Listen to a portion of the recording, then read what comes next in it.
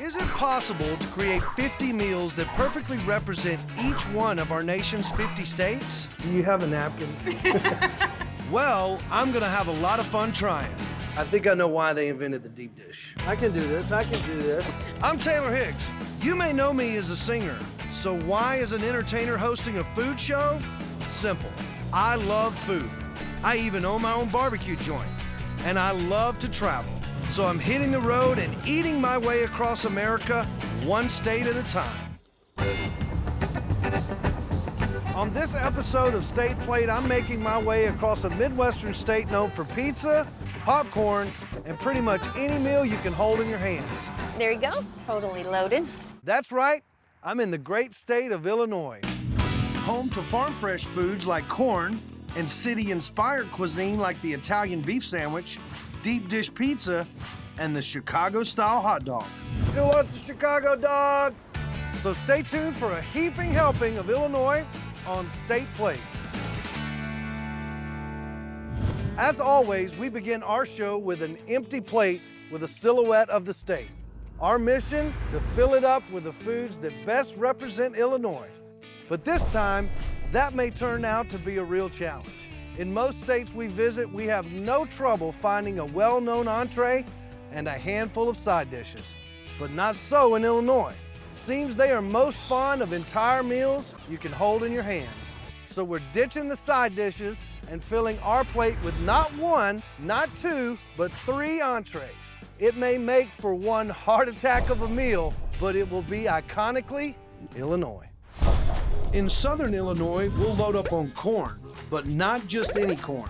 In the central region, we'll grab a trio of meals you can hold in your hands.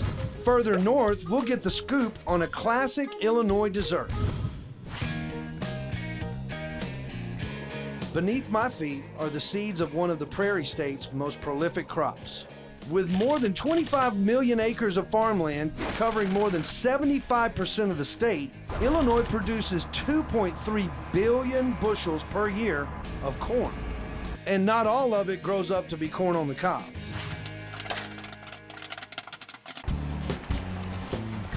My first stop, Van Bergen's Country Market, a 100-year-old family farm in the western city of Hebron where Mike Van Bergen plants the seeds of Illinois' official state snack, popcorn. Inside, they pop, package, ship, and sell truckloads of this iconic local food.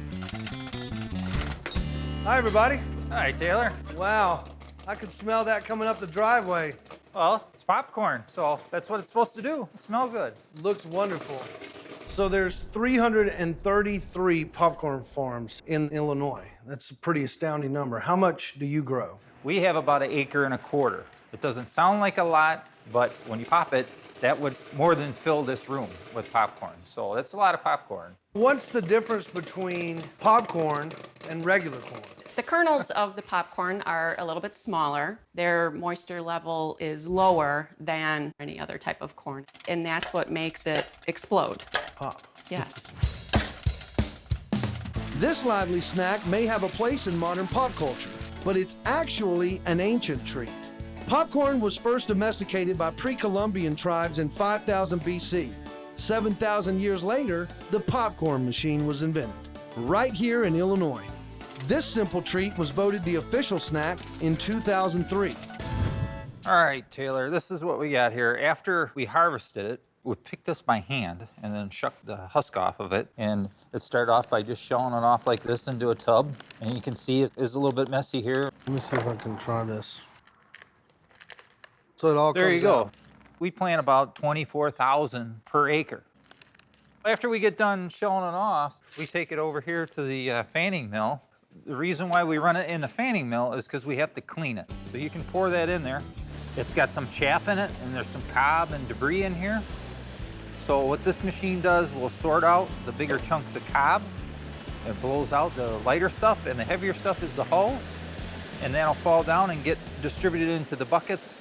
Smart machine. And there you have it. There's your hard work. Ready to go in the store. I knew that you had to shuck it, but I didn't realize that you had to agitate it like you do. The agitation helps loosen up some of the debris that's on the kernel yet. I'm sort of getting agitated because I'm getting hungry for some popcorn, so let's go pop all this stuff. Okay. Popcorn is eaten all over the country, 13 billion quarts a year. But in these parts, real popcorn is all about the toppings.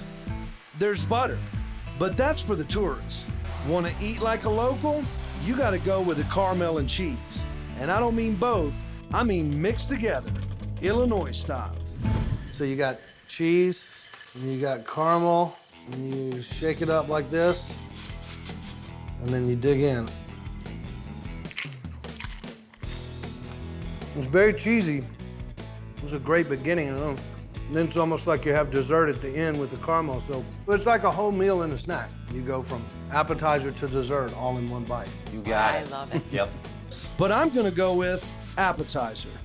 On our appetizer plate, an Illinois-sized portion of Illinois-style popcorn. A perfect start to our Illinois state plate. Coming up, You gotta grab it, lean back a little bit, get that booty back, and just like that. the juicy secret that fuels the iconic Italian beef sandwich. All right.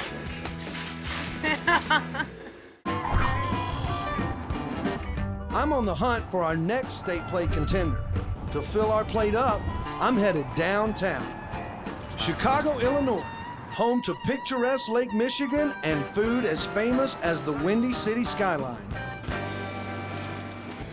With its razor-thin slices of beef, dripping juice, and toppings that make it spicy or sweet, the Italian beef sandwich is iconically Illinois. And what holds the entire thing together? Bread. Hey, Taylor, welcome to D'Amato's. How are you? How are I you? hear that this is the place for Italian-style bread. Is that true? Our best thing we're known for is our bread for our Italian beef sandwiches. It's not tough to find an Italian beef sandwich in Chicago. They're sold on every corner. But the bread, locals know that comes from D'Amato's. In this family-owned kitchen, they chop, throw, knead, and roll more than 1,000 loaves a week. And they do it all by hand. Tell me about this world-famous bread. This bread has been in our family for almost 50 years. We bake with a coal-burning oven, and we shovel coal into it every day, twice a day actually, to keep it nice and hot. And it's made with love. I can see the family love. So tell me what you're doing here. We're getting dough ready. I'm gonna roll it out. Teach you how to do that. You ready for it? Yeah. You can handle it? Yeah. All right, let's go. You wanna start right in the middle. Try that. How long have you been doing this? My whole life. My dad made me start coming here when I was a little kid. So you do it like that? All right, you got that part down. Now you wanna start stretching it out. Try that. Keep it even. Go. Try to use right here. Push. What do you think? This is pretty good? For a first timer, yeah, it's pretty good. You need a little bit more practice. That's not gonna fly over here at D'Amato's. It's my first time. Come on, Yeah. help me A little out. bit of training. You guys obviously come from Italy, but the Italian beef sandwich is only from Chicago. Yeah, it started right here in Chicago, yep. The Italian beef sandwich is actually a culinary half-truth. It's got beef, but it's not Italian. The sandwich was actually born in Depression-era America, created to help fill folks up when they were down on their luck. Legend has it the first Italian beef sandwich made its debut in the 1930s at peanut weddings. Events for Italian immigrants so poor they could only afford to serve peanuts. To add precious meat to the menu, they had to slice it thin, really thin. The watered-down drippings added flavor and much-needed calories. Veggie toppings made it a bona fide meal. So this is the coal-burning oven. This is the famous coal burning oven, only one in Chicago. So the coal, Coal comes out the chute. and it all funnels down here, and this is where the oven is. Yep. Roberto, wanna show them how to do it? Let's see how you do this. Yeah. Why don't you give it a try? All right. One more time. One more time. There it is. There, better. all right. At least in That's it. Yeah. Got it? The bread bakes for 25 minutes. The heat rises from downstairs where the coal is. What temperature does it bake at? Well, this kind of oven like this, it varies. So we just know. You just know, huh? Yeah. You ready to take it out? Yeah, let's take it out. It's I pretty, think you got it. You got it. Be careful, because, like, I might kill somebody with this thing. Now, you just, like, Right under stab it, it. yeah. Yeah. Pull it out. Not bad. Not bad.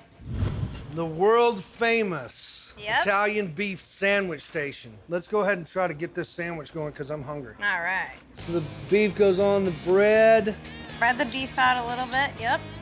Then we go, bam, circle it around a little bit. Up again. Right there. We're in Chicago, baby, and Jordan couldn't dunk like that. Woo! So let's put some Yeah, toppings we're on. ready. So we got hot jardinere right here. Add what?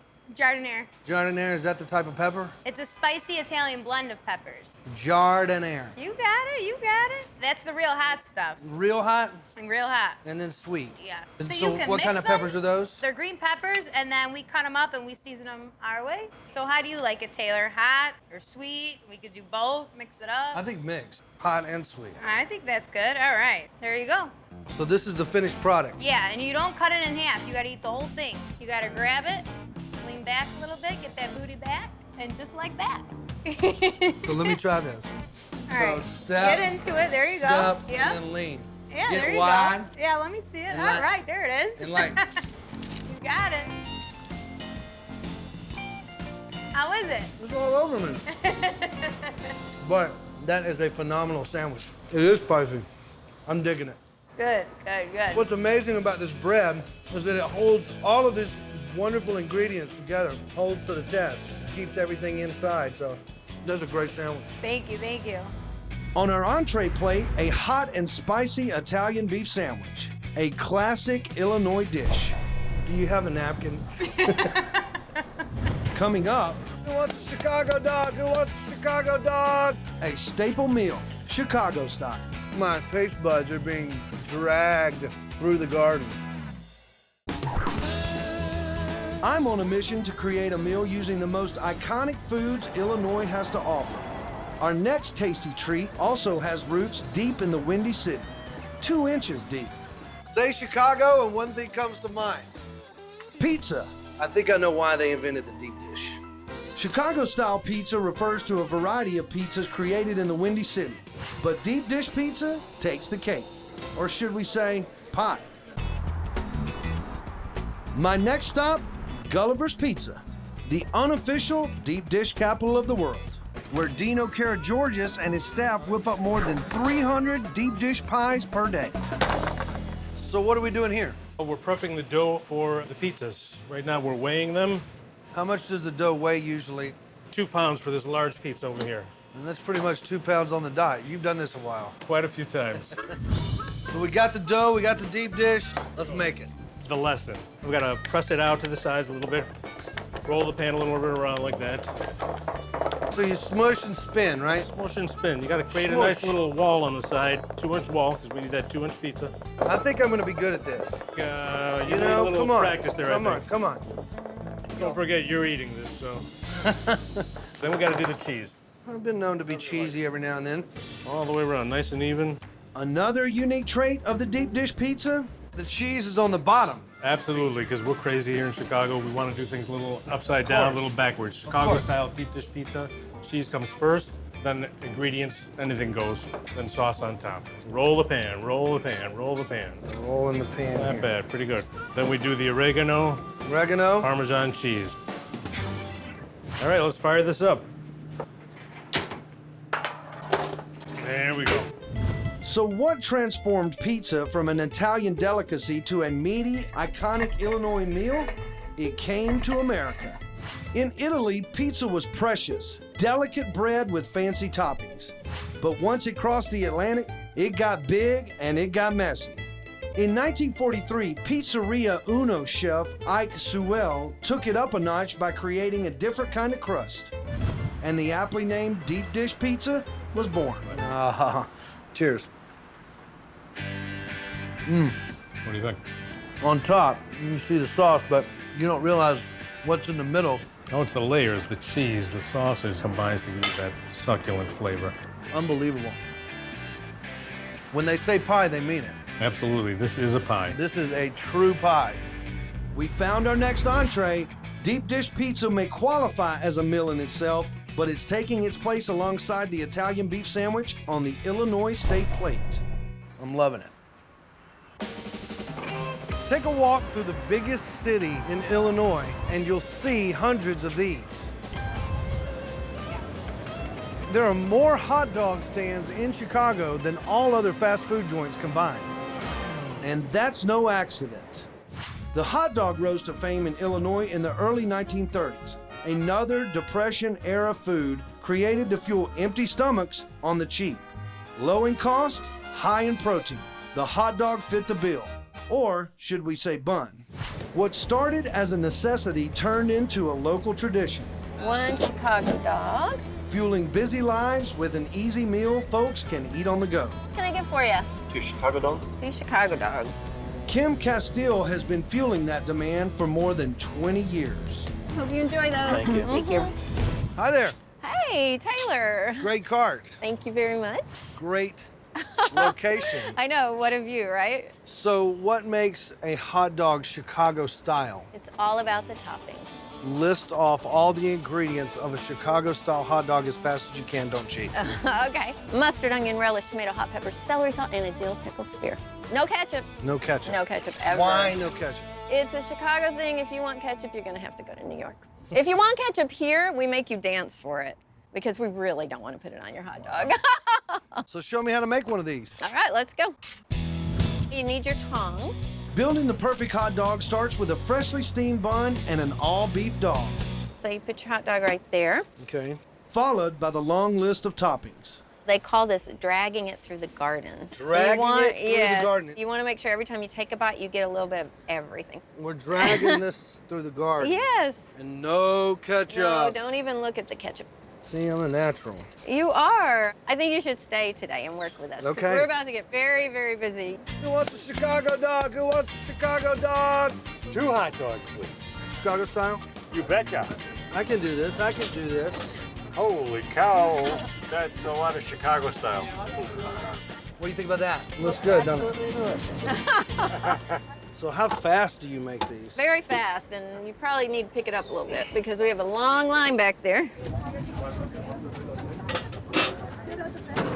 You're doing great. I'm hanging in there. Yeah. Let me know what you think.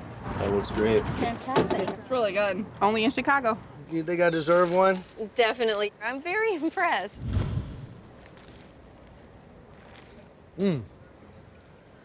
So my taste buds are being dragged through the garden. Even just every vegetable that's on this thing. Have you ever had this many vegetables on a hot dog? No, and I never thought that anyone would put a pickle on it, you know. Mm-hmm. Adds a nice little crunch. We've got our third entree, rounding off the trio, the Chicago-style hot dog, deliciously dragged through the garden. Can I have some ketchup? Gotta dance first. Do I dance while I put the ketchup on there? That'll work, that'll work. Coming up, how a ban on soda created a world-famous dessert. So do you think I should name it on the Illinois state plate? Yeah. Easy question. What has 2 scoops of ice cream, rich syrup, whipped cream, and a cherry on top? An ice cream sundae, of course. A lesser-known fact, this world-famous dessert was created right here in Illinois. Looks like a party. What's going on here? We're having an ice cream social. An ice cream social. Every year, the tiny town of Evanston loads up the coolers and hits the park to celebrate the ice cream sundae. I'm getting the scoop on this local treat from local historian Chris Hartzell. I hear that this is the birthplace of the ice cream sundae. It is. This is Evanston, the home of the ice cream sundae. Now, how did this ice cream sundae start? Probably about 1881. It started because Methodists that founded Evanston didn't want you to have too much fun on a Sunday, so they outlawed the sale of soda water. So everybody who liked to go to the ice cream parlor and have a soda couldn't have a soda on Sundays. So the gentleman who ran the pharmacy in downtown Evanston, Garwood, just took the soda water out and put some syrup in instead and invented the ice cream sundae. I didn't realize soda was illegal. Isn't that funny? To lose all reference to the Sabbath, Sunday was changed to Sunday. The cherry took its rightful place on top, and the ice cream sundae was born. So let's try this. That tastes really good. But before it goes on the Illinois state plate, we're gonna have to talk to some folks. Do you have any idea where the ice cream sundae was invented? Maybe California, because it's really hot there. Somewhere in America? Illinois. Chicago, maybe? Evanston. You got it. Really? Oh, wow. Could you believe that? No. So do you think I should name it on the Illinois state plate? Yeah. You think I should, huh? Yeah. What do you think? Yeah. Yes? Yeah. Yes? Oh yeah. Well, I think we have a winner. By unanimous vote, the legendary and local ice cream sundae is the cherry on top of our Illinois state plate. Who wants a Chicago dog? Who wants a Chicago dog? We've created a state plate that truly represents the state of Illinois. I bet. Let's go pop all this stuff. Okay. On our appetizer plate, the official Illinois state snack, cheese and caramel popcorn. It's like a home meal and a snack. On our entree plate, How is it? it's all over me. A classic Chicago Italian beef sandwich. Do you have a napkin? A delicious slice of deep dish pizza with equally deep Illinois roots. And Holy cow, that's a lot of Chicago style. a Chicago-style hot dog dragged through the culinary garden, making our entree plate a triple threat of iconic Illinois meals meant to be held in your hands. And for dessert, the world-famous ice cream sundae, created right here in Illinois. Everybody in their life needs a cherry on top of something.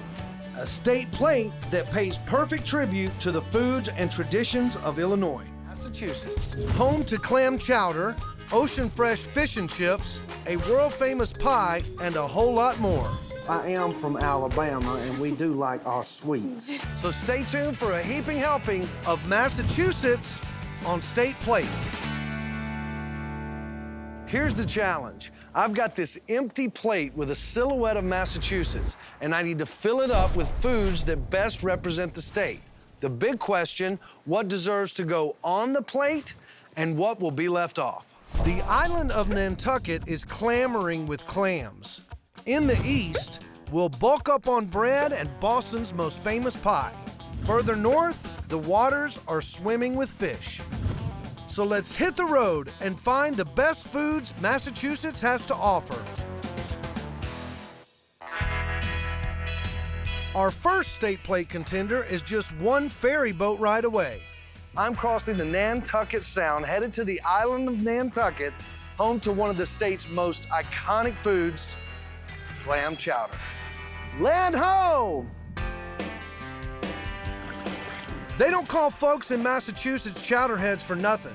Like a lot of locals, Brian Cullen regularly mines the Nantucket Sound for soft-shell clams, the most important ingredient in his locally famous clam chowder. Hey, Taylor, how are you? I'm good. How's the clamming going? Oh, man, it's been great. Tide's going up. Can't get better than that, you know? What makes your clam chowder the best, and what makes this area the best for clams? It's the water here. We're on Nantucket. We're 30 miles at sea. The bottom is perfect. The sand is great. The temperature is just right in that nice sweet spot where they grow. So there's millions of clams here. Oh, yeah. For the people who, were the first settlers here, and I guess for the Indians, too, it was something they could always get year-round when there was nothing else. What started out as a necessity is now considered a delicacy. Clam chowder is so beloved in Massachusetts, January 21st is officially National New England Clam Chowder Day. The best clams make the best clam chowder. They do indeed. It's the first ingredient. So let's go do some shucking. We'll make this chowder. Yeah, let's shuck. All shuck right. away. So have you ever done any shucking before? I've shucked a few oysters down on the Gulf of Mexico, but I've never shucked a clam. Okay, well, this is a completely different animal. Literally. Literally. So when you get the clam, you see we have this little black hinge on the back, and then we have this little curve shaped here, So what you're gonna do is take the black hinge and put it against sort of your hand there, and then you have this front lip right here, and you're just trying to get the knife right in that spot between those two front edges.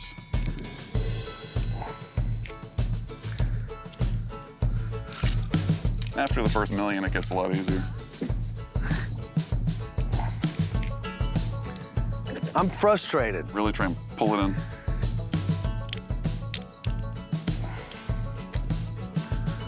I thought that I was gonna be pretty good at this, but this is a calamity. Well, oh! I didn't think clams would be this tough, but... They're not all willing to give it up that easily. Voila. Aha. You're hired. I've shucked one. You've shucked like 15. Well, again, I've been shucking my whole life. And he's not alone. So yeah, I mean, people have been eating clam chowder here since the 17th century. The native people, they would take the purple part of the shell here, and this is what they made their wampum beads out of, which are actually currency. And it's not a lot of people know this, but when Harvard University first opened, you could actually use wampum to pay your tuition. They may not pay tuition anymore, but they do pay Brian's bills. All right. His catering company, Yoho Beach Chowder, cooks up chowder right on the sand, making this local favorite not just a food, but a bona fide event. We got our bacon, we got our onions and potatoes. It's all simmered up in the clam liquor. So now comes the next part that really sets the New England apart from all the other things that claim to be chowder. Right. And that's the cream. There are other things that are called chowders in other places, but I would just say that they're soups. Well, like Manhattan. Like Manhattan clam chowder, which is just sort of a tomato soup that someone threw some clams in. So clams are one of the last things to go in. Yep. Obviously, you want to make them tender, so you don't want to overcook them. Exactly. Woo! All right. We're ready for this famous New England clam chowder. It is time. Yoho Beach Chowder is ready. Tell me what you think. I can't think right now. You can taste just a little hint of parsley. And how about the clam? See how tender that is?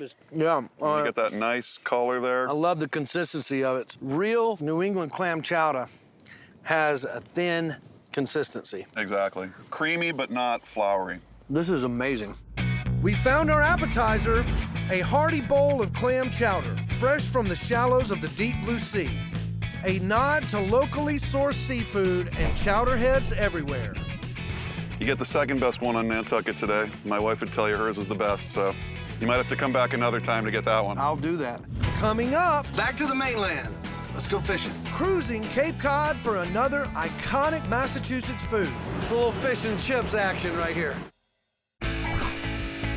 I'm on a mission to create a meal using the best foods from the state of Massachusetts. Next stop, beautiful Cape Cod. A 40-mile stretch of sandy beaches and nearly 560 miles of unspoiled coastline. All that water means a whole lot of fish. Eric, we got them on the screen right now.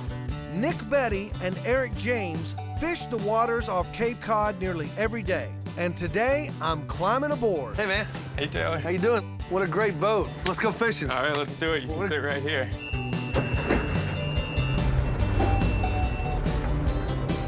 So where are we? What harbor is this? This is Barnstable Harbor. We're on the bay side of Cape Cod. We'll be going out around Sandy Neck. So what are you catching? We get striped bass, bluefish, fluke, flounder, black bass, tuna. Well, we mostly fish for striped bass. Striped bass? Yes. Not cod, but striped bass. Striped bass. Cape Cod was named in the 1600s after the swarms of fish that occupied its waters, but overfishing depleted the population. Today, cod can be found far offshore, but the most common fish to catch on the Cape are bass, the staple of one of Massachusetts' most iconic foods. The striped bass, that sounds good for fish and chips, huh? That's for sure, yeah. Striped bass is good anyway, but fish and chips is definitely one of the specialties around here on Cape Cod. We're setting the outriggers out. So you just look at the screen.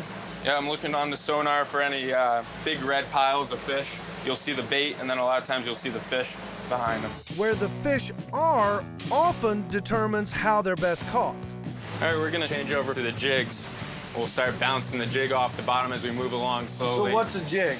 The jig is the bait. It has a little banana head weight on it with hair coming off the back, and when you bounce it on the ground, the sand eels come out of the sand.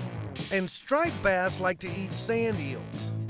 All right, Eric, let's put these lines in the water and catch some of this fish. All right, Taylor, this is a 4-ounce jig. We're going to be pounding that into the bottom. We're going to put it on 300 feet of wire, and it's going to imitate a sand eel. And this goes into the water and it pounds off of the bottom like this. Exactly. With the pole secured in the rod holder, we jig the line by hand. I think I'm moving my rump more than I'm moving this line. And when a fish bites, hop right in the chair. It's time to grab the pole. Oh, that's good. I got it. Reel. Turn that handle. Turn that handle. That'll boy. Okay, now you want to level wind that line back and forth, but just keep that fish good and tight, okay? I got it. Ha! Okay, stop reeling. Woo! That's what I'm talking about. This is a juvenile striped bass. These fish have to be 28 inches and above to keep. Put them there. Bring him over. He's 23.5 inches. Too small. Striped bass are native to the East Coast and the Gulf of Mexico, and they have a long history in the state of Massachusetts. In 1690, income from a fishery in Plymouth was used to open one of the first public schools in America. Today, these schools of fish account for more than 1/3 of Massachusetts' entire fishing industry. There he is. There he is. Attaboy. Get him right back in the rod holder. There you go. Good job. Keep that rod nice and steady, Taylor. Yeah. Don't shake it around too much. That jig will pop out. Is that a winner? Oh, yeah. There's yeah, one. that's a winner. All right. There we That's go. one for the box right there. This one's going in the box. Yeah, 29.5 inch, an 8-pound striped bass. 8-pound striped bass. Ladies and gentlemen, that's a keeper! It's a keeper! Winner, winner! Fish and chips dinner! The fish get cleaned up right on board and battered up just up the hill.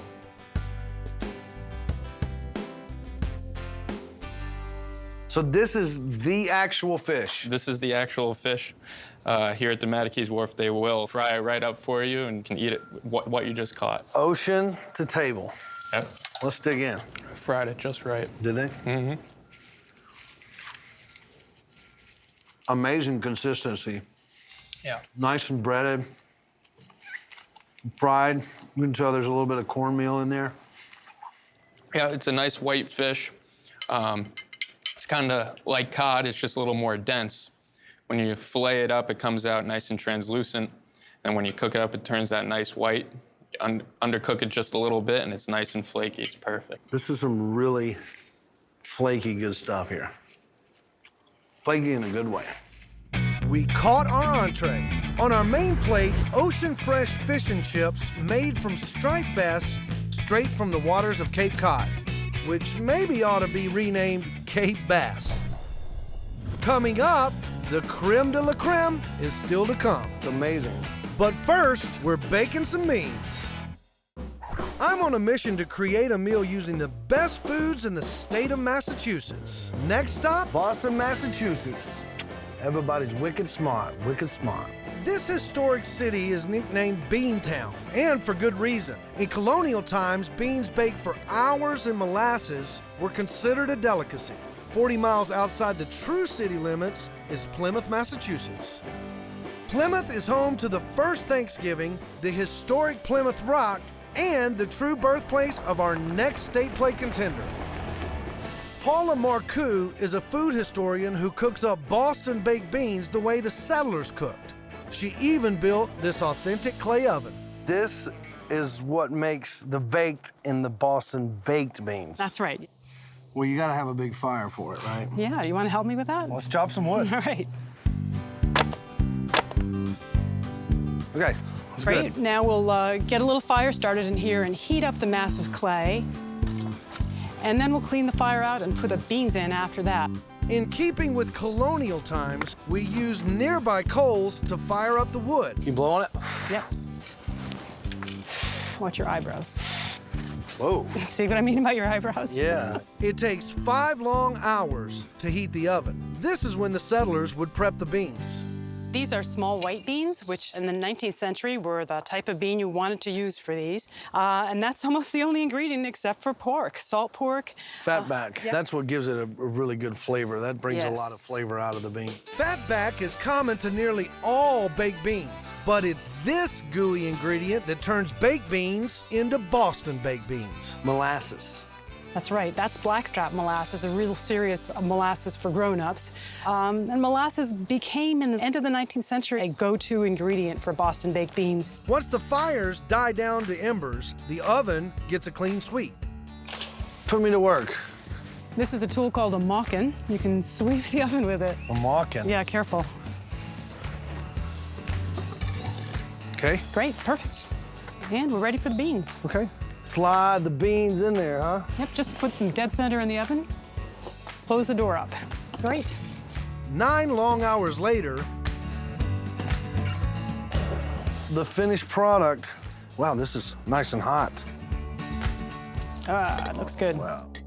In colonial times, Boston baked beans were cooked overnight on Saturdays and eaten on the Sabbath. Today, you've got just chunks of fatback pork in there. It's a staple snack and an any day meal. I just love the combination of pork and salt, and then just a touch of molasses and long labor of love. I'm glad you like it. We've got another side dish. On our main plate, a bowl of Boston baked beans, slow-cooked, smoked in molasses, and so iconically Massachusetts. For our next tasty treat, I'm headed back to Boston, where a very big local food goes by an even bigger name. The Bulky was standard city fare at the turn of the 19th century. Today, it's a little more rare, but every bit as iconic. Dan Friedman has been baking up Bulky since he graduated from baking school with honors at the ripe old age of 11. Next stop, Bulky's anyone? Dan's very own Blue Moon Bagel Cafe. Dan. How you doing there? The Bulky man. Well, I hear this is the place for Bulkies. Well, I have been doing it my whole life. Would you like to see how it's done? Sure. Why don't you come on back? All right. What is a Bulky? A Bulky roll goes by a lot of different names. Kaiser roll, Vienna roll, hard roll.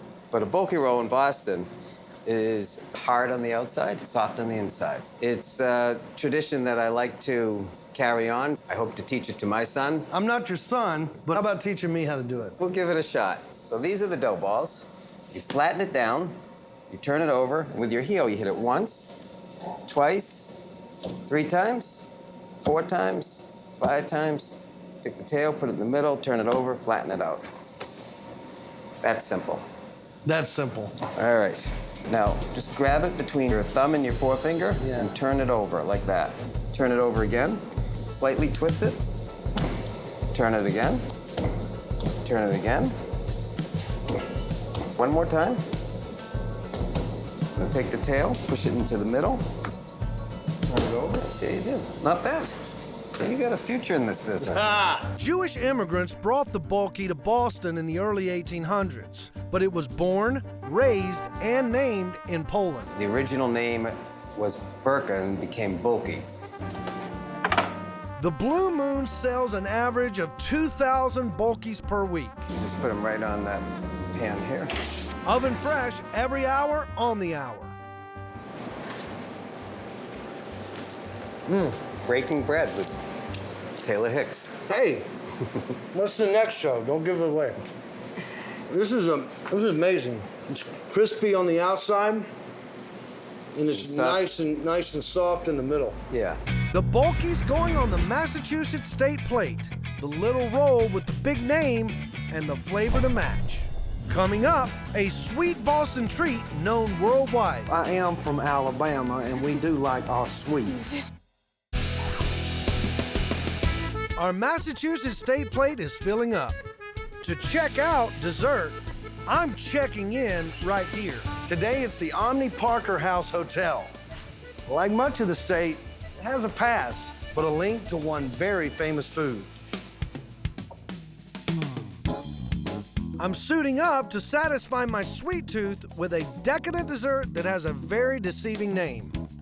Boston Cream Pie. In 1996, it was crowned the official Massachusetts state dessert. And it originated right in this very kitchen. Pastry chef Laura Boyd knew I was coming, so she baked a cake. Let's find out why. The world-famous Omni Parker House Hotel kitchen. Hi, Taylor. How are you? You look good in your chef coat. Think I could get hired? Yeah, I'll hire you. So what are you doing here? So what we have is we just have a plain cake. It's actually a cake. It's a cake. Not a pie.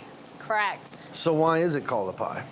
It's called a pie because in the 1850s, when it was first developed, that was the only vehicle to cook it in was a pie pan. Oh. It wasn't until later when the French came and they brought over cake pans that we actually started to make it as a cake version. That takes care of the pie. Now it's on to the cream.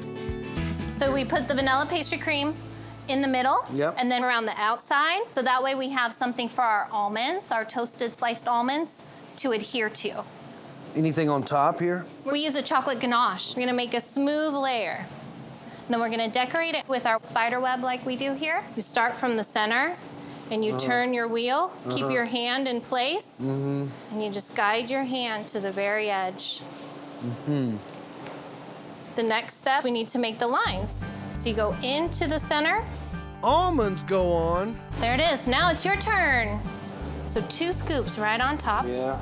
You can be a little bit more generous with that. I am from Alabama, and we do like our sweets. That looks good. You're a pro. Oh, yeah. But I don't want to turn it, because it will go from like state plate to like state front. Right, exactly. This looks fantastic. It's a beauty. Scoop and pat. So much for easy as pie. So let's compare these. This is mine. Okay, this is mine. I think I'm gonna try mine, but I'm also gonna try yours too. Yes. First thing is the vanilla pudding in the inside. It's amazing. And all of the chocolate's wonderful. The Boston cream pie is the official state dessert of Massachusetts. And it's our official dessert on the state plate. I get to take that home. Of course you can take it. Perfect. From land to sea, this Massachusetts meal is heavy on flavor and history. On our appetizer plate, fresh clam chowder straight from the shores of Nantucket. It doesn't get any more picturesque than Nantucket. And on our main plate, fish and chips straight from the waters of Cape Cod. Ocean to table. Yep. A piping hot pot of authentic Boston baked beans and a flower-shaped bread roll known as a bulky. Good makta. Means good, make a lot. Topping all this off was easy as pie, Boston cream pie. A state plate that's brimming with the most iconic foods Massachusetts has to offer. 3, 2, 1, cook off! Well, I'm gonna have a lot of fun trying. You want me to bite into an onion? I do. It's pretty sweet. I'm Taylor Hicks. You may know me as a singer, so why as an entertainer hosting a food show? Simple. I love food. I even own my own barbecue joint, and I love to travel. So I'm hitting the road and eating my way across America, one state at a time.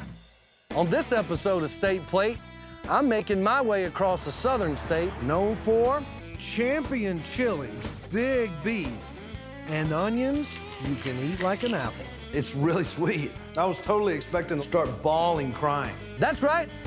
I'm in Texas, y'all. Where sweet onions are served casserole style, cake is served Texas-sized, and bread is baked out on the range. So stay tuned for a heaping helping of Texas on State Plate. Here we go. I've got this empty plate with a silhouette of Texas, and I need to fill it up with foods that best represent the state. But everyone knows in Texas, it's go big or go home. So we're ditching the appetizer and getting straight to the meat. The big question, what will go on the plate and what will be left off? In north central Texas, we'll judge award-winning chili. In the middle of the state, we'll lasso up beef brisket and pan de campo. In the south, it's all about onions. And out west, sweet, sweet desserts. I'm in the Wild West, where cowboys and cattle rule. The Lone Star State has 11.8 million head of cattle. That's more cows in Texas than 44 states have people. And all that cattle means a whole lot of beef. In Texas, they like it chicken fried, stewed in chili, grilled to perfection, and most famously, barbecued and slow cooked. First stop, Beaumont Ranch, an 800-acre working cattle ranch.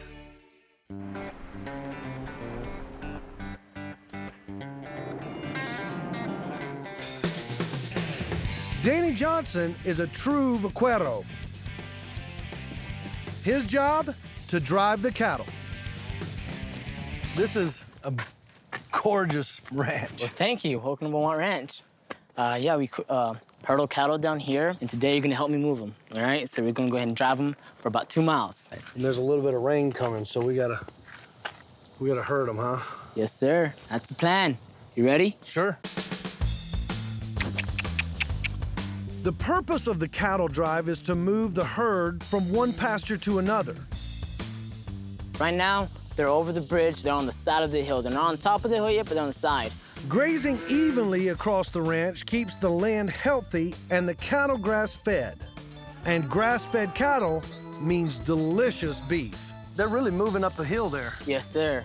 We didn't have to get so close to them, because as soon as we did, they started like, hey, it's time to move, it's time to work. So now they're just, they're working on their own right now. Well, let's keep them working. All right. Yeehaw! Get up! Spanish settlers brought the first cattle to America through Mexico to land that would later become Texas. When meat became scarce during the Civil War, Americans were hungry for beef, and only Texas had the livestock. So ranch hands began driving their herds across the country. The golden era of the American cowboy was born, alongside a thriving cattle industry now worth an estimated $10.5 billion. So this is what they've been doing a long time in Texas. A long time. This is what we do. In the cattle capital of the nation, there are literally hundreds of ways to eat beef, but the most iconic cut is the brisket. Brisket comes from either the breast or pectoral muscle, which makes it a naturally tough cut of beef. To soften it up, iconic Texas brisket is slathered in spices to break down the meat, then slow cooked for 12 long hours, a process that transforms this tough cut of meat to a meal that nearly melts in your mouth. Texas obviously has got a lot of beef. They're definitely driving some cattle around here, but I come to Texas, I eat brisket. It's good. Yes, sir. Definitely tastes a lot of the juice in it. It's definitely juicy. You gotta put it in the fire and cook it for a long time for it to get tender. And I hate that. You're waiting too long. Yes. Well, the longer you wait, the better it is. You know that, right? Right. The hungrier you get. Yes, it's great. We've got our entree. On our main plate, mouth-watering slices of slow-cooked Texas beef brisket, a nod to the biggest industry in the Lone Star State and the cowboy culture that turned Texas into the cattle capital of the country. Sir, you gotta stick around, man. I got something that'll go great with this.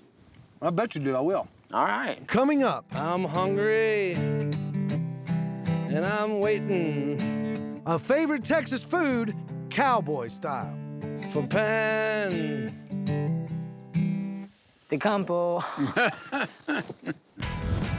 In addition to cattle, Texas also ranks #1 in the production of chicken, lamb, or pork. In addition to cattle, Texas also ranks #1 in the production of lamb.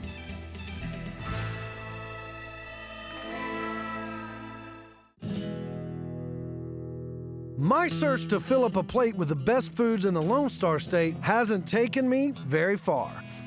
I'm sticking around the ranch for some more authentic cowboy chow. I'm still here at Beaumont Ranch in Grandview, Texas. I got myself some brisket, but I'm told there's more to Texas and life on the ranch than just beef. Ed Williams, affectionately known as Cookie, has been keeping cowboys fed for 35 years and counting. So what's this amazing dish I hear about? Pan de campo. Well, I know a little bit of Spanish. It means camp bread, right? Exactly. Yes, sir. A little bit, but I got it right. I call it cowboy bread. All right. What do we got here? You got flour, salt, baking soda, lard, and water. Sounds like a pretty simple dish. Very simple. You can even cook it with a stick if you need to. Really? You wrap it on a stick. So this is how the cowboys did it? That's right. You'd have a cook that would stay back, and they would make up the meal for them, and this would be a simple dish. And that's why they call you Cookie. That's right. I do the cooking. Why don't you let me have a shot at that camp bread? Sure, not a problem. So we got a little water here. You want to add about half. There you go. All it needs is stirred up. They make biscuits out of it, tortillas out of it. Kind of sticky. Yeah. Unlike most baking, cooking on the ranch doesn't require measuring tools. What it does require is kneading, shaping, and a cast iron Dutch oven. We need to spread out a little bit of coals for the bottom. Okay. Now put some coals on top. All right. How long does it take usually? Oh, it can take between 10 and 20 minutes, depending on how your fire's doing. Every civilization has its own unique bread. Pan de Campo started in Mexico where the dough was used to make tortillas. It morphed into camp bread in the early days of the Texas ranch. And it's no secret why. All the ingredients fit in a saddlebag. It provides a day's worth of carbs, and the time it takes to cook gives the cowboys a much-needed break. Only one thing to do is play some music. That sounds good. I'm hungry, and I'm waiting for Pan de Campo. Today, Pan de Campo is the official state bread of Texas, and the cast iron Dutch oven is the official state cooking vessel. Waiting on camp bread. A double nod to the food and tools that sustained the cowboys, whose work would later give way to a thriving Texas economy. Hey, Cookie, is that cowboy bread ready? Now let's take a peek and look. All right. You just pick it up and set it on that rock. There you go. Okay. Now tap it. Okay. Now lift it up. Woo, look at that. What do you say we break bread over here? That's good. That looks good. There you go. It's nice and moist. It's got a lot of water. I could tell why these cowboys enjoyed it. Kind of tastes like a biscuit. Right. But it's got a lot more salt, got a lot more moisture to it. Right. Well, you're also tasting the baking powder, too. It adds flavor to it. Good bread. That it is. It's what kept the cowboys alive, along with the women. On our main plate, a hearty side of traditional Pan de Campo, a staple of Texas straight from the ranch. Day, this is definitely worth sticking around for. I told you. Coming up, so would you consider yourself the underdog in this chili cook-off? Well, let's just say the old dog. The battle is on to create the best version of the official state dish. The winner of the state plate chili cook-off is...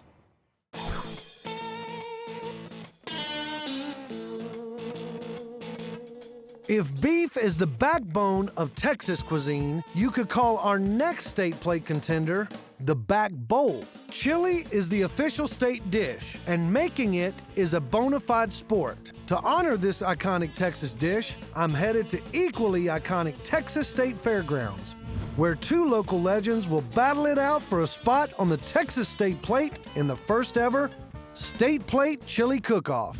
Hailing from Oak Cliff, Texas, legend Jim Easel, 21-year veteran, former president of the Chili Appreciation Society, cooking up his original Dollar Saver chili. What awards have you won? Oh, I've won a lot of the smaller events, none of the majors. Would you consider yourself the underdog in this chili cook-off? Let's just say the old dog. From Dallas, Texas, rising star Suzanne Sweet, reigning state champion, 2 years experience, slated to compete in the invite-only Terlingua National Cook-Off, cooking up her own original recipe, the optimistically named Terlingua Star. He really is the underdog. Yes, sir, he is. Jim, you ready? Yes, sir. Are you ready? Yes, sir. All right, here we go. 3, 2, 1. Cook-off! So what you got in there? I'm cooking more of a home-style chili today. What we call home-style, where you're adding floaters like tomatoes. So there's no beans in chili? We define chili as meat and gravy. Now, what you add to it later is your business, but chili is meat and gravy. So over here, we got peppers. Yes, these are my secret serrano peppers that I actually grew. Secrets. Yes, sir. I want to have hot chili, but I don't want to offend the judges. Okay. And with that, time for the moment of truth. Ladies first. Here you go. Enjoy. Ooh, it's got a little heat to it. It's got a great finish. Back burn. Color's good, gravy looks good, tasting good. All right, I think I got it. Cleanse your palate, cleanse your mind, now get ready for the best. Oh, listen at you. The first thing I taste is the gravy. Smooth gravy, no fat, no gristle. No talking, right? He's cheating. That's cheating. So it's got a really great red color. I do like the tomatoes in it. All right, the winner of the State Plate Chili Cook-Off of Texas is Terralinga Star. All right. She's on a roll. The state champ takes the title again and the spot on the Texas State Plate. On our main plate, a heaping helping of chili, the official state dish. On to our next contender. Let's rustle up a side. When they say everything's bigger in Texas, that counts farmland. The Lone Star State has 242,000 farms covering more than 130 million acres. Not only the most of any state in the country, more than the next two states combined. The biggest crop is the onion, with $70 to $100 million in sales per year, and an overall economic impact of $350 million. It's no surprise the onion is the official state vegetable. At Dixondale Farms, they grow and ship over 800 million onion plants, more than any other farm in the world. This is the largest onion farm in the country. Yes, sir. We grow over 90% of the onion transplants that are started in the United States. Starts, that's what they call them, right? Yes, these are starts. We grow them from seed to transplant. These go directly into the ground. They grow for another 90 to 100 days, and you end up with these. Onion growth depends on day length. Short day varieties thrive in the south. Intermediate day varieties flourish in the middle states. Up north, they grow long day variety. But South Texas is considered the winter garden, a sweet spot where they can grow all varieties year round, thanks to long daylight hours and no hard freeze. I dare you to try one. You want me to bite into an onion? I do. It's pretty sweet. We say they're sweet as an apple. I love onions, and this is the sweetest onion that I've ever had. Texas is known for its 1015Y Texas super sweet variety. You want to know what these are great in? What's that? Sweet onion casserole. Onion casserole. Sweet onion casserole. You want to make one? Sure. Sweet onion casserole was specifically created to utilize Texas' biggest crop. Now we're Julianin. It's iconically Texas and easy to make. The sweet onions get sauteed in butter. Then it's all about the stack, onions, crackers, and Parmesan cheese.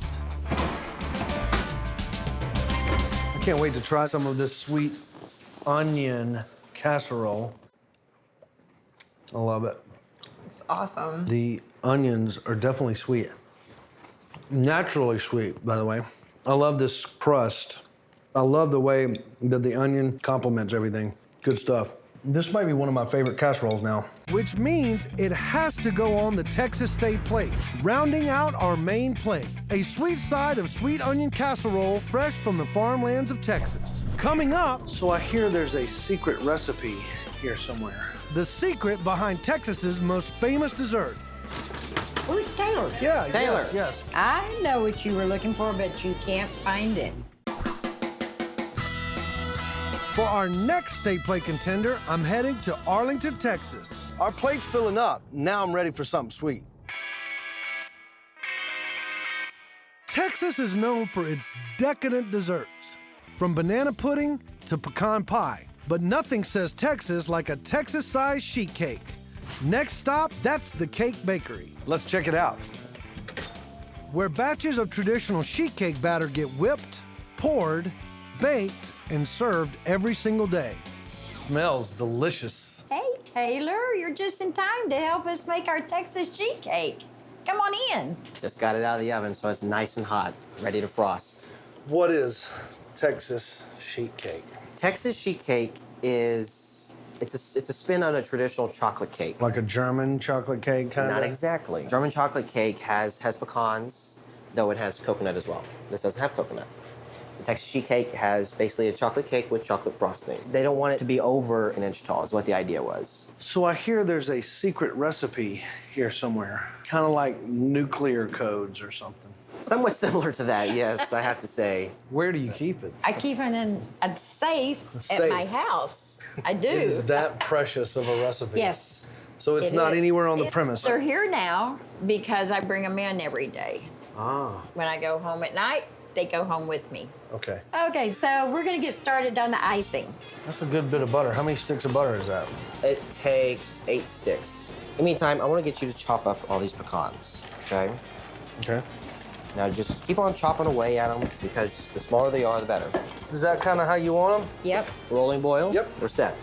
Want to add in the chocolate, okay? As you do this, you want to keep it stirring. You don't want it to burn or stick to the bottom of the pan. That is strictly butter and chocolate. Now, it's not sweet yet, right? Not yet. That's where the powdered sugar becomes our best friend. Mm-hmm. How much do you need? We need 1 pound. A messy kitchen is a happy kitchen. Always remember that. And we got 1 pound there. So we're going to begin adding powdered sugar and the vanilla. If you can't get dirty in the kitchen, you don't need to be in the kitchen at all. You know That's what I mean? true. Hello. Let's try to get some in the pot. Yum. With its rich, creamy icing, the sheet cake is a descendant of the German chocolate cake. But it's bigger, of course, and 1 layer instead of 3. And in these parts, it's topped with chopped pecans. Mmm. Kind of makes me jiggle. Yes. You eat too much of it, you will jiggle. If you're not jiggling already. I love it. It does not taste like any other chocolate cake I've ever had. It's kind of a mixture between fudge and chocolate a little bit, in my opinion. As it sets, it gets harder. Yeah. So it becomes a little fudgier. That's dessert, y'all. Topping off the Texas State Plate, a Texas-sized slice of traditional Texas sheet cake. Now, about these secret family recipes. Hear that? Where's Taylor? Yeah, Taylor. Yes. Oh, no, I was just looking for vanilla extract. I know what you were looking for, but you can't find it. Our final state plate is a hearty meal, true to the traditions of Texas. This is what they've been doing a long time in Texas. This is what we do. On our main plate, iconic Texas slow-cooked brisket, a tribute to the cattle capital of the nation. I'm hungry, and I'm waiting for pan. De Campo. A side of pan de campo, also known as cowboy bread, a heaping helping of traditional Lone Star State chili, and a mouth-watering side of sweet onion casserole. This is the sweetest onion that I've ever had. And for dessert, Let's try to get some in the pot. a Texas-sized slice of Texas sheet cake. Tasty, traditional, and so true to the Lone Star State. Louisiana, home to delectable crawdads, mouth-watering po' boys, a trio of world-famous Cajun and Creole stews, and a whole lot more. I've been waiting for this since I got to Louisiana. So stay tuned for a heaping helping of Louisiana on State Plate. So here's the challenge. I have this empty plate with a silhouette of Louisiana that I have to fill up with foods that best represent the state. The challenge? Louisiana food is among the most flavorful in the country. In these parts, Southern comfort collides with French and Creole heritage to create this state's world-famous Cajun cuisine. The big question, what goes on the plate and what will be left off? Southern Louisiana is famous for old-school stews like gumbo, jambalaya, and etouffee. The West is home to acres and acres of rice fields. In New Orleans, we'll load up on French pastries, and across the entire state, crawdads. Oh, so many crawdads. First stop, Morganza, Louisiana, for one of the bayou's most beloved treats. You can call them crawdads or you can call them crayfish, but in these parts, these bad boys go by the name mud bugs. So, let's go get some mud bugs. Hank Rimmer is known on the bayou as the crawfish scientist. His lab, 150 acres of swampland on the edge of the Mississippi River. It's an entire ecosystem unto itself. There's gators in there. And Hank and his swamp are quintessentially Louisiana. Hey there, Hank. How's it going, Taylor? Welcome to my swamp, partner. I live in this swamp every day. Now just relax. I'm gonna paddle down here and run a few traps for you. Louisiana harvests more than 100 million pounds of crawfish per year out of swamps like these. Toss in more than 1,200 farms across 120,000 acres, and it's no wonder mud bugs are a staple of Louisiana cuisine. The crawfish are strictly Louisiana. It's 90% of the crawfish that comes onto your table, Louisiana produces it. Louisiana is natural. The weather, the temperature, the soil temperature, everything is good for crawfish. And the Cajun came here years and years ago, didn't have no way to make a living, started catching little mud bugs. Before you know it, now we got a multi-billion-dollar industry. We're shipping crawfish to every state in the union. Crawfish is, yeah, it's big time in Louisiana. How much crawfish do you pull out of this swamp annually? 200 to 300,000 pounds every year. 300,000 pounds of crawfish. Yes, sir. That's a lot of happy people. That's a lot of people eating crawfish. Well, odds are pretty good we're gonna catch some crawfish today. You're dealing with the crawfish, man, baby. You're gonna get some crawfish. That is the way it goes around here. Everybody knows. You want crawfish, you call Hank. Let's get them, baby. Let's go get some crawfish. First up, a lesson in baiting the trap. So here it is. So they come in this way, don't they? Yes, sir. They come. These funnels are designed when you set the trap down. The trap sits in the mud, and that funnel's basically on the edge of the mud. The crawfish doesn't come in. He circles the trap, and when he gets to that funnel, he goes in because the bait's sitting in the middle of it. And he ain't coming out. And he ain't coming out. Once he gets in there, you got him. So it's baited and ready to go in the water. It's ready. Put that baby down. Then it's on down the swamp to harvest the catch. Whoa, look at here. Look at that crawfish. Oh my God, look at the crawfish in there. Yeah, look at my catch, baby. The crawfish season typically runs April through August, but there's a reason Hank is called the crawfish scientist. His eco-friendly ways have created an environment where he can harvest mud bugs all the way into September. Nobody'd believe it. They're gonna believe it now. Yes, they will. Keep on coming. Oh, there you go. That's one trap. That's not a bad catch. The traps are set about 10 feet apart. But here we go, my man. And the faster you can empty it, the more traps you can harvest. There you go. You pop the top. And the idea is to have the speed with it. Okay, let's go on to the next one. But out here on the swamp, a trap slap full of fish. There are many things that can slow you down. This will be the finale. Whoa. Finale indeed. It's a bona fide Cajun now. He's baptized. He's a Cajun, baby. And he got the crawfish to go with it. Come on, bona fide Cajun, get your butt out the water. Woo! Catching them may be tough, but cooking up crawdads is as simple as it gets. Boil them up and serve. No plates or silverware needed. Man, I love these crawfish. I've been to a few crawfish boil in my time, and you just pop the head, peel off a couple of the locket, and just get after it. It's good stuff. It's a mix between lobster, crab, and shrimp. That's kind of the way that I feel like the taste is. That's a good one. You nailed it. Hey, that's right. It's a taste. Got a taste all of its own. Well, it looks like we've got ourselves an appetizer. A Louisiana-sized pile of boiled crawfish, straight from the Louisiana Bayou. Coming up, you have a ton of rice fields. I'm harvesting 1/2 of a classic Louisiana duo. It's one of my favorite foods, and it is absolutely delicious. I'm on a mission to create a meal from the best foods in the state of Louisiana. The southwestern region is famous for its rice fields. One of 6 states that produce 99% of all rice in America. The Pelican State harvests 3.2 billion pounds of this staple crop per year. Mike Frugier harvests rice on land that's been in his family since the early 1800s. Hey, Mike. Hey, Taylor. Glad to have you here. You have a ton of rice fields. Absolutely. We've got about 1,600 acres of rice fields. We grow about 9 million pounds of rice a year. If everything goes right, we'll cut 1,600 acres in this machine in the next 30 days. We're just getting started today. Actually, it's our first day of harvest. So we got a lot of work to do. You like to see how it works? Sure. Well, let's go. Oh, you got a passenger seat too. Yeah. That's nice. The combine strips grain off the head of the crop. So it doesn't look like it, but we're actually cutting rice right now. It's like a giant vacuum cleaner. It just sucks the rice right off the top of the stalk. So after we strip it, it goes through the machine. The machine has a series of separators that separates the chaff from the grain.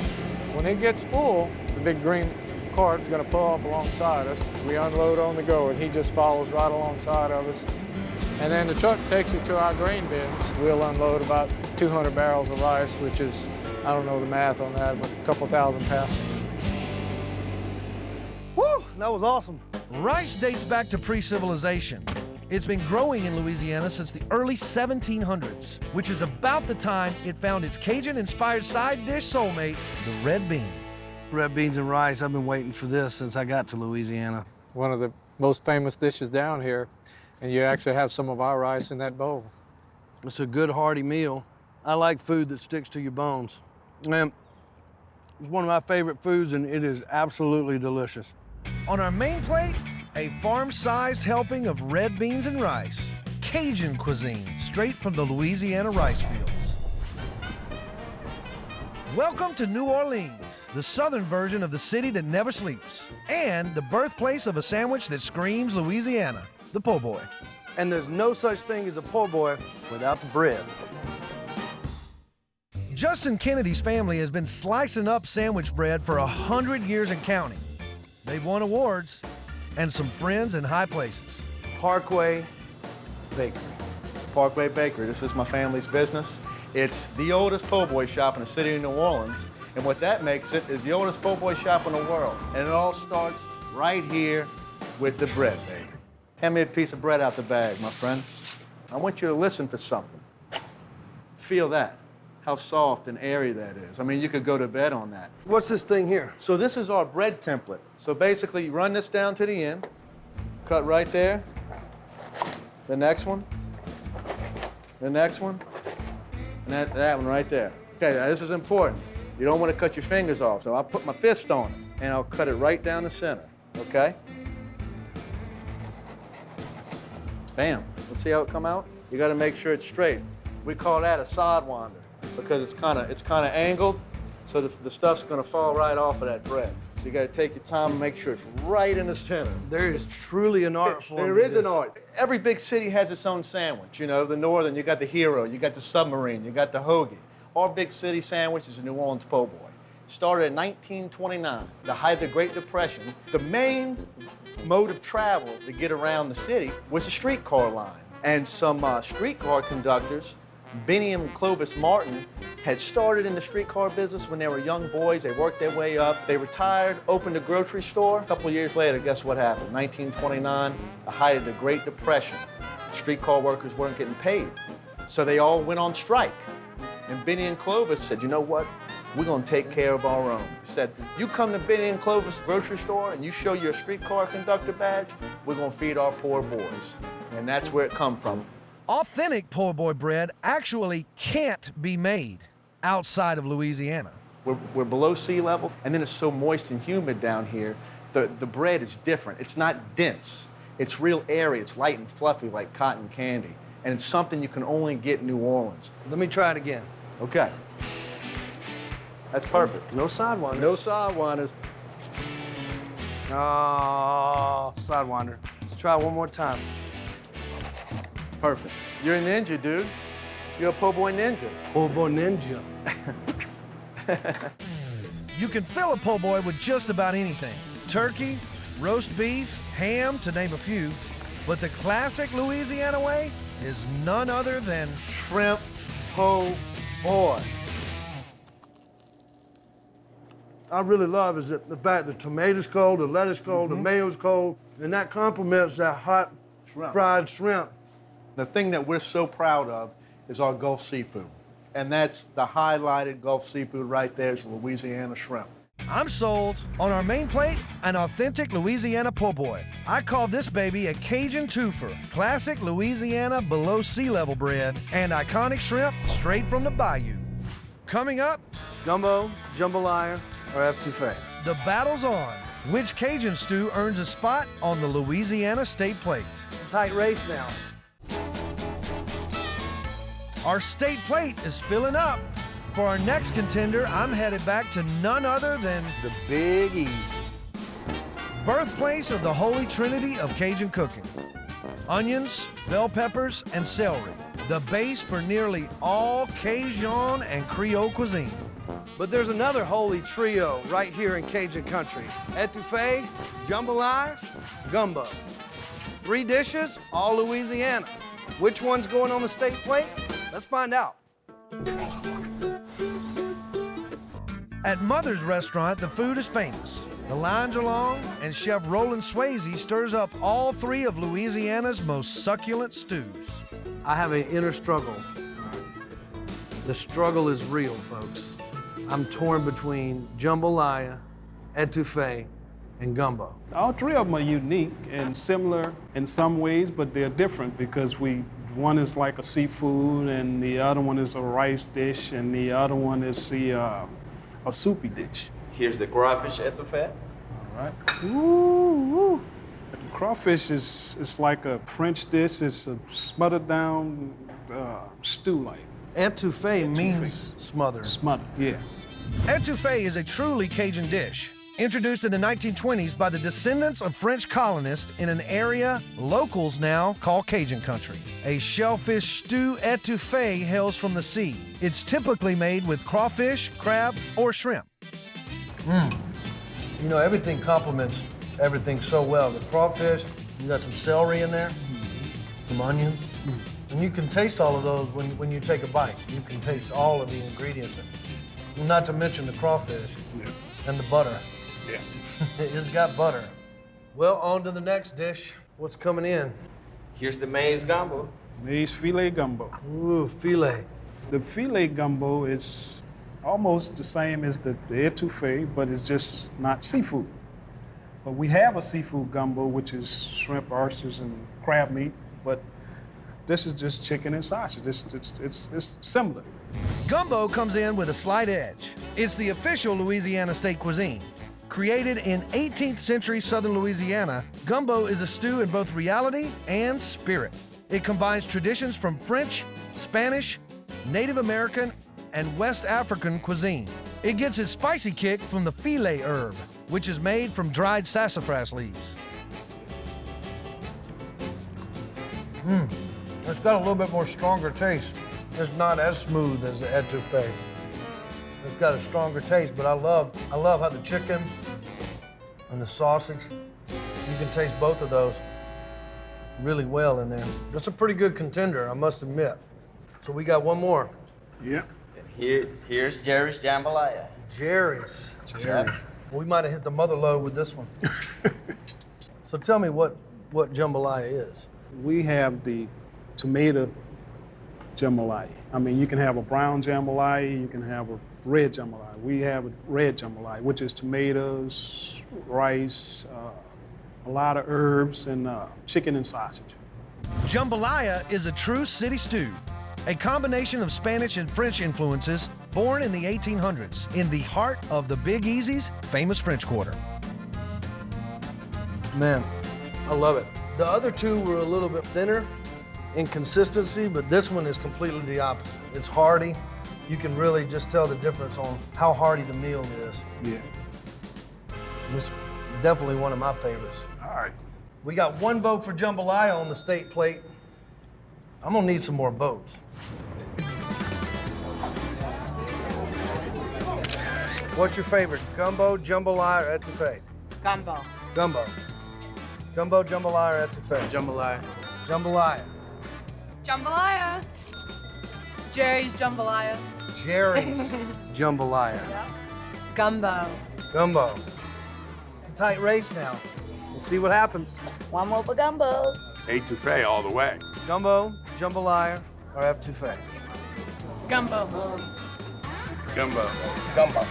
Looks like we have a winner. It's gotta be gumbo on the Louisiana State Plate.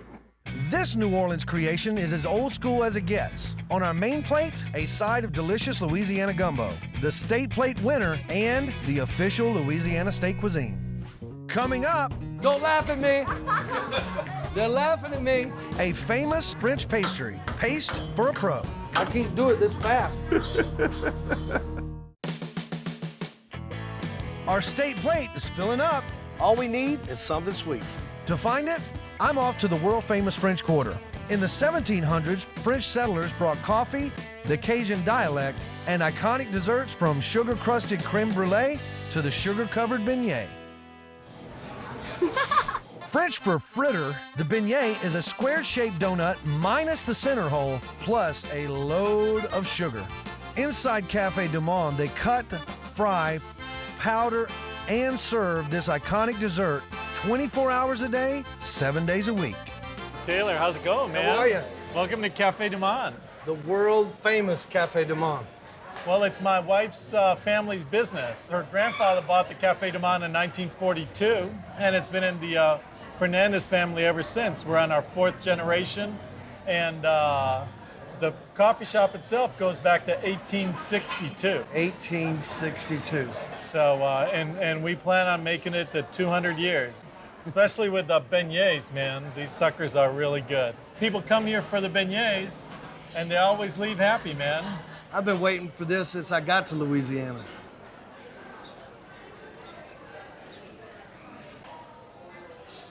Well, you cannot not get it all over you, but this is deliciousness. I mean, it's gooey, it's fresh. It really melts in your mouth as soon as it hits it. I've always wanted to make one of them. Can I make one of these beignets? Well, they're waiting for you in the kitchen. Beignetville. How you doing? Doing fine. So tell me how this thing works. Yeah, I got the pizza ready set up here. So I'm about to roll it down, brush the flour off. As soon as they come through the cutter, you just grab them, throw them in. So dough comes through here, comes Yes. down, Yes. goes through the cutter. Yes. It makes the beignets, and then all I'm doing is tossing them back into the grease. Yeah. Okay. Ready? I think I know how to do it. Let's go.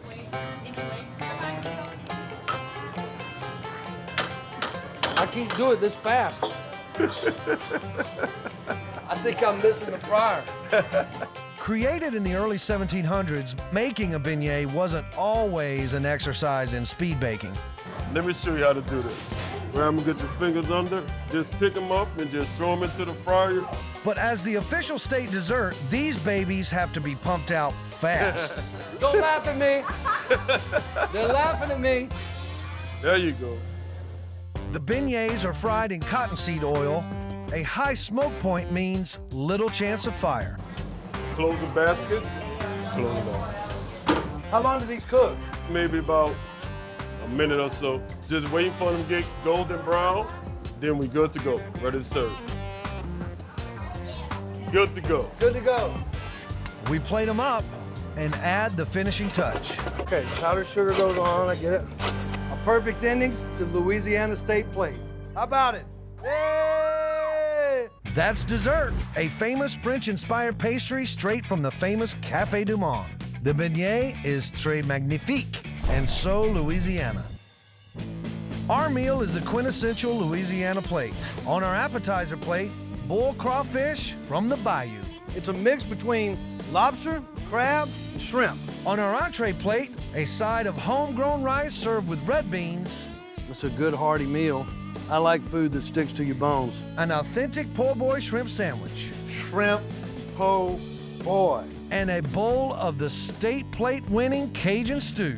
It's gotta be gumbo on the Louisiana State Plate. And for dessert, well, you cannot not get it all over you. Des pièces de résistance, a French beignet.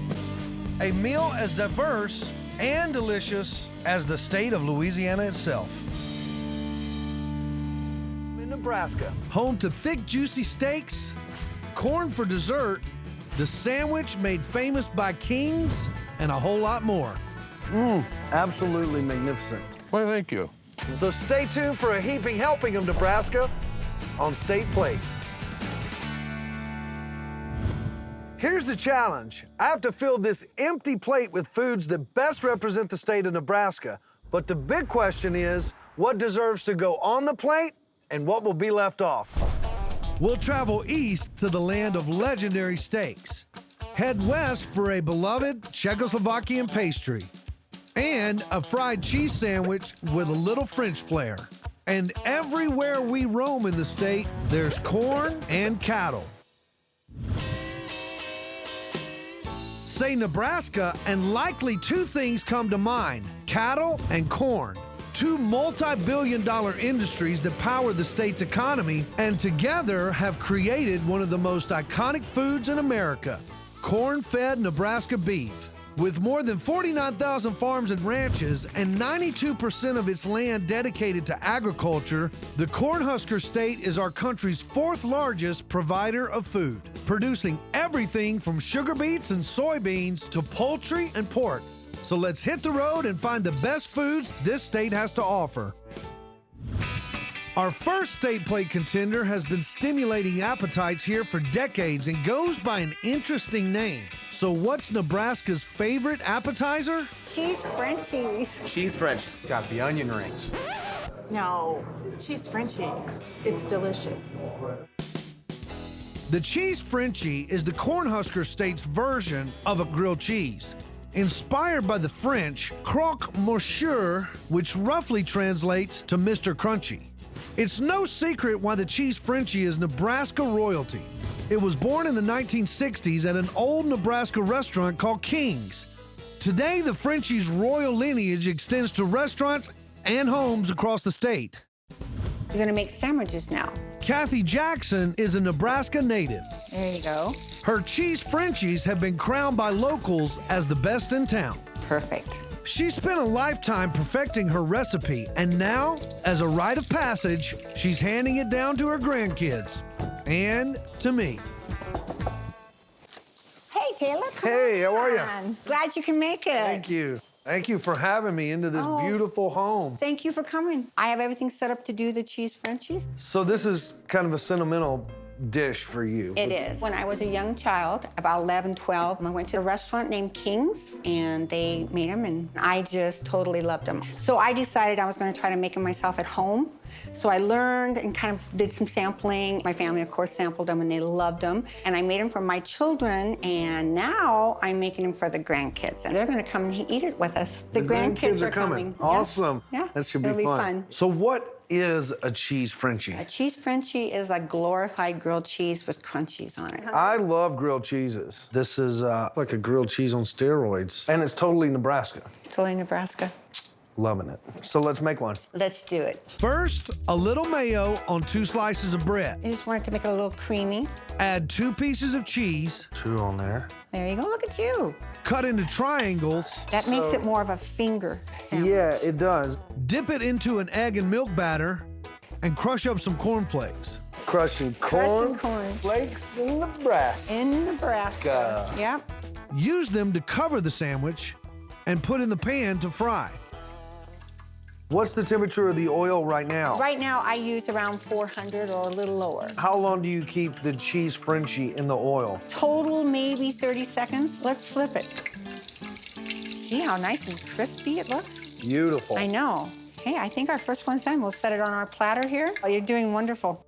Now, what kind of oil do you like? I like to use a grapeseed oil, and it just gives it a little bit of a lighter texture than like an olive oil.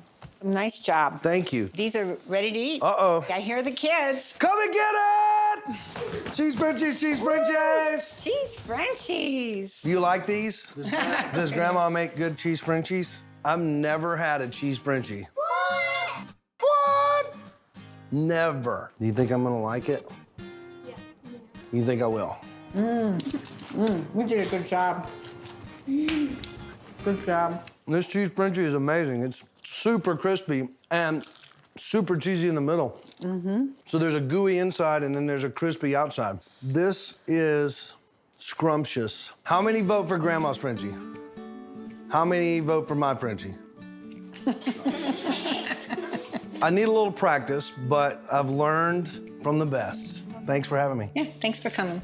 Inspired by French cuisine and made famous by a long-ago restaurant, the Cheese Frenchie earns its spot as our Nebraska State Plate appetizer.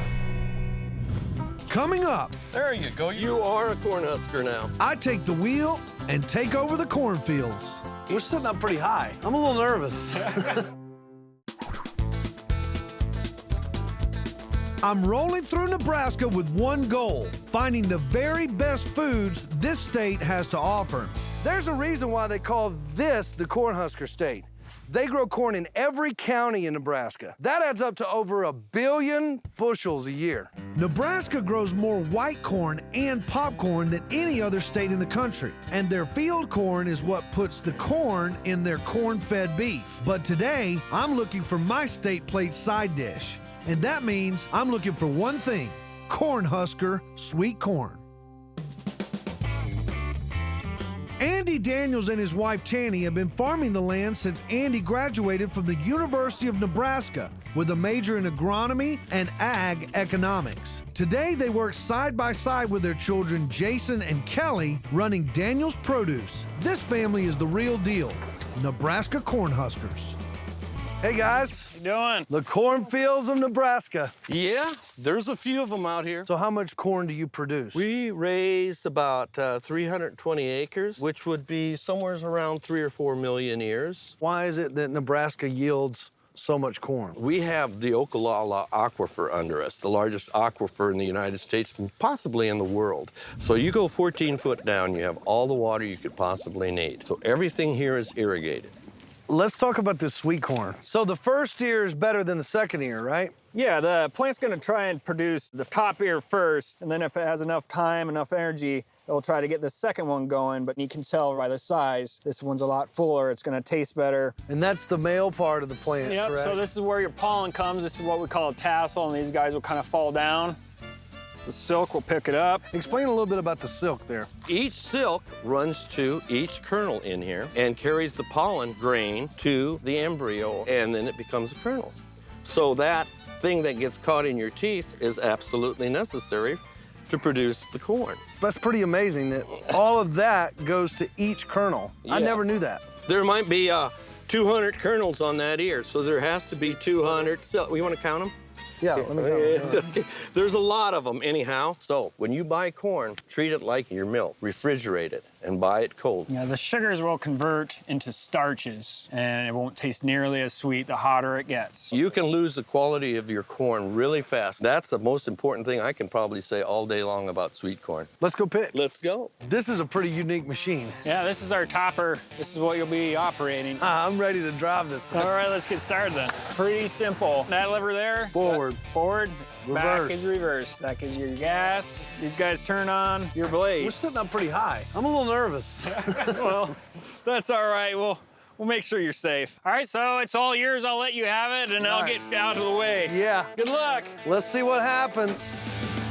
This topper has 6 separate blades working in unison, removing the tops of the corn stalks to clear the way for the pickers. With the tassels out of the way, they have an unobstructed view of the best ear on the stalk, which makes picking safer and 30% more efficient. He could go faster. Yeah, we don't pay him by the hour, right? Yeah, that's true. We're not paying him. He's free. But he's doing pretty good. Man, that was fun. What do we ride next? Now you'd have to work. Okay. We're going to start out a little slow. All right. And then we're going to kick it up. How fast do these guys pick? 20,000 dozen in about 4 hours. I'll tell you what, I think I got the hang of it. Ain't too bad. And you're also quality control. It's your job to make sure you're not picking any bad ones. Hand picking ensures only the sweetest make it to market. This will give you a good workout. We're getting close to being done. If I'm in Nebraska, I might as well husk one, right? Come on, pull her down. There you go. That's what a Cornhusker really is. You are a Cornhusker now. Now we boil it, and then we eat it. Truly farm to table. This is absolutely magnificent. Well, thank you. It's got a lot of water in it. These kernels, I mean, they just pop right off of the cob. And they're so sweet, too. Pass the butter and let's dive in. We've got our side dish, Nebraska Gold, an ear of fresh, juicy, sweet corn on the cob, hand-picked in the Cornhusker State. You're doing the go-around method. Typewriter's the way to go. Yeah. What? Coming up, I get a taste of what put Omaha on the map. 1 medium rare filet. I'm traveling across Nebraska looking for the most iconic foods in the Cornhusker State.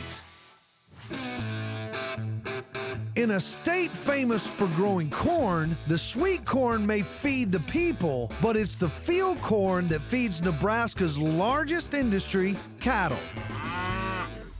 Beef is king in Nebraska. The state has nearly 23 million acres of rangeland and pasture land. Cattle outnumber humans 4-1.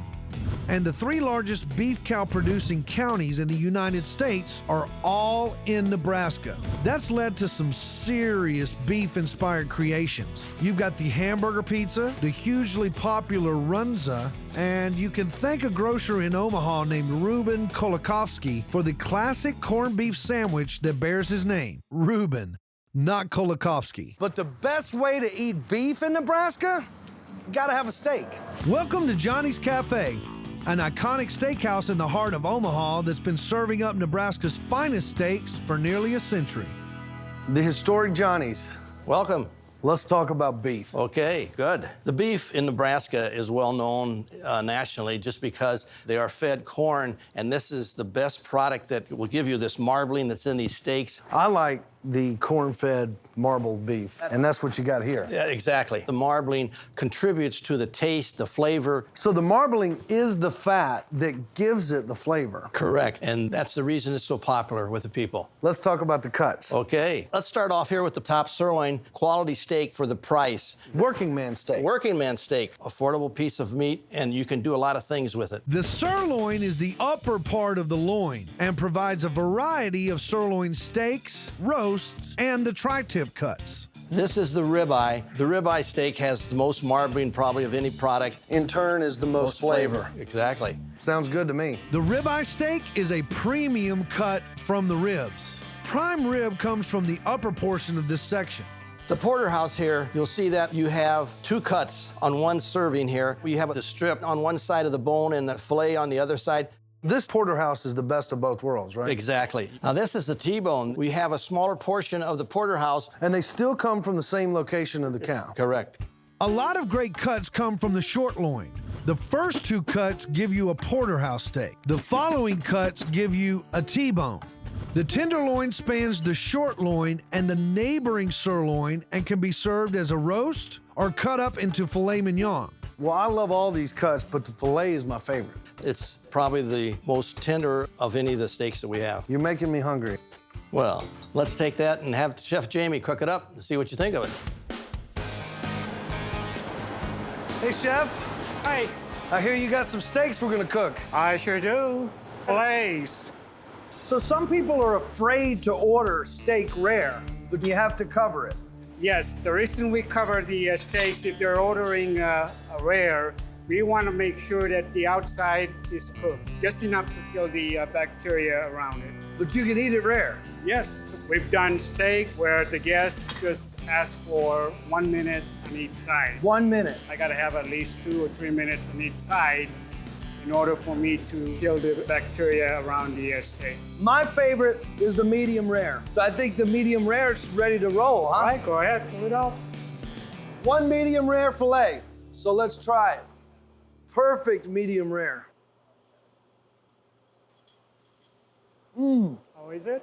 Just a little hint of cool. Seared on the outside. Absolutely delicious. Nice and tender. Melts in your mouth. You can really tell it's corn-fed right here in Nebraska. Now our entree plate is complete. Tender corn-fed steak and sweet corn on the cob. Fresh, simple, and so Nebraska. Medium rare. Coming up, I spread a little Southern hospitality. You're very generous with that butter. I'm from Alabama. Our Nebraska state plate is filling up, and it's time for something sweet. Have you ever thought about corn for dessert? Well, I'm headed back to the Daniels farm because I'm hearing that sweet corn isn't the sweetest corn around here. In fact, it's popcorn balls. Nebraska grows more popcorn than any other state. They produce over 300 million pounds of popcorn every year. And they don't just like it buttery, they also like it sweet. Hi, ladies. Hello. There. What's popping in here? I smell something. We're making popcorn balls for dessert. Popcorn balls. Yep. Here in the state of Nebraska, we produce almost 50% of the entire nation's popcorn. That's a lot of love for popcorn. So what's in the popcorn ball? It's very simple. All you do is add sugar, butter, a little bit of salt, vanilla, and corn syrup. Yum. Just pour it over the popcorn. Let's make some. All right. This is the sticky part. Get it all on there. Now we gotta just get our hands in there. Just kind of smash it into a ball. There you go. Right there. It's easy. That's a true Nebraska in popcorn itself. ball. Look at that. You just wanna make sure you don't have any Old Maids in there. Never heard of it. Old Maids are your half-popped seeds. And you don't want that in your popcorn ball because if you take a big old bite, you could break a tooth. Oh, there's an Old Maid right there. Old Maid, what? I'm gonna turn on the Old Maid siren. Woo, woo. You gotta get that out of there. You break a tooth, chip it on that, someone could get hurt. Get that Old Maid on chum. How about a fresh popcorn ball, no Old Maids? Let's hope. This is delicious. The popcorn's kind of fluffy on the outside, and it's kind of gooey in the middle. A great combination of the sugar and the popcorn. It's great for dessert. I had no idea that I would find dessert in the middle of a Nebraska cornfield. You found it. Salty and sweet. So, of course, a popcorn ball is a must-have dessert on our Nebraska state plate. My sweet tooth hasn't been satisfied quite yet, and you can't leave Nebraska without a Kolach. Next stop, Prague, Nebraska, home of the world's largest Kolach.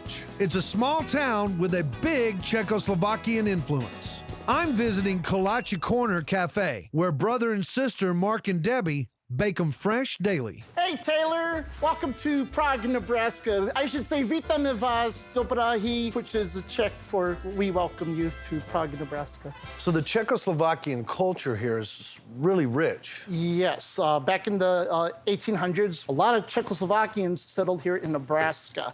Between 1856 and 1914, over 50,000 Czechs immigrated here, ranking Nebraska the #1 state for Czech immigration. Mark and Debbie's ancestors were part of that wave and brought with them their favorite dessert. What is a Kolach? A Kolach is an ethnic pastry that was handed down from generation to generation from the Czech Republic. Did you have a part in making the world's largest Kolach? I sure did. My job was to empty 5-gallon buckets of cherry pie filling into the center, and they had the fire department bake this world's largest Kolach. How big was the Kolach? The Kolach was 2,605 pounds. That is a ton of Kolach. It is a ton of Kolach. So what we're going to do today is we're going to transfer these dough balls onto this pan. Wow, they are very soft. really soft. Very soft. So what's in the dough? It has yeast in it with sugar that activates it. This dough cannot be handled too much by hand, otherwise you're going to have a hard, tough product. Next, we cover it with butter. Lots of butter. You're very generous with that butter. I'm from Alabama. Now, we're going to shape the Kolach so it's 1, 2, 3, 4, and then in the center. Every time I press down, I feel like I'm gonna hear something go, hee hee hee. You know what I mean? I'm going to fill with apricot. I'm gonna ask you to do the poppy seed, kind of make it look a little pretty. There you go. A quick 9 minutes in the oven, and the kolache are ready for tasting. Are we ready? Here we go. How do you say cheers? Nazdravi. Nazdravi. Oh, awesome. A poppy seed pillow. This is absolutely delicious. Thank you. The softest buttery dough that I've had in a dessert. But you have them for breakfast too, can't you? Breakfast, lunch. Any time of the day? Any time of the day. It's like a slice of heaven. The Kolach has landed as the second dessert on the Nebraska state plate. Nebraska, your state plate is full of homegrown goodness, rich in both history and taste. On our appetizer plate, the Cheese Frenchie, a hand-dipped fried cheese sandwich made with love. How many vote for Grandma's Frenchie? How many vote for my Frenchie? On our main plate, a Nebraska cattleman's delight, a juicy, tender steak with a side of Cornhusker grown sweet corn. You're doing the go-around method. Typewriter's the way to go. Yeah. What? On our dessert plate, a sweet, salty popcorn ball, plus a kolache, a heavenly sweet pastry brought to Nebraska by Czech immigrants. Warning, when eaten, may lead to dancing. Thanks, Nebraska. Great people, great eats. Home to sugary sweet corn, the gold standard of cantaloupe, green chilies that ignite any taste bud. It got hotter. And a whole lot more. Stay tuned for a heaping helping of Colorado on State Plate. So here's the challenge. I have to fill this empty plate up with food that best represents the state of Colorado. Colorado's got some great food.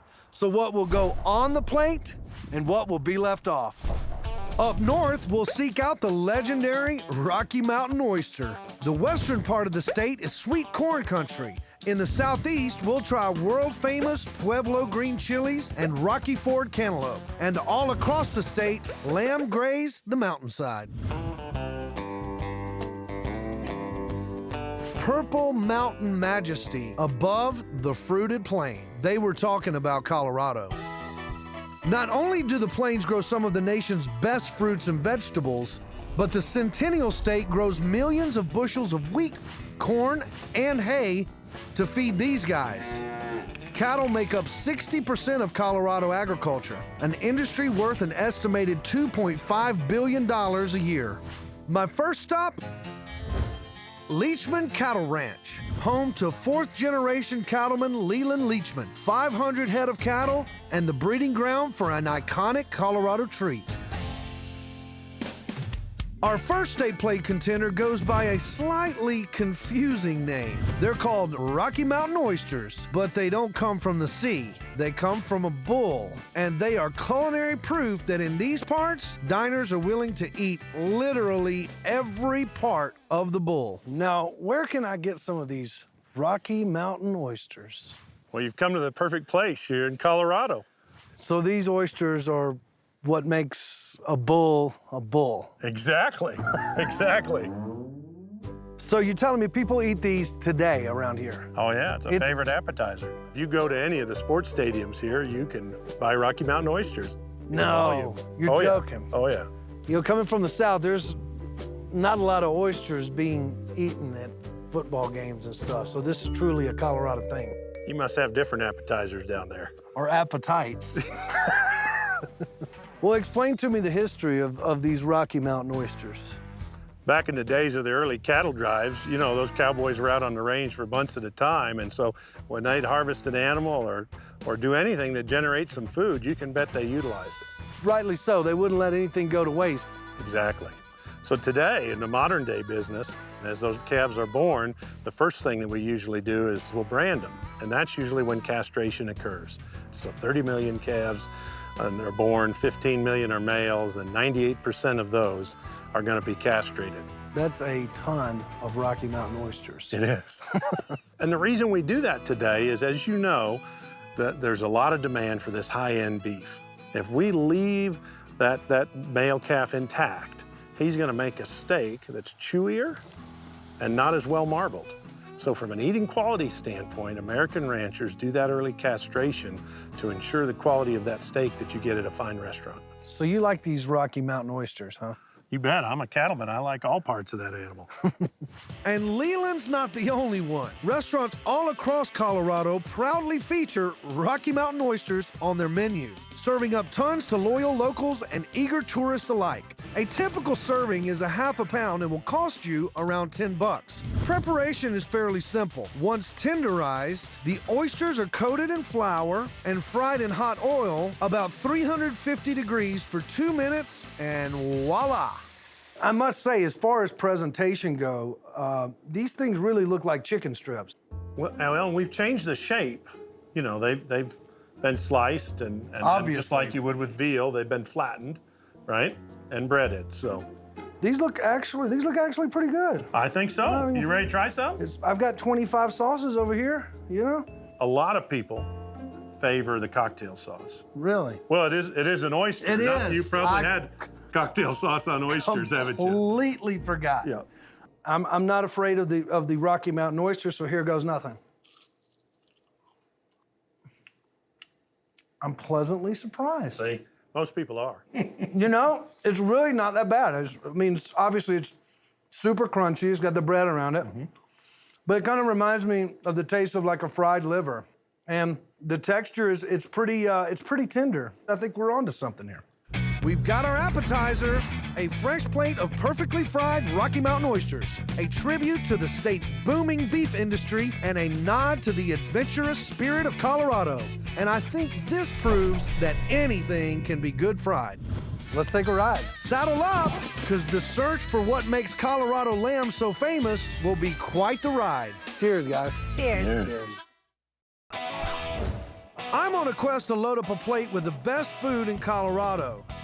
For my next stop, I'm headed to the picturesque foothills of the Front Range, the perfect place to raise the livestock that keeps fine diners flocking to Colorado. Lamb.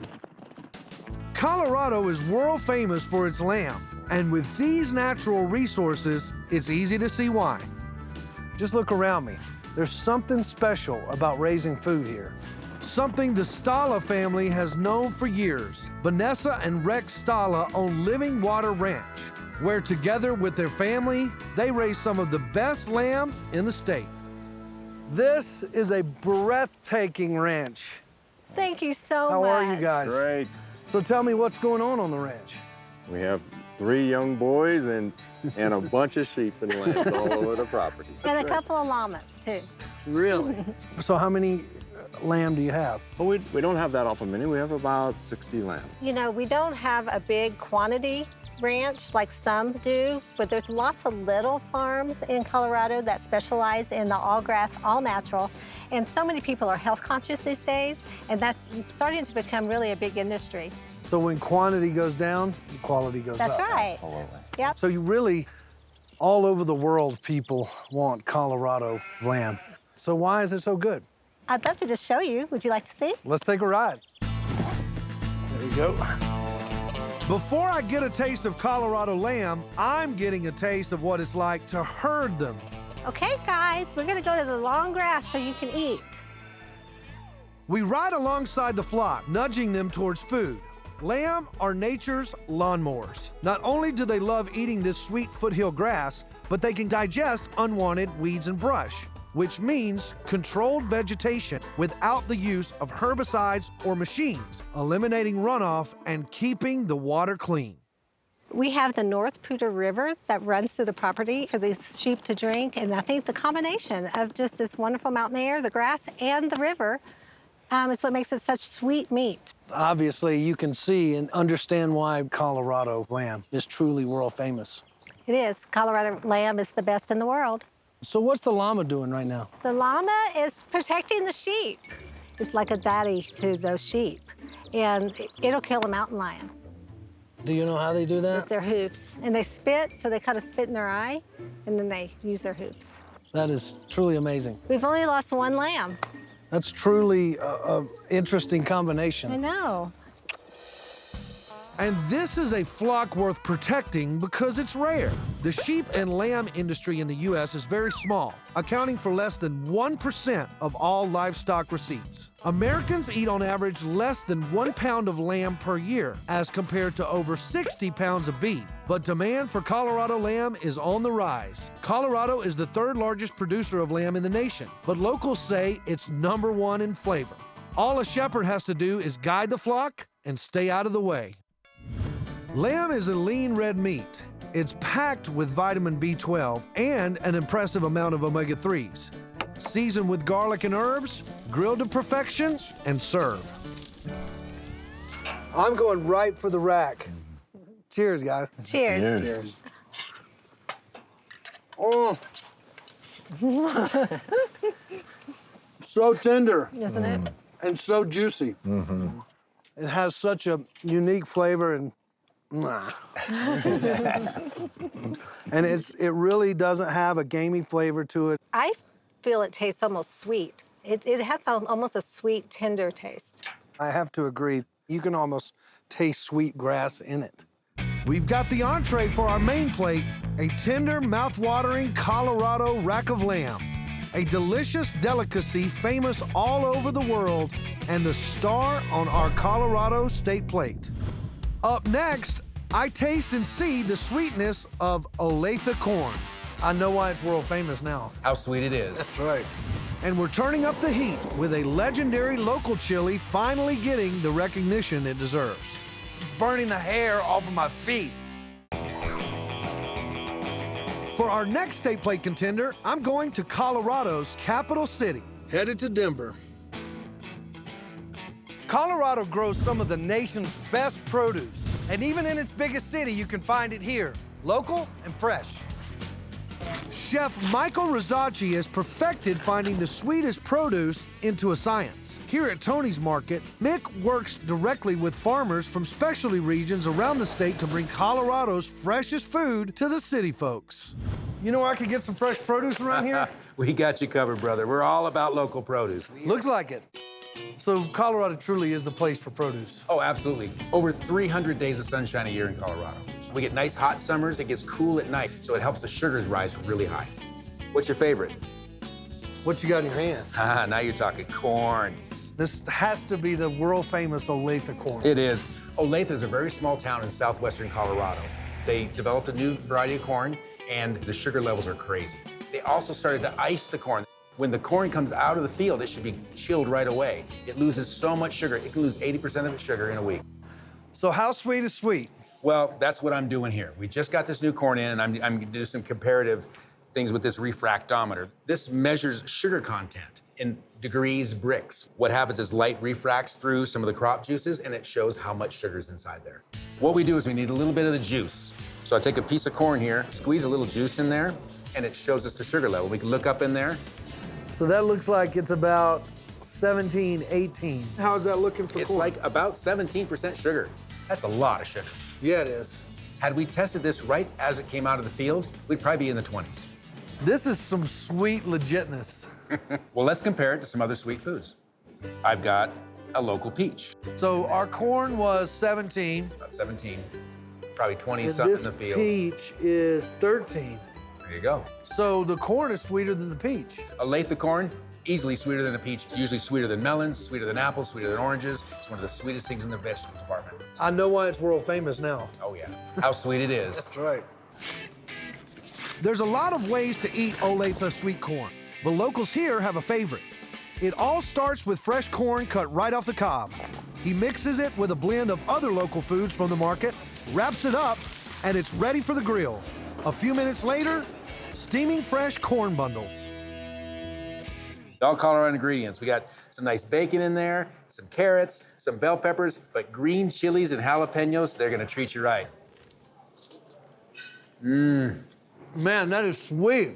It's just steamed just a little bit, but you can really taste the Olathe corn in there. Good corn really needs no cooking. You just warm it up. Don't overcook it. That'll make it unsweet. All those kernels are like bursting in my mouth. Got a little bit of a kick, too. You like that? I do, The I love it. sugar and the spice, they are so nice. You're a poet and didn't know it. On our main plate, an Olathe sweet corn bundle, fresh off the grill and packed full of savory sweetness. A perfect pairing to our Colorado rack of lamb. Our next state plate contender has me traveling south to Pueblo. When you hear green chilies, you might think of New Mexico. But for the title of America's Green Chili King, there is a David and Goliath battle going on between Colorado's Pueblo green chili and New Mexico's Hatch chili. Today, I'm at DeSanti Farms. The DeSanti family has been growing chilies here in Pueblo since 1890, and keeping up with the demand for their famous green chilies keeps everyone busy, from the roasters to the growers. Hi, how's it going? Thanks for having me on the family farm. You bet. We've been here for 5 generations. Why Pueblo? Why chilies in Pueblo? In Pueblo, green chilies are just like sacred.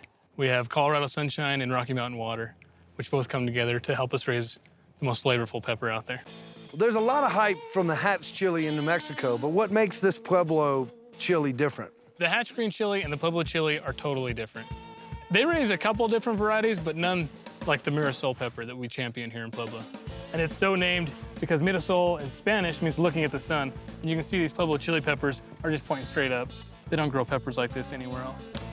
Let me show you where the heat's at on these peppers. If we cut them open, see the vein that runs from the stem to the tip of the pepper? That's where all the capsaicin and heat comes from. Mm-hmm. It gets hotter as it approaches the stem and the seeds. You're in Pueblo, you gotta try it.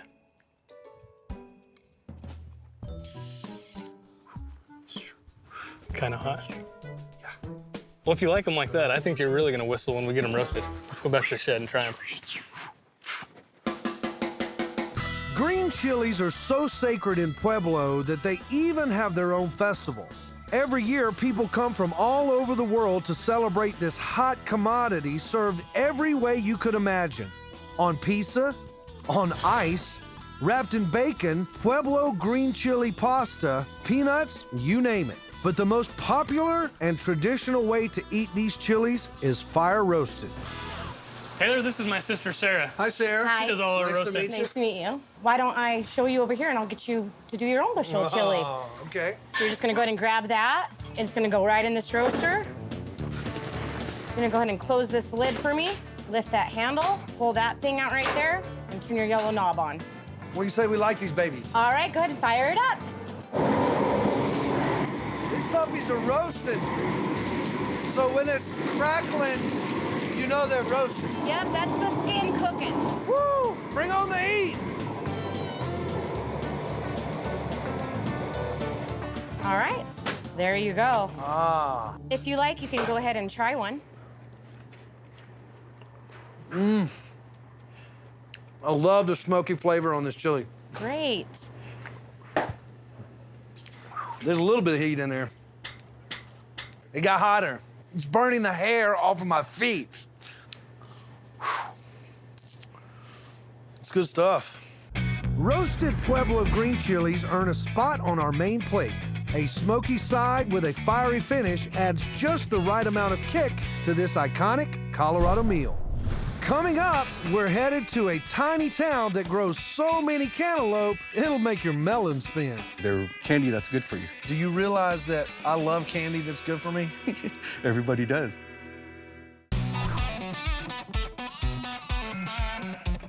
I'm on a mission to build a meal from the classic foods of Colorado. We've had savory, we got spicy, we gotta have something sweet. And I know just where to go. Next stop, Rocky Ford. Human population, under 4,000. Melon population, over 4 million. Behold the Colorado cantaloupe mecca. More cantaloupe is grown here than anywhere else in the state, something Michael Hirokata has devoted his life to perfecting. Rocky Ford, Colorado. Yes. So I gotta ask you, what makes Rocky Ford so famous? It's the cantaloupe. So they say they taste like candy. I don't know if I believe that. They do. They're candy that's good for you. Do you realize that I love candy that's good for me? Everybody does.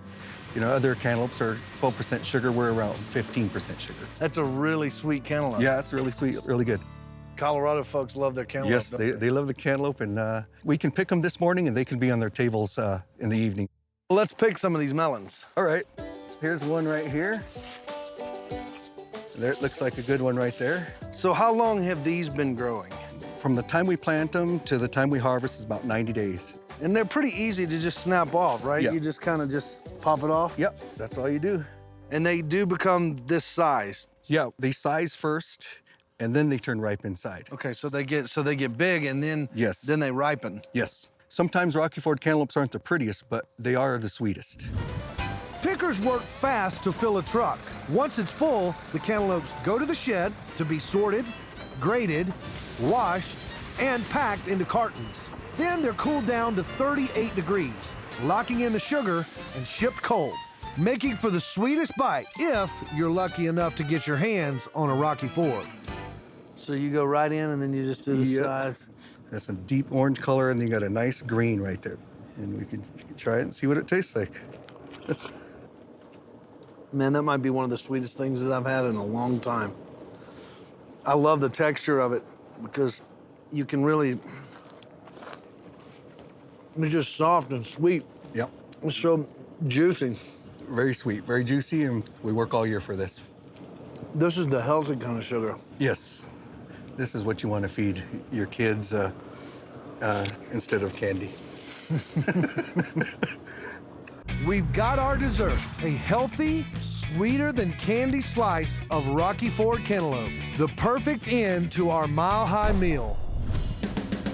This Colorado State plate is as magnificent as the state itself. On our appetizer plate, Rocky Mountain oysters for all those Colorado adventure seekers. So these oysters are what makes a bull a bull. Exactly, exactly. On our entree plate, a choice cut of Colorado rack of lamb. Oh. What better side than a fresh off the grill Olathe sweet corn bundle, and it's burning the hair off of my feet. Slightly spicy but very savory roasted Pueblo green chilies. For dessert, Man, that might be one of the sweetest things that I've had in a long time. Rocky Ford cantaloupe, made sweet by the state itself. An enticing, locally grown meal that is authentically Colorado. Home to massive avocado groves, amazing artichokes, stew straight from the sea, and a whole lot more. Got it. So stay tuned for a heaping helping of California on State Plate. So here's the challenge. I have this empty plate that I have to fill up with foods that best represent the state. But California is a big state with very diverse cuisine. What's gonna go on the plate and what will be left off? Southern California is ground zero for nearly all of the avocados eaten across the country.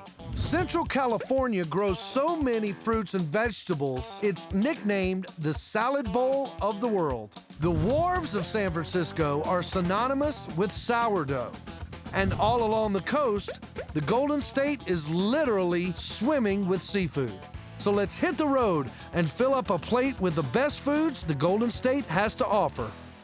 For our first taste of California cuisine, I'm headed to the Groves. And not just any Groves. The California Avocado Grove. Yes, sir. Welcome to beautiful Carpinteria, California. Thanks for having me. You're here in the middle of an orchard, about 48-acre property. So that works out to almost 5,000 trees on this property. It's no surprise the avocado is the official fruit of California. More than 5,000 farmers grow this iconic crop year-round, and a single tree can produce up to 200 pounds of fruit.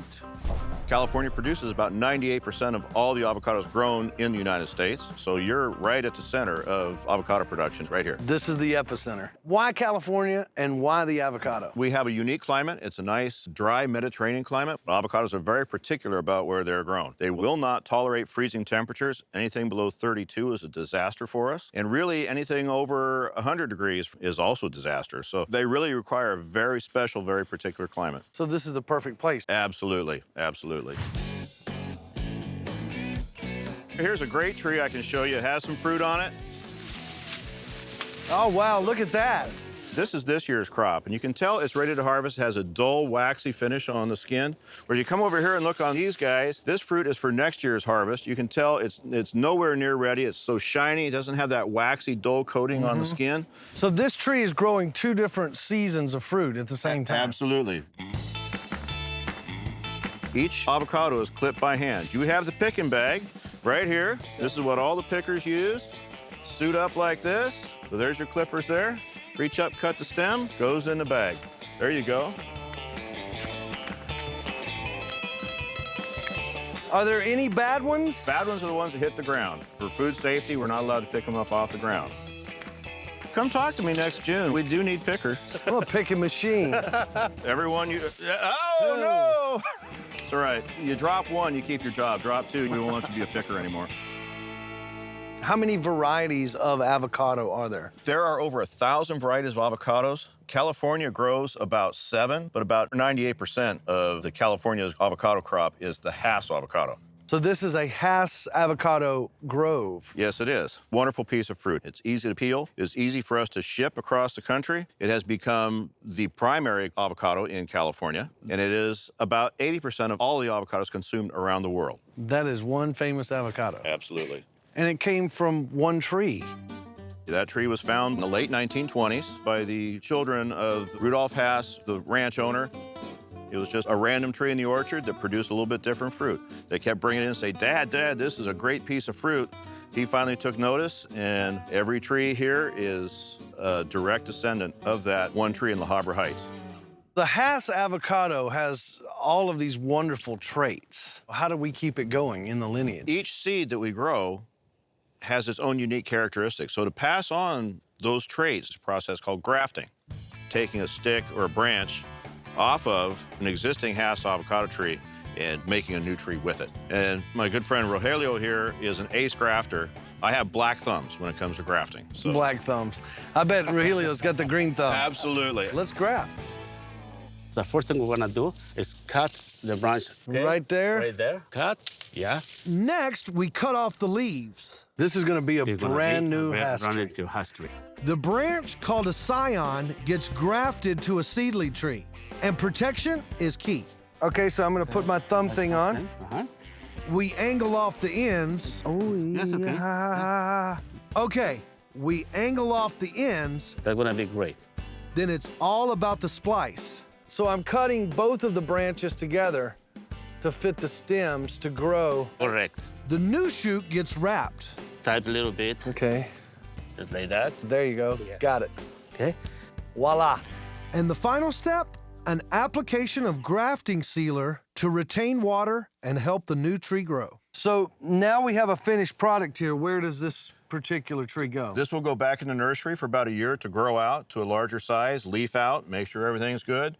After that, it'll come back out in the field and we'll plant it in as part of a new orchard. Look at this, you got 2 new professions in one day. That's right. The double H, the Haas Hicks tree. I like it.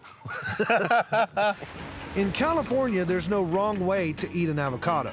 Raw, with eggs, tossed in a salad, but nothing says California quite like guacamole, an iconic mix of fresh avocado, tomato, onion, and cilantro.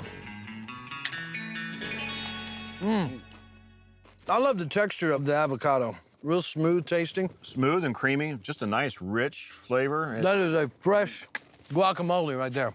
So you can really taste the cilantro and the tomatoes, and it's healthy. That's the key. No cholesterol, correct? No cholesterol, full of vitamins, fiber, potassium, lycopene, all good stuff. Man, this is good. We literally picked our appetizer. Fresh guacamole made from fresh California avocados. The official state fruit and the key ingredient in the official state plate appetizer. Coming up, a California culinary gift. This dough is 25 years old. Yes. That keeps on giving. Woo! I'm filling up a plate with the best foods in California. With over 800 miles of coastline, California has some killer seafood. In fact, residents of the Golden State eat more seafood than any other state in the nation. The waters of the Pacific are home to an endless list of delicacies. And if you can't choose, you don't have to. Next stop, Monterey Bay's famous Phil's Fish Market, home to world-class seafood and an iconic California dish called chipino, a seafood stew literally swimming with treats from the deep. World-famous Phil. Okay, I'll take that. You got a lot of seafood here, but I want to know about the chipino. So chipino is a fish stew that is done with a tomato base, fresh fish that's put together in a pot. And it really started in the turn of the century in San Francisco. Chipino is a truly communal food.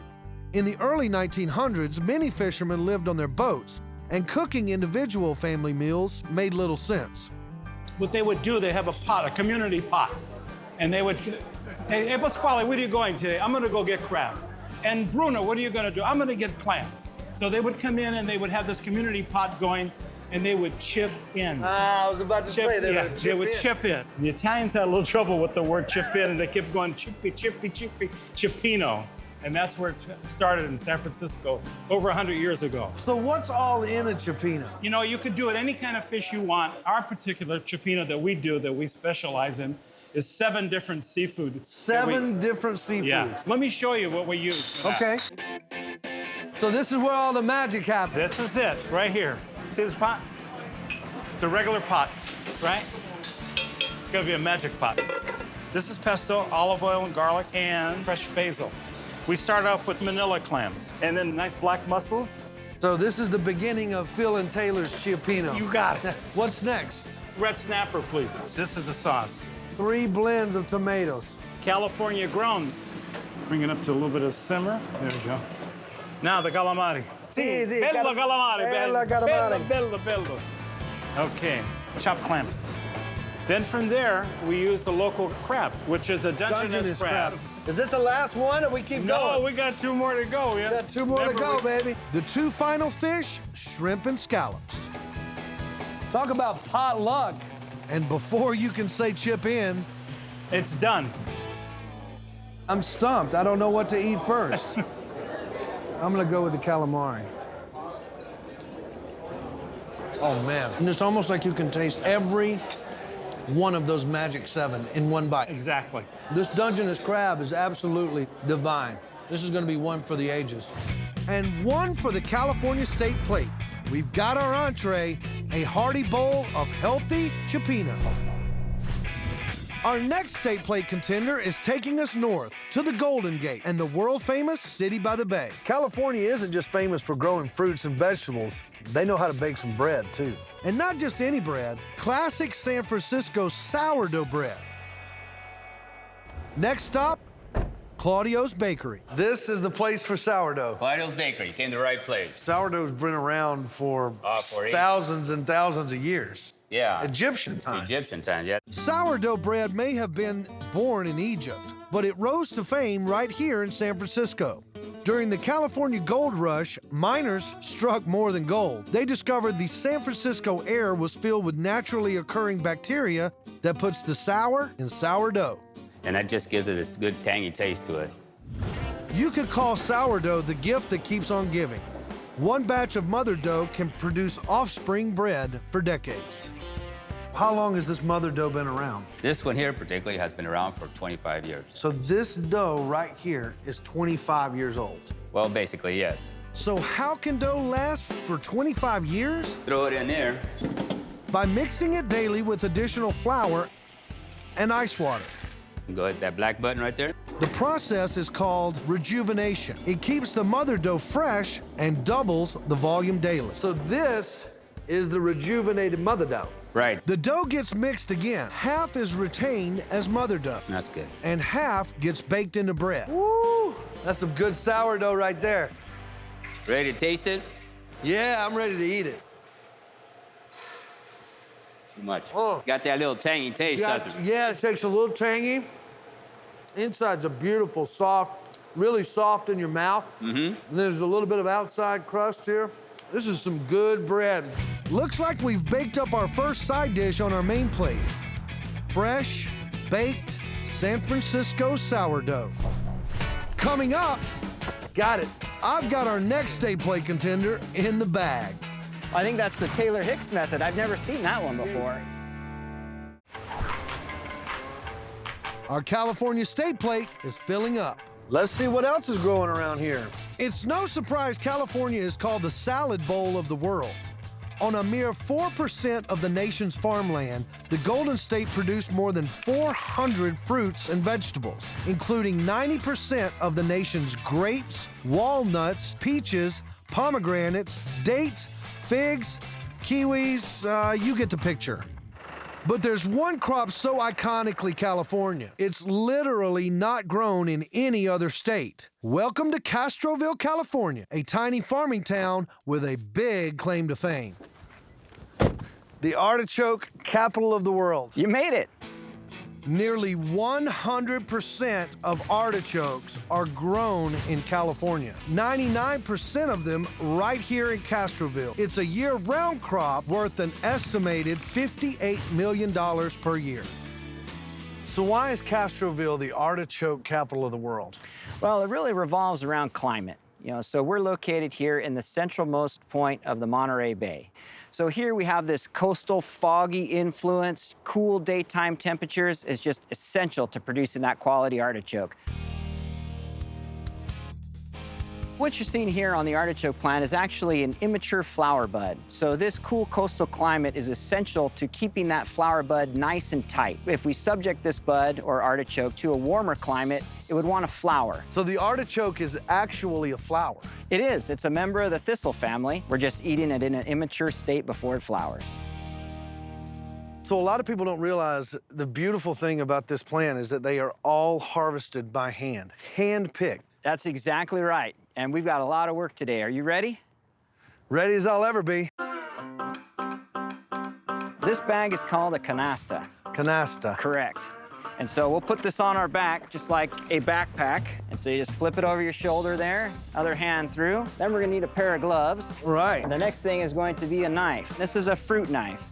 And this will slide right underneath the artichoke stem, and then it'll fall into your hand, and we'll toss it over the shoulder. My first day of artichoke school. Let's do this.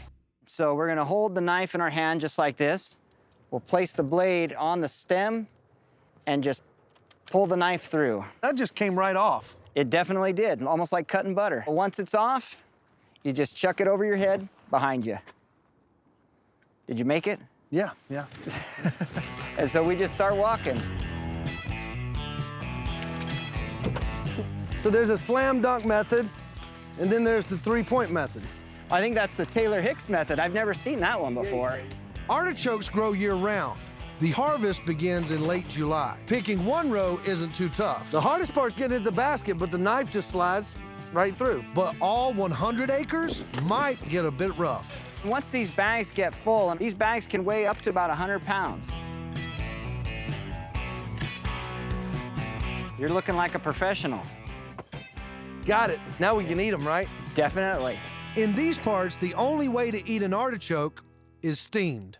We've got a little pesto with some mayonnaise dip there. So you can see all of the meaty ends right there that just... Yeah, you can eat from, about this point down. Dip it in and just pull that all the way through your teeth.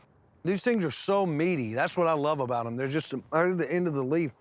They're meaty, and then obviously with the dip. But to be honest with you, I just like them how they are.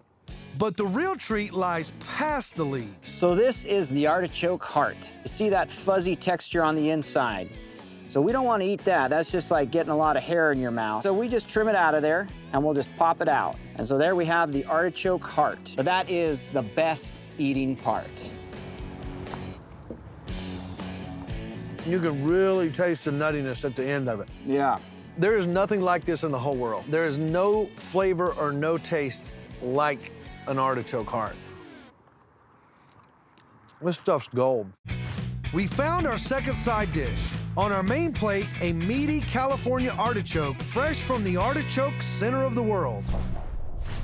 Coming up, another California crop that literally rains from the sky. Our California state plate is filling up. Our next contender takes us back to the farmlands of the fertile Central Valley. You can go anywhere in the world and eat an almond, but chances are it was grown right here in California. The Golden State produces over 80% of the world's almonds. It's no secret how California cracked the almond industry. Every year, local farmers shake up nearly 2 billion pounds of this beloved nut, worth an estimated $2.5 billion. A lot of shaking going on. Welcome to the California almond harvest. Let's talk about almonds. How big is the farm? Our farm is 350 acres. We have about 35,000 trees, and we produce about 500,000 pounds of nuts. I moved here from Switzerland because I fell in love with the almonds. Almonds are extremely healthy for you, and we can grow it in harmony of nature. Like the owner himself, the almond is a transplant from overseas. It thrives in California thanks to the Mediterranean climate. What place in the Mediterranean is very similar to this climate? Spain and part of Italy. The almonds originally, they came through the missionaries to California because every mission had almond trees because the Padres, they had times where they needed to feast, they couldn't eat. And that's how they could survive. Have you ever seen a thin Padre? No. Even when they feasted, they're like that. That's Well, the I'm not story. going to be a thin Padre when we get done with these almonds. Yes, we have a lot of nuts here. We used to take them off by hand, and now we can just take them off in a matter of seconds. We have now a mechanical shaker where we can shake 1,000 to 2,000 trees a day. 2,000 trees a day. I've done a lot of shaking in my time, but not like this. Sounds good. Ready to roll. Almond trees are dormant from mid-November to February. But August through October, the fields come alive. And all across the Central Valley, California almonds literally rain down from the trees. Look at our good work down here. And let's open up what you've got harvested here. We've got the hull, we have the inner shell, and then we have the actual almond kernel itself. Congratulations. Yeah. So the flavor is very mild and sweet and very, very rich. Nationwide, the most popular almond dessert is the cookie. But in true California style, folks here eat them closer to their natural form, roasted and lightly sprinkled with cinnamon and sugar. You can taste the mild but very sweet, nutty flavor in the almond. California almond, the sweetness, and it's so phenomenal how the nuttiness is still there. And that's the secret of that soil, of the sun. The trees are happy. Only in California. On our dessert plate, a healthy heaping of sugar-roasted almonds, nutty and sweet, kind of like the Golden State itself. Our California State plate is the perfect nod to genuine California cuisine. On our appetizer plate, fresh guacamole and chips, a Golden State staple made from the official state fruit. That is a fresh guacamole right there. On our main plate, a simmering bowl of cioppino straight from the sea, a classic side of San Francisco-inspired sourdough bread, and a homegrown artichoke. This is some good bread. And for dessert, sugar-roasted almonds shaken straight from the source. You can taste the mild but very sweet, nutty flavor in the almond. As they say in California, that's a wrap. Republic of Georgia with all the fixins on state plate. This is definitely going to be a challenge. I have this empty plate with a silhouette of the state of Georgia I need to fill up with foods that best represent the state. In order to find Georgia's iconic foods, I've enlisted the help of TV icon Marie McCormick. She may be a Hollywood girl, but she loves Southern food just as much as I do. We've split up the state to take the biggest bite possible out of Georgia's incredibly diverse cuisine. That's right. I'm here in the great state of Georgia. Georgia's cooking style is a mishmash of influences. Native American foods like corn were mixed with those imported by European settlers. And then all of it was deliciously remixed by African slave cooks. What they ended up with is a style of food that is Southern and perfectly delicious. In the southern part of Georgia, you'll find plenty of peanuts and corn. Along the Atlantic coast, they pull in boatloads of shrimp. In the middle of the state, we'll gather up some farm-fresh produce. And at the top of the Peach State, chicken. Lots and lots of chicken. So let's hit the road and load up a plate with the best foods Georgia has to offer. Head to southeast Georgia and you'll pass through acres and acres of highly fertile land, ideal for growing one of the state's most famous snacks, the peanut. One thing I've learned in Georgia, no matter where you drive, you're guaranteed to pass a sign for boiled peanuts. Nearly half the peanuts in America are grown here in Georgia. And this tasty snack has some friends in high places. Jimmy Carter was a local peanut farmer before moving north to the White House. And just like President Carter, the peanut rose from humble beginnings. Brought to America by African slave cooks, plantation owners planted them en masse. The excess harvest was given to slaves, and the communal peanut boil was born. Got my boiled peanuts. Salty, soft, and smooth. Southern edamame, perfect for a road trip. And a perfect first food. On our appetizer plate, a heaping helping of warm boiled peanuts. Next stop, Tybee Island, where fleets of fishing boats cruise a 187-mile-long coastline and catch nearly 2 million pounds of shrimp every year. Say Georgia and shrimp isn't necessarily the first thing that comes to mind, but it should be. The tiny shrimp is Georgia's biggest catch. Hey, Taylor, welcome to Tybee Island, Georgia. It's great to be on Tybee Island. I hadn't been here in a while since my college days, but... Well, we've had a lot of growth since your college years. It's pretty amazing that shrimp is the #1 fishery in Georgia. It is. You know, economically, the value is around $10 million a year. And you can shrimp all year round. That's right. You can fish right there on the other side of that bridge. Every day you can see shrimp boats just catching a day catch of shrimp. That sounds like fun. We have one of our boats coming in right now. This is Captain J.B. Riffle, and he's one of the best there is. They're about to drop a net full of today's catch. So let's get on board and let's see what we got today. Permission to come aboard? Taylor, let's go ahead and grab that line, and let's go ahead and open the net. Oh, there we go. Let's see what we caught today. Oh, wow. All right. I've never seen so many shrimp in one sitting. Look at that. Yep, that's her. That's our Georgia white shrimp. That's what, it's the #1 fishery in the state of Georgia. And man, they are great. Great sweet taste. You can eat them fried, saute them. I'm looking forward to eating one of these things. Yeah, we ought to eat some right now. You first. Shrimp typically accounts for 80% of the day's catch, but nets don't discriminate. There's squid, there's stingray, I see even a shark. You see that shark? Look at that. You got even a shark in here. It's a small black-tip reef shark. Until I've done some diving in my time. Once the net is dropped, look at that big old jellyfish right there. The job of a shrimper becomes that of a sorter. There's all kinds of different sea life in here, and I guess you have to work pretty quick, right? You do. You have to work real quick because you really want to make sure you take the quality of the shrimp and you get it iced down as fast as you can. And then obviously you want to separate the bycatch and you want to feed the porpoise. Oh. Want to keep those guys happy. Yeah. They're your friends. That's right.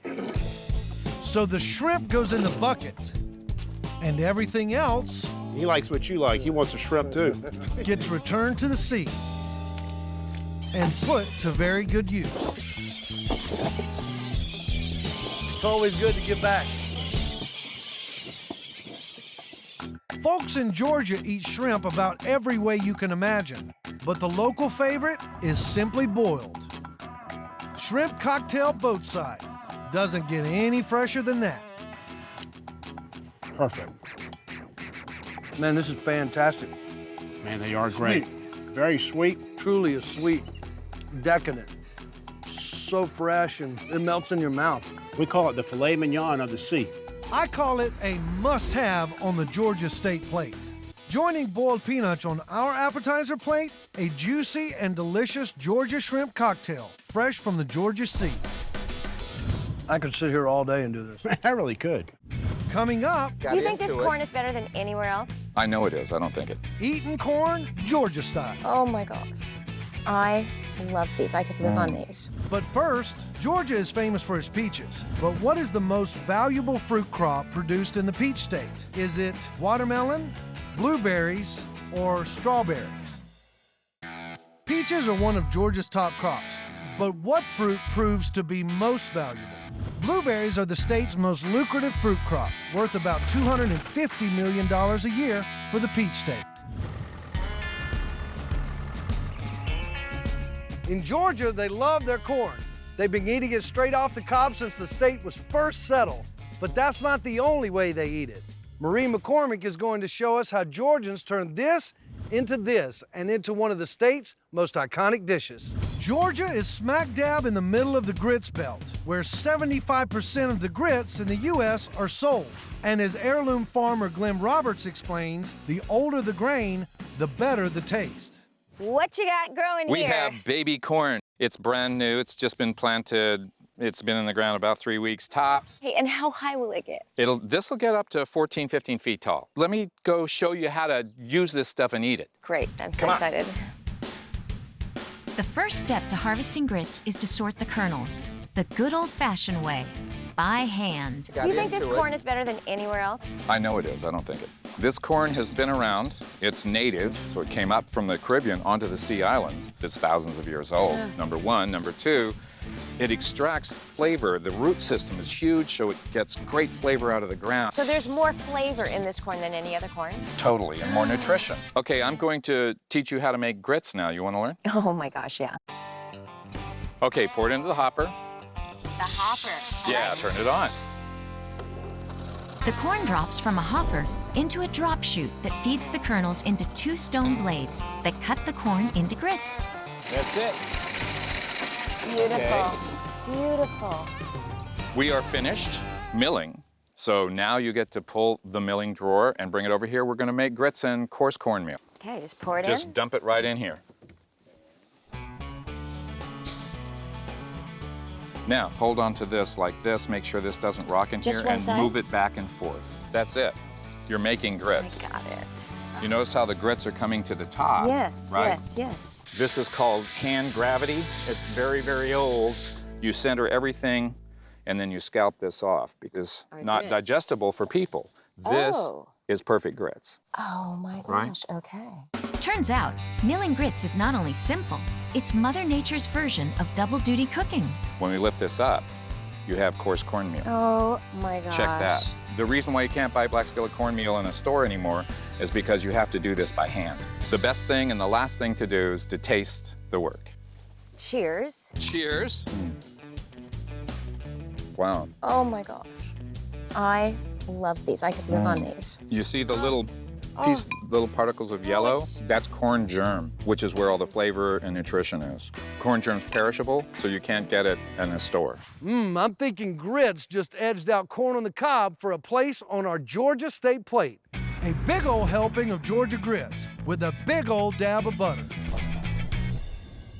Coming up, I'm here for one thing and one thing only. Maureen takes a bite out of a sweet Georgia food, and it's not what you might think. Can I try this one? But first, Georgia is blessed with a climate perfect for growing delicious goods. So just how many farms are there in this great state?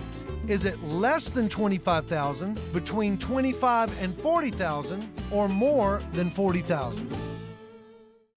Virtually anything can be grown in Georgia, so how many farms are there across the state? Over 42,000 farms operate across the state with around 9.6 million acres in production. The sandy soil, mild winters, and long hot summers make it the perfect place for fruit, veggies, and much, much more. With the help of Maureen McCormick, we're tasting our way across Georgia in search of the best foods the state has to offer.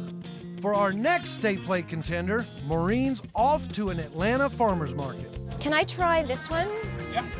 Where the produce is so tempting, even kids clamor to get their daily dose of fruits and veggies. It's so sweet, it's unbelievable. And while this fruit typically gets top billing in these parts, Maureen's checking out something far more modest, but every bit as sweet. I'm here for one thing and one thing only. I bet it's the Vidalia onion, is It's it not? the Vidalia onion. Ronnie Mathis has been a local farmer for over 30 years. This is a very, very good onion. It's known statewide, of course, all over the U.S. and other countries, too. They ship them everywhere. They grow in a particular area around Vidalia, Georgia. They have a different taste because of the type of soil. So there in Vidalia, they have a different soil, which is what? It's just the different mineral content. The Vidalia onion is proof that necessity really is the mother of invention, and that it's good to be lucky.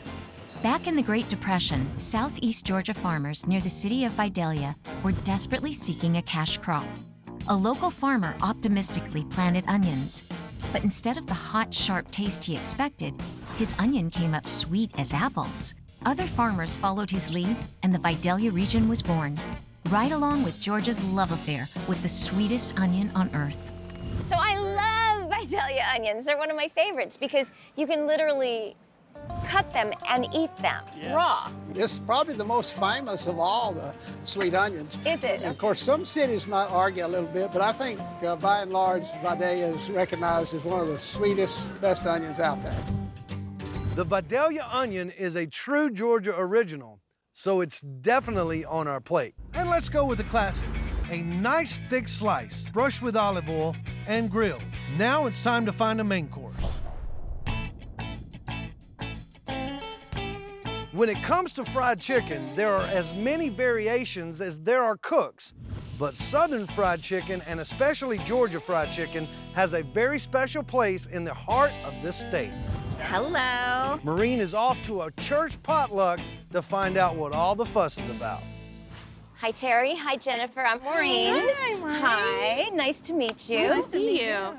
So, it seems like every Georgian family has their own fried chicken recipe. I think that's true. Is this your mother's recipe, or? It is my mother's recipe. So I just rinse off the chicken a little bit, sprinkle it with some salt and pepper, roll it in some flour.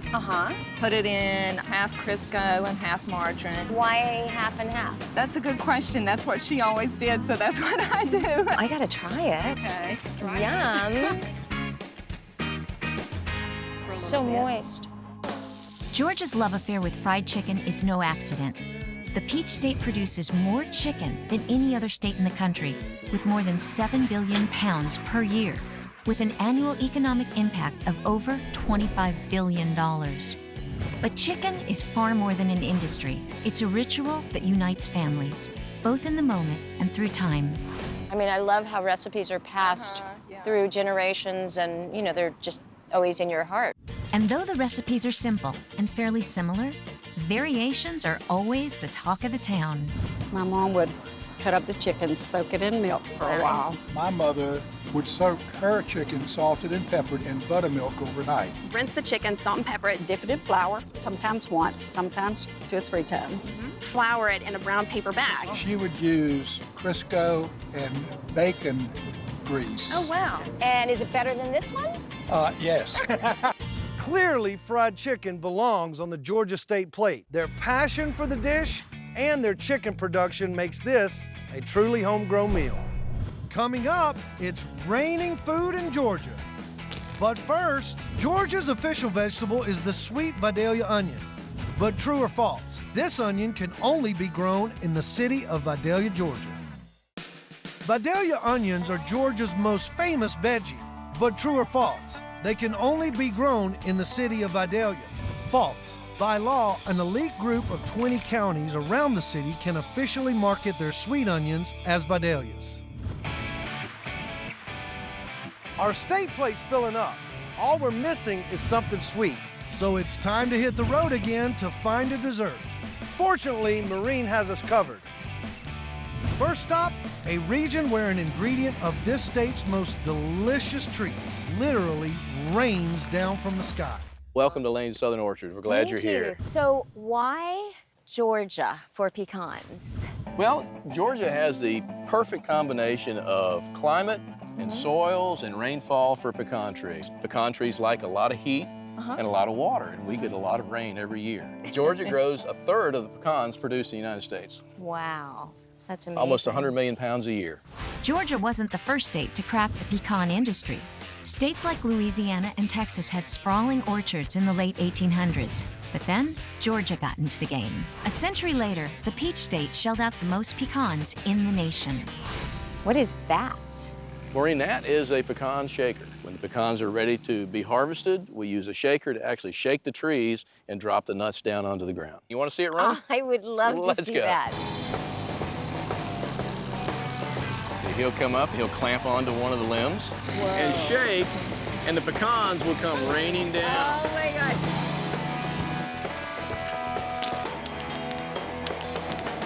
We can eat these right now? Absolutely, they don't get any fresher than this. Oh, I'm so excited.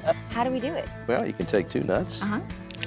Ooh. Beautiful Georgia pecan. Unbelievably fresh and buttery, a pecan straight from the tree is unlike any I've ever eaten. And pecans are my favorite nut. Pecans have the highest level of antioxidants. So this is the best nut for us to eat, right? That's very true. That's true. Pecans are the healthiest nut in the world. How do you guys use pecans here in Georgia? Any way you want. My favorite's pecan pie. Which brings us to our first dessert. This is our very special Lane Southern Orchards pecan pie made with our pecans. What's not to love about this, right? It's great. Mmm. See what I mean? This is amazing, and it's not too sweet. It's like perfect. We definitely have to include pecan pie on our plate. Sweet, simple, and deliciously Georgia. But it seems like we are missing a very important Georgia food.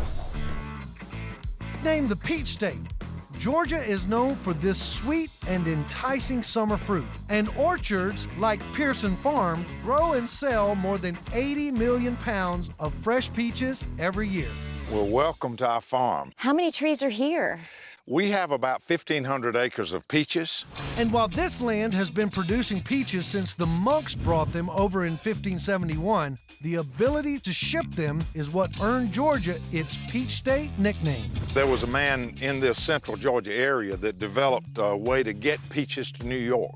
Getting fresh fruit up to the population centers, the industry really took off because Georgia peaches were first and foremost.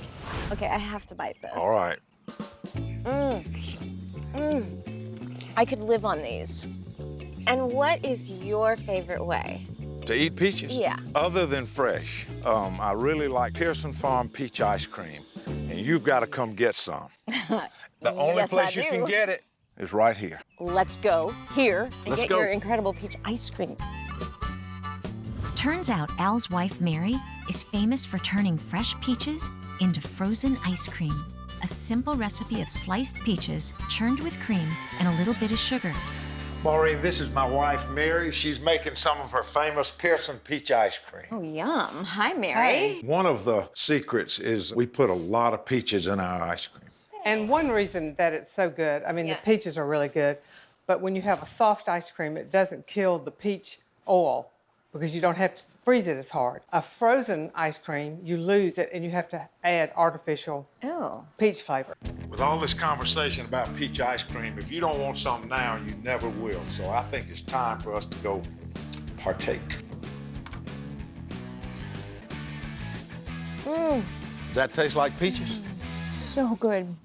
So I think we have two desserts. Pecan pie with a scoop of peach ice cream. Something for everyone's sweet tooth, and both so true to Georgia. From traditional roadside fare to Georgia's biggest catch, our appetizer plate has shaped up to include two Georgia favorites, shrimp cocktail and boiled peanuts. For our main course, our plate travels from farm to table. I love Vidalia onions. As we pile on buttery grits, grilled Vidalia onion, and southern fried chicken. And no meal is complete without dessert. So good. Shaken and stirred. Sweet pecan pie with peach ice cream completes our Georgia State plate. We've put together a delicious and historic state plate that honors the flavors and the folks of this great state, Georgia, using its most important and its most famous food. Wisconsin, home to cheese that speaks, mouth-watering bratwurst, chicken so tasty it has its own battle cry, and a whole lot more. Cheesy. It's squeaky. Yeah, that's what our curd does. So stay tuned for a heaping helping of Wisconsin on State Plate. Here are the rules. I've got this empty plate with a silhouette of Wisconsin, and I need to fill it up with foods that best represent the state. Say Wisconsin, and the first thing that comes to mind is cheese.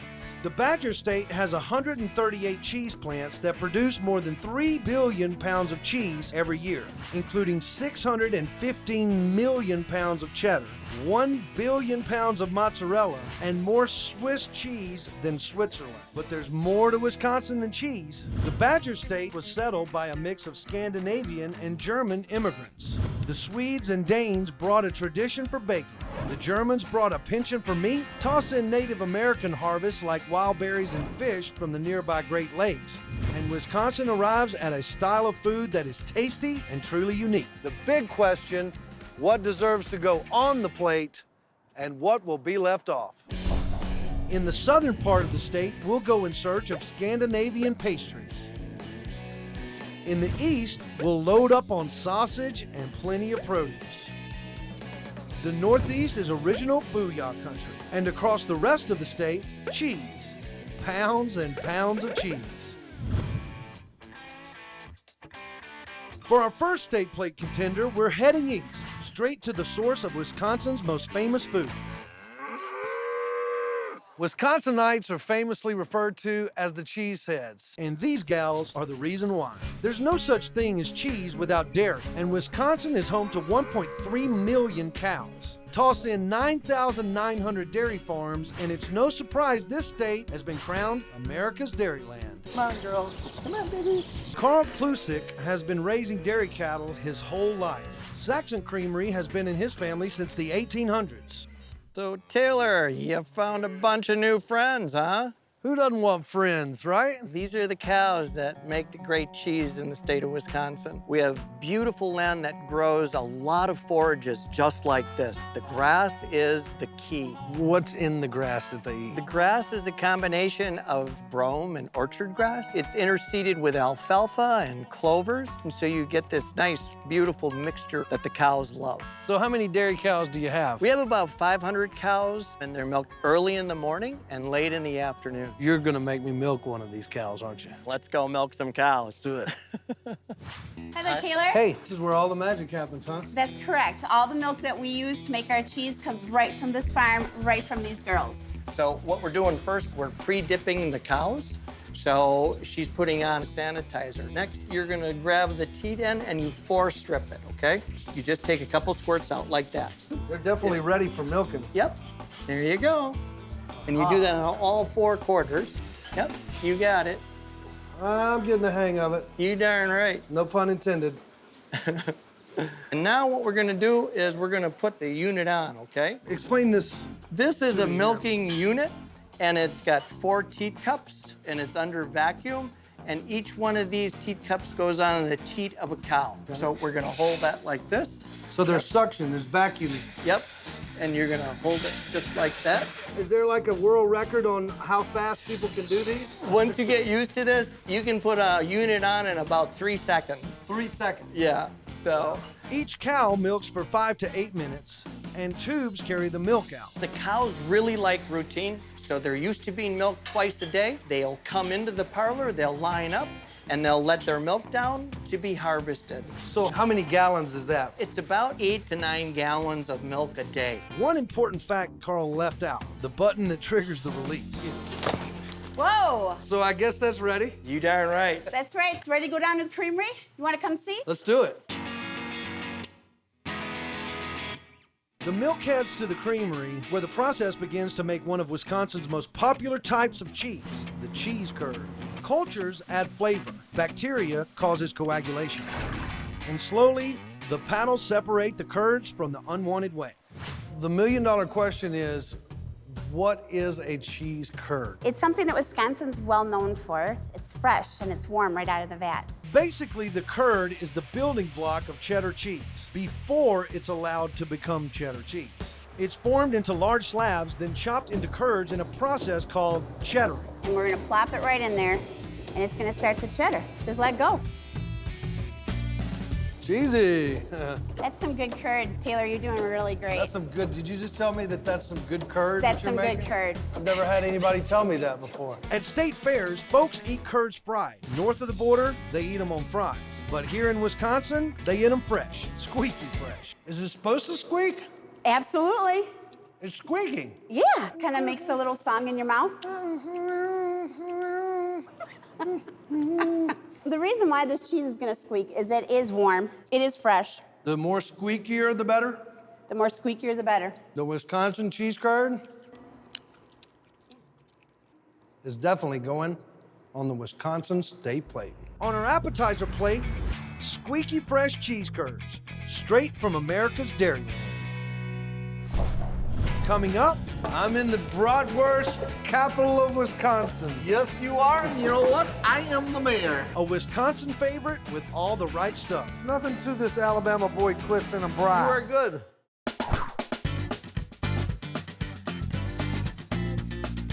I'm on a mission to build a meal from the most famous foods in Wisconsin. We've checked the cheese box, but when it comes to iconic Wisconsin cuisine, our next food is easily its celebrity twin, the bratwurst. Welcome to Sheboygan, unofficial bratwurst capital of the world. My next stop, Schweiss's Meats and Sausage, a 70-year-old family-owned meat shop known to the locals as Ye Old Butcher Shop. Out front, the memorabilia celebrates the history of butchering meat. In back, owner Tom Schweiss grinds, stuffs, and sells the town's most famous bratwurst in a town famous for bratwurst. Mr. Schweiss. Hello, Taylor. I'm in the bratwurst capital of Wisconsin. Yes, you are, and you know what? I am the mayor. Mayor, what are you doing here? I am grinding meat for the brats. You gotta mix them and stuff them, and then you will have a world-famous brat. So brat is short for bratwurst. Right. And so brat is the meat that you put in it. Right. And then the wurst is the sausage. It's a sausage, that's so right. what's in the brat part? The brats can be pork. You can make chicken brats. You can make turkey brats. Is there veggie brats? Anything you give me, I can make a brat on it. I bet you could. Like nearly half of all Wisconsinites, the brat has purely German roots. The first documented brat dates back to the 15th century in the state that is now Bavaria. Back then, it adhered to very strict rules. To be called bratwurst, it had to include at least 15% veal or pork. When German immigrants brought it to America, the rules changed. As long as there's meat, it can become a brat. Okay, now we're ready to work. You want to help lift this up? Sure. Today, we're using pork. Oh, this way, it'll come out. That's 50 pounds. 50 pounds of brat. Of brats. Now, we put the bratwurst meat into the natural hog casing. Dip that in the water. Okay. And I'll put the casing on the tube. Now just pull it up. It's really thin. It is very but thin. It's very sturdy. Just take it and pop it off. Pop it off. Okay. So then, Okay, you know, I got now- this. So you just. You just go like that. Is that too fast? No. Keep pulling the skin up. You're doing pretty darn good so far. Yeah, I mean, this is what I was born to do. That's right. That's why I would hire you in a minute. Oh. There you go. You did good. Then the brat turns into links. Okay, this is what you want to do. I'm going to show you. You squeeze. You go like that. That's about a 1/3 pound brat. And you just twist. Then you go down. You squeeze. And you twist. Put your hand right here. There you go. Perfect. See, look, and now you got her. Now I'm twisting a brat. You know. No, nothing to it. Nothing to this Alabama boy twisting a brat. You are good. Okay. Now that we got them twisted like this, we have to hang the links. Now they're ready to go in the cooler. Okay, here we are. We're gonna hang these now. Well, I'm getting hungry. What do you say we eat some of these brats? I think that would be a good idea. And the only way to eat a brat is good old-fashioned grilled. Here are the brats that we made, we grilled, and now you can eat one. Well, let's dig in.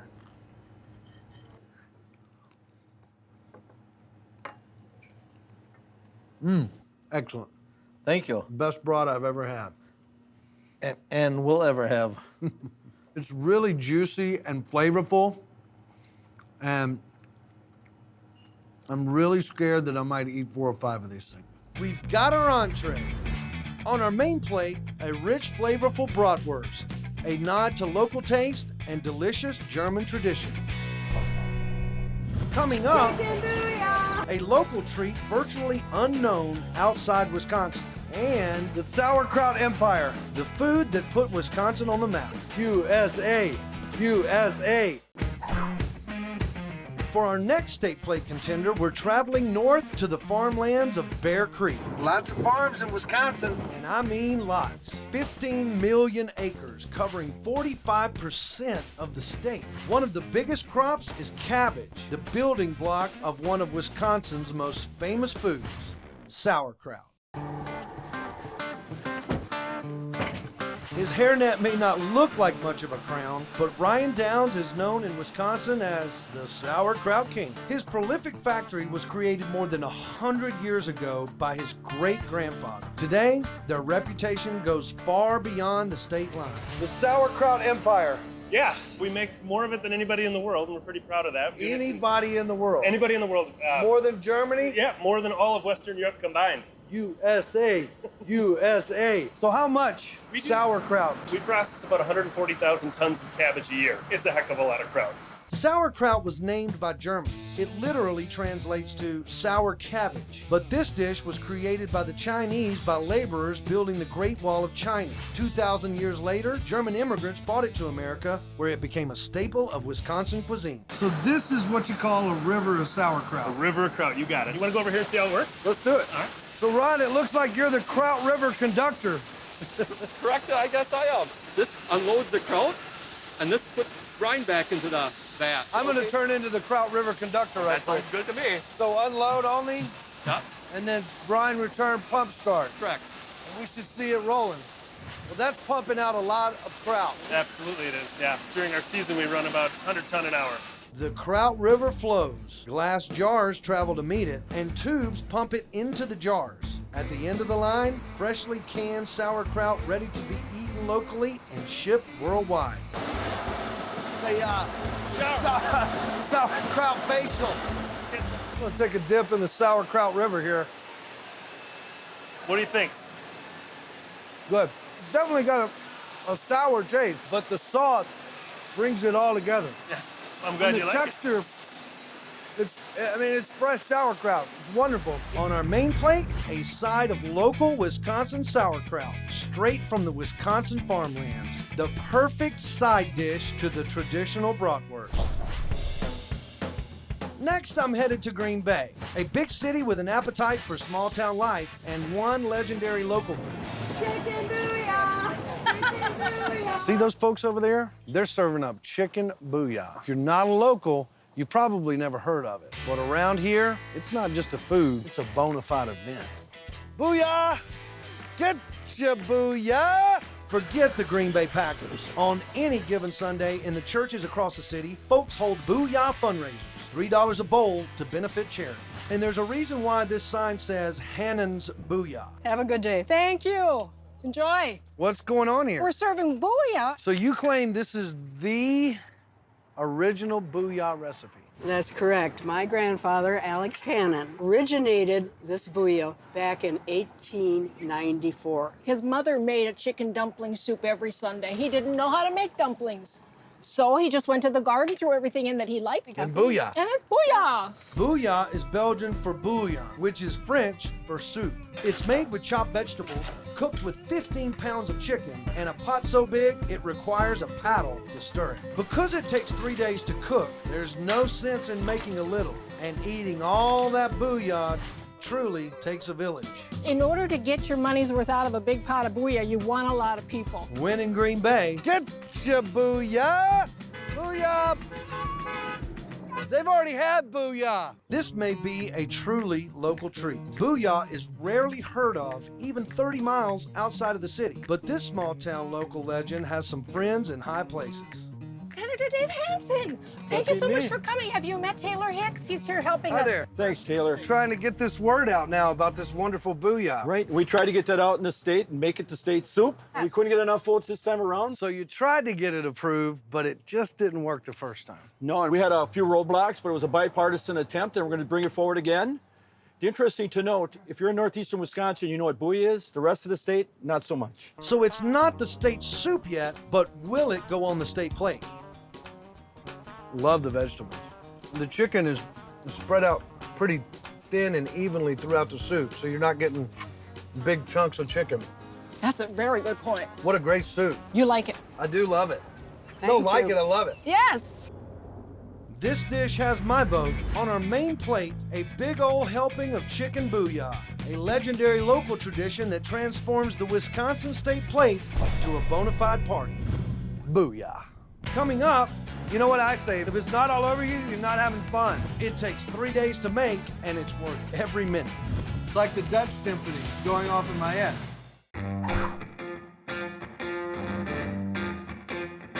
For our next tasty treat, I'm headed to Racine, a tiny town in eastern Wisconsin that looks more like an authentic Dutch village. There are more Danish immigrants in Wisconsin than in any other state. And when the Danes came in the 1800s, they brought national pride and they brought dessert. Racine is nicknamed Kringletown, and for good reason. It's the unofficial home to the state's very official pastry, the Kringle. With a baker's dozens of, well, bakeries in a town of fewer than 80,000, you're likely to find a Kringle on every corner. At O&H Bakery, they've literally crowned the Kringle king. They make, roll, fill, and bake 7,000 Kringles every day. So we're in Racine. We're here. Home to the world-famous Kringle. It's really popular. So what is a Kringle? Well, it's a light, tender, flaky pastry, and it's made with a lot of layers of butter. That's what I'm doing right here. That is a lot of butter. Yeah, a lot of butter. scrumptious butter. It starts with a real rich dough. You know, the Danish bakers like to use a lot of eggs and milk, so it's really rich. The first Kringle was made in Denmark in the 13th century by Roman Catholic monks, which may explain why it takes so much patience to make one. It takes 3 days to make. Yeah, this is what the dough looks like and feels like on day 3. Now we have to put a filling inside. We're in Wisconsin, so we're gonna use cream cheese. Door County, they grow a lot of cherries, and we're the biggest producer in the country of cranberries. We're gonna start with a cream cheese. That's gonna go on the bottom. Just about a handful, yeah, right? just about a handful. And then just spread it? Just spread it down. Next comes the fruit. We're gonna start with cranberry. It's a little trickier. You know what I say, if it's not all over you, you're not having fun. I'm gonna do some cherries now. Just gonna spread it a few cherries here and a few cherries there. I'm proud of you. I'm proud of you. This is truly a traditional Wisconsin pastry. It truly is. It's almost a farm to fork kind of going on right here. Here, I've got a towel you can wipe your hands on because we have a very important step. So now we're gonna fold the layers over the filling. So we're gonna take very gently. Each one of these is its own Kringle. Now, is this how you present them in the oven right here? No. Here, let me show you. You take this, that far. The traditional Kringle is in a pretzel shape. And the bakers in Racine started making it into the oval shape over 70 years ago. Why is that? The pretzel-shaped Kringle had all these overlapping layers of dough. And by overlapping the dough, you get less filling. So they made the oval shape. So the oval-shaped Kringle was invented right here in Racine, Wisconsin. Exactly. Well, let's do a Taylor-shaped Kringle. How about that? Okay, I can't wait. Yeah, me either. I don't know how much this is gonna work. A lot of what we come up with when we create new products is trial and error. You know, what works and what doesn't. It's the Taylor Higgs Danish Bonnet Kringle. Let's bake these puppies. All right. 25 minutes in the oven and done. Look at that. The ode to Danes. Now we've got to ice these things. When in Racine, do like the Danes do. We're gonna take this right in here. Light, tender, flaky, and incredibly moist. It's like a symphony. It's like the Dutch symphony going off in my head. They're all wearing Danish bonnets. The coffee cake, there's 2 types. One's usually dry and flaky, and one is usually really moist. The Kringle has both. This is a no-brainer. On our dessert plate, a traditional Danish Kringle filled with local cheese, cherries, and cranberries. A triple Wisconsin threat to top off a traditional Wisconsin meal. We've created a plate that truly represents the state of Wisconsin. On our appetizer plate, raw cheese curds, squeaky fresh. Is it supposed to squeak? Absolutely. It's squeaking. Yeah. On our entree plate, a classic Wisconsin bratwurst. Best brat I've ever had. I'm really scared that I might eat 4 or 5 of these things. A side of locally made sauerkraut and getcha booyah! A heaping helping of a local legend, chicken booyah. For dessert, so it's the Taylor Higgs Danish Bonnet Kringle. A more traditional Danish Kringle, the king of Wisconsin pastry. A locally sourced meal that's iconically Wisconsin. Great state of Maine, home to the world's most famous lobster, the bluest of berries, and beans that are buried. Rake it out and make it look pretty. There ain't nothing pretty about this. So stay tuned for a heaping helping of Maine on State Plate. So here's the challenge. I have this empty plate with a silhouette of Maine, and I need to fill it up with foods that best represent the state. The big question, what goes on the plate and what will be left off? Along the coast, we'll load up on seafood. In the south, we'll go in search of wild berries and beans. Up north, we'll check out the prolific potato crop.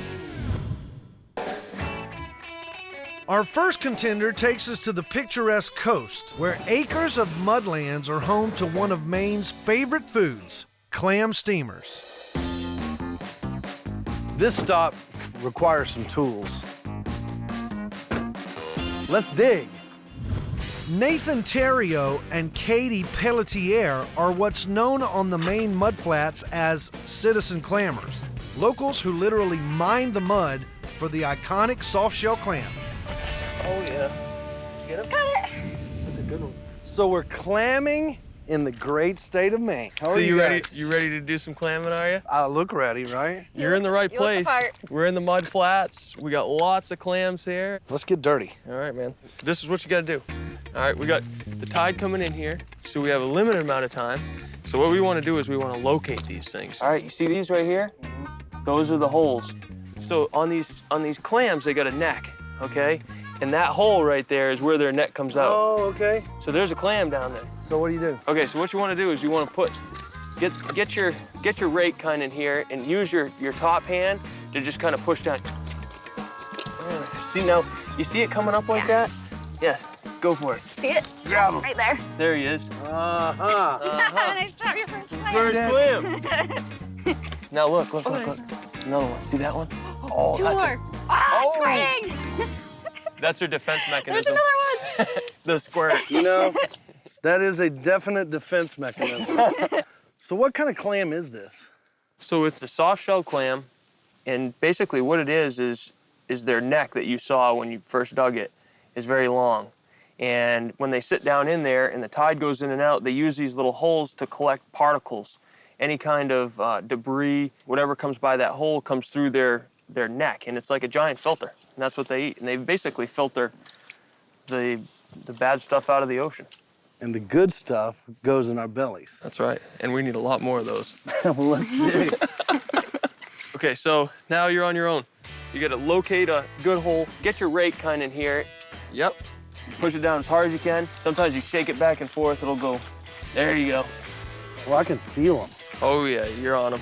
There you go. Got one. Oh, there's one. There it is. Got another one. I could get way into this. It's fun. It's like hunting. It is. There it is. Calamity. Oh yeah, there's 3 or 4 right there.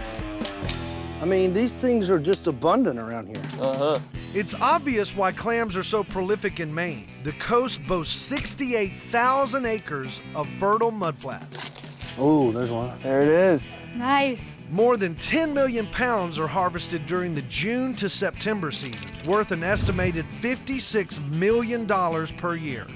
I mean, we're in basically one spot, and we found 50 clams so far. The entire clamming industry is made up of citizen clammers. All it takes to be a clammer in Maine is a willingness to get muddy. Whoa. And a permit. But make no mistake, citizen clammers are the backbone of a truly back-breaking industry. Go deep and then pull it. Whoa, careful. I almost went flat on my back. The clams get a bath in the ocean, and we lug them home. Has anybody got a towel? Nope. Has anyone got a towel? Has anyone got a towel? The clams are cooked in a net. Then all you need is a large pot of boiling water and 5 minutes to steam. Steamed clams are nothing short of iconic in Maine. So iconic, they're simply called steamers. So how do we eat these things? Basically, what you're gonna do is pick out one of these delicacies, open them up, stick your fingers in. You got some grit in there, so kind of dip it in the salt water, and then... So it's just basically like a clam car wash almost. It's a clam car wash. Yep, and now you're gonna dip it in the wax. Wax? The butter. That's a new one. Yum. Those two complement that very well. They're pretty soft, too. I would think that they were a little bit more firm. but they're delicious. Aren't they good? Good stuff. The soft shell clam is definitely not a hard sell. On our appetizer plate, a heaping helping of traditional steamers, fresh from the fertile mudflats of Maine. Up next, We're about 150 yards from the first trap. I'm hitting the high seas to trap Maine's most famous creature from the deep. Here we go. That's the spot.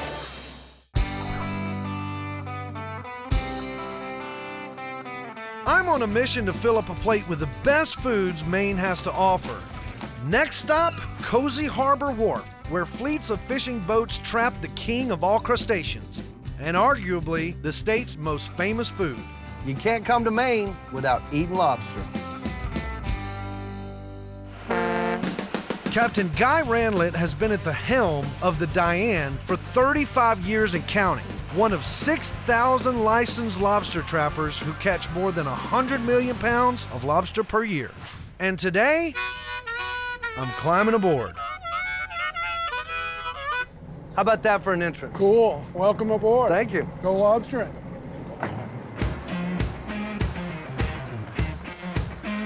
This place is breathtaking. Where exactly are we?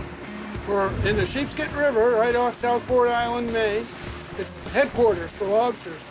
Lobster headquarters? Yeah. These icy waters have long been considered nature's own all-you-can-eat buffet. In the 1600s, lobster was so plentiful, it was gathered by hand and considered the poor man's chicken. Today, it's a bit more rare and a bona fide industry. 85% of lobster in America comes straight out of Maine.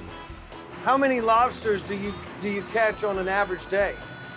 Well, that varies, you know, according to the time of year. Probably a couple 100 pounds, something like that. Now, how many lobsters is that? That would probably be, geez, you're gonna make me do math.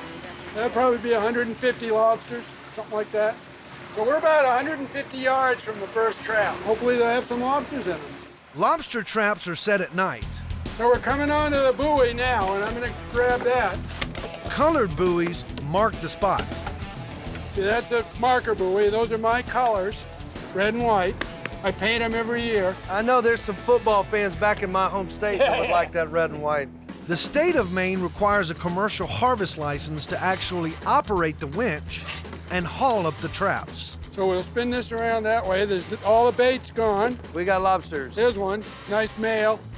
I'm just gonna take each one of these lobsters out and measure them. Once caught, the body gets measured from the eye socket to the tail. So it's 3 and 3 1/4 inch. 3 1/4 inches. 3 1/4 inches is the legal limit for lobsters. So, yeah. You know, we already know that's. Yeah, I mean, you can tell by looking at them. Next, we wrap the claws. So I keep my rubber bands up here in this little thing, and these pliers spread the rubber bands. And here, get a rubber band on there. Would it break? Here. Spread it open. There. Now, put it all the way down on there. Okay. Squeeze it open. Good. Now, twist and pull away. Yeah, pull. Yeah, you did it. It's happy lobsterman. With last night's catch banded, time to set the next day's traps. So now I'm going to bait it. So what are you using here? What I'm using a pokey and a redfish. So you just want to throw them in there and string them up, right? Yep. So the lobsters go in here and they get at the bait. Yeah. And they can go out again. Yeah. If you build a trap that they can't get out of, they won't go in, basically. They're that smart. Well, they're just smart enough. But hopefully those will turn into 3 or 4 lobsters. There we go. That's the spot. The streets of Maine are lined with lobster shacks. Tourists tend to order it steamed. But if you want to live like a local, order up one of these, a classic lobster roll. So what's your favorite way to eat lobsters? Lobster roll. Lobster roll. Yeah. Let's get after no some question lobster about rolls. it. So what do you like on your lobster roll? Let's see. Lobster, little celery, a little mayonnaise. Oh my word, they got it just right. Yeah. Here we go. Cheers. Cheers to you. Thanks for your help. thanks for a great day of lobster. Oh yeah, enjoyed it having you. That's good lobster eating right there. You can taste the A little bit of the celery. Celery's the key. Oh, yeah. Yeah, lobster's the key. Lobster and celery. The Maine lobster roll is the main event on our Maine state plate. Yes, indeed. Coming up, Gotta hold that thing. a true taste of Yankee fare, settler style. Oh. Plus, what are we digging? TV host will work for food. Keep digging. I'm on a mission to build a meal from the most iconic foods Maine has to offer. Next stop, Milo, Maine, the town of Three Rivers, where an old Maine tradition lives on with the locals. Hey, Taylor, what's happening, brother? You ready to do some work? What are we digging? We're digging a hole for bean-hole beans. What are bean-hole beans? Bean-hole beans are a traditional meal that they used to serve in the logging camps in Maine. Well, let me guess, you want me to dig? Well, I got it this far. It's your turn. Cooking in the ground is as old as fire. It began in Maine as a Native American necessity. Don't cover them rocks now. We gotta use them to line that hole. In the 1800s, loggers discovered it was an easy way to prep meals on the job. Beans, cooked with meat, provided fat and protein. How deep we going, Scotty? Oh, couple more feet. Couple more feet. Today, bean-hole beans are a nod to tradition, taste, and apparently a uniquely Northeastern willingness to work for your food. Keep digging. The hole is dug 2 to 3 feet deep. You ain't there yet. And yes, it's as hard as it looks. We just smooth this out so that it's got a nice flat bottom and we'll be done. Well, I'm glad we're done. No, we're just done digging. All right, so what's next? We're gonna find some good flat stones and line that bottom. Who taught you this? Well, we've been doing this in my family for years. It's a lot of work, but well worth it. A trash can keeps the center clear. Yeah, now we take and pack a little dirt in around them holes. Rake it out and make it look pretty, and then pull out the garbage can. There ain't nothing pretty about this. Now that's a bean hole. You light it up and let it burn. Fire in the hole! It takes 5 long hours for the fire to die down to embers. Then the cast iron pot goes into the hole. Now we fill the hole back in. More dirt. More dirt. More dirt.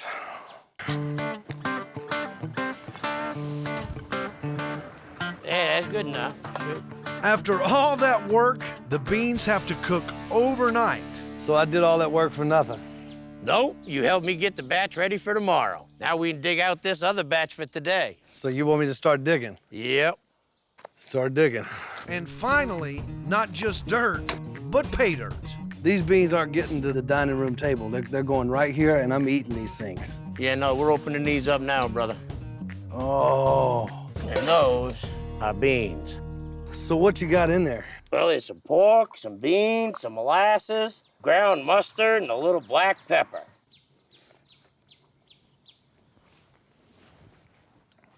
That's the best baked bean I've ever had. Not only is it a big labor of love, but it's a big labor. It took a lot of work to get there, but the bean-hole bean definitely earns a spot on the Maine state plate. A lager-sized side of this traditional dish, labor-intensive with flavor to match. You could call our next food the root of a local Maine food style known as Yankee fare. Forget Idaho, with 60,000 acres of potato fields producing an average 1.65 billion pounds per year, the potato is officially the biggest crop. It has its own annual festival. It's sold at roadside stands, and at my next stop, it's celebrated in a very historic way. The New Orleans History Center is a living tribute to old-fashioned Yankee culture and cuisine. So far, I've used a lot of tools in this state. Now, I'm about to go old school. Isn't that right, Sam? So you met Sam and Jim? What a pair. Yes, they are. I feel like I stepped back in time. You have. Right here, we do everything like it's 1870, from farm to the way that we cook and way that we dress. I love potatoes. Well, we grow potatoes right here, and we use these horses. Well, they look like they're ready to go. Oh, they're definitely ready. We hitch up the plow and hit the fields. Our task, turning the soil surrounding the potatoes, a process known as hilling. What we're gonna do is we're gonna go all the way down this row. Once we get started, there is no stopping. Well, this should be fun. Oh yeah. Oh yeah. Up Yeah, easy. yeah. Up easy. Yeah. Let's let it sit Nope, on the yep, roll. Yep, just like that. The plow turns the dirt and ensures the potatoes stay buried. I know what they mean by horsepower now. Staying buried makes for a bigger yield. The horses do fairly well. Yes. I think they like working. Yeah, they get bored in their stall. This is not easy to hang on to. Oh, all around. When they go, they go. Gotta hold that thing. Yep. At least that's really soft. Good job out there, Taylor. I think I smell potatoes. And not just any potatoes. Traditional Yankee-style potatoes, cooked the way settlers cooked, fried with lard in a traditional cast iron skillet. Look at how beautiful these potatoes look. Let's dig in. Maybe so. They're perfectly fried. They're perfectly crispy. I'm telling you, lard with skillet fried potatoes is the only way to go. So alongside our lobster roll and beanhole beans, a side of fried Maine potatoes, a traditional nod to traditional Yankee cuisine. Coming up, something sweet to make our meal complete. Look at that. Take a drive through just about every region in Maine and you'll see acres and acres of fields. 44,000 in all growing these. It's no wonder the official state pie is blueberry. Just off Highway 95 in Portsmouth, Maine, is the equally picturesque Winslow Farm, a family-owned roadside blueberry farm where locals come to pick blueberries by the buckets full. And owner Sarah Boudreau bakes up fresh blueberry pie using berries fresh from the fields. Hi, Taylor. Hello. You found the bush. I found it. One of them. This is a true roadside attraction. This blueberry farm is stunning. Thank you. Thank you. Would you like a holder for your berries? Sure. Yeah. That's a How pine many bone. bushes do you have? We have about 1,000, which is probably small to medium sized. So there are massive blueberry farms everywhere in Maine. There are a lot of blueberry farms in Maine. Why? Yes. Why Maine? Well, blueberries love the acidic soil that is here in Maine, and we have low bush blueberries, which grow in the blueberry barrens, mostly further up north. And then around here, we have a lot of high bush blueberry farms where families can come and pick berries, and it's something that people love to do. Low bush blueberries are named for their height, but they're also the ultimate low maintenance crop. Completely wild, indigenous to Maine, Native Americans cultivated the first fields by simply burning down the forest and letting the native berries take over. And this is the high bush, correct? These are high bush berries. High bush berries are also aptly named. They're taller, but they're also higher in maintenance. Cultivated from wild varieties, the high bush has to be planted, but the extra effort pays off in extra large fruit. Let's get to picking. All right, so Taylor, what you want to do is look for the berries that are very, very blue, and you hold underneath it, and then just gently have it roll off into your hand. Right off. Is there a certain size that And you're then- looking for? Just mostly color. You want to leave the green ones and the ones that are only slightly ripe, because you can tell because they should be blue on the top and on the bottom. In Maine, folks pop fresh blueberries like candy, but they're also the base for a legendary local dessert. It takes up to 8 full cups of blueberries to make a single pie, but this tasty treat is well worth the work. Look at that finished product.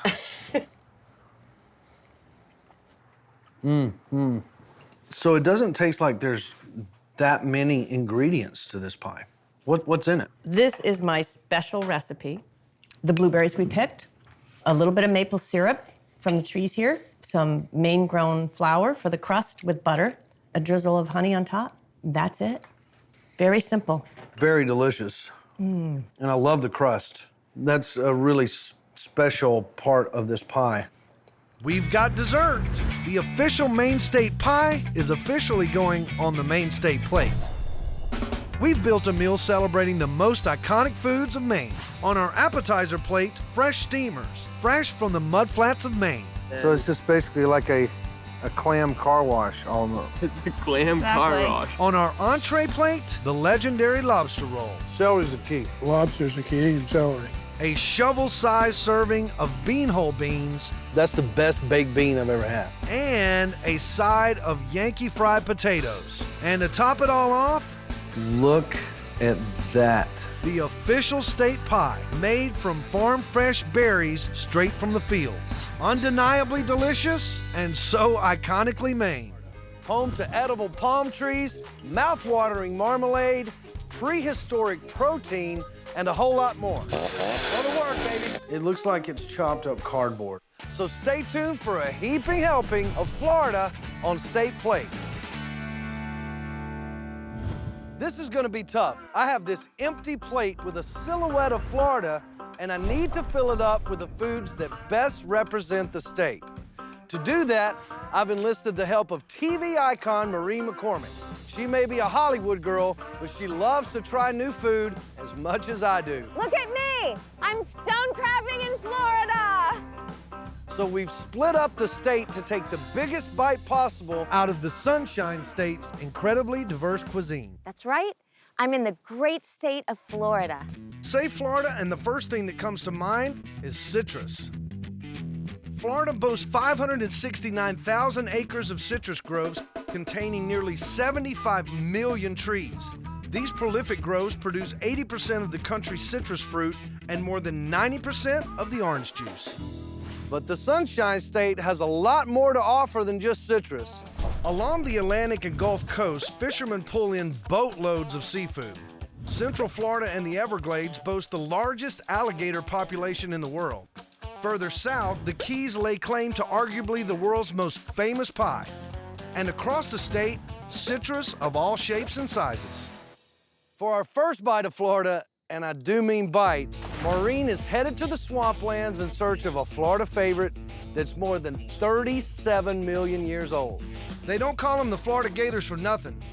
In these parts, alligators are feared, loved, farmed, trapped, and eaten, and it's no wonder. Florida is home to more than 1 million wild gators. The only thing bigger than the gator population itself is the local demand for the meat.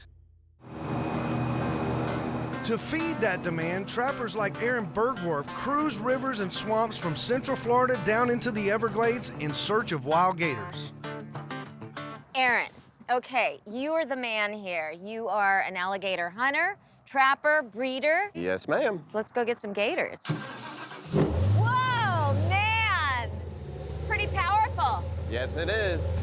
This massive crocodilian thrives in warm southern waters from Texas and Louisiana, all the way to the Carolinas. But these waters are home to the most alligators in the country.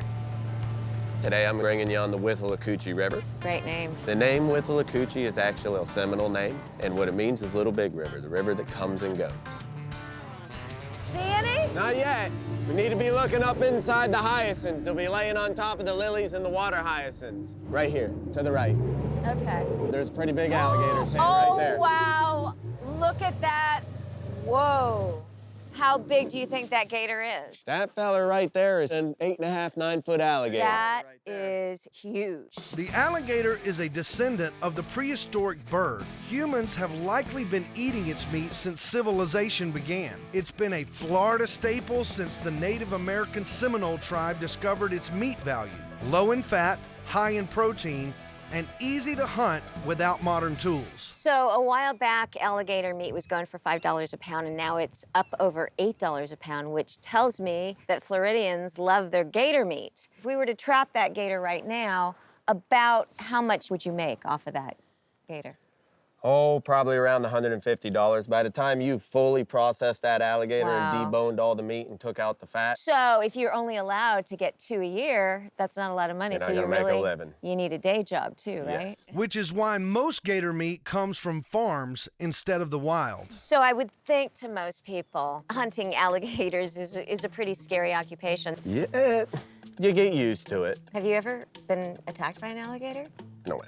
Which is pretty amazing considering these guys move pretty darn fast. Oh. He's had enough noise for the day. Pretty sure Maureen's right there with him. All righty, you're back at the dock. Okay, so We have seen alligators. Now, how do we eat them? Well, I am hooking you up with some of my friends and have you eat some alligator Florida style. It'll be a first. Turns out Aaron's got some good friends in high places. Are you ready to eat some gator? Yep. Thanks, Brett. Brett Johnson is a local legend. His private island is ground zero for some of the biggest gator fries in town. We're here. Hi. Hi, thank you so much for having me. Turns out cooking gator is a lot simpler than trapping it. Fill the gator pot with oil and toss in the gator bites, breaded in egg and breadcrumbs. So how long do you cook these for? About 5 to 6 minutes. And they'll start floating when you know they're done. Just shake the grease off a little bit. And these are gator bites, huh? Okay. Good deal. Party? Party time. I'm glad I ate light all day. All right, well, I guess I'm about to try my first gator bite. Well, let's get her done. Let's get her done. All right, well, cheers.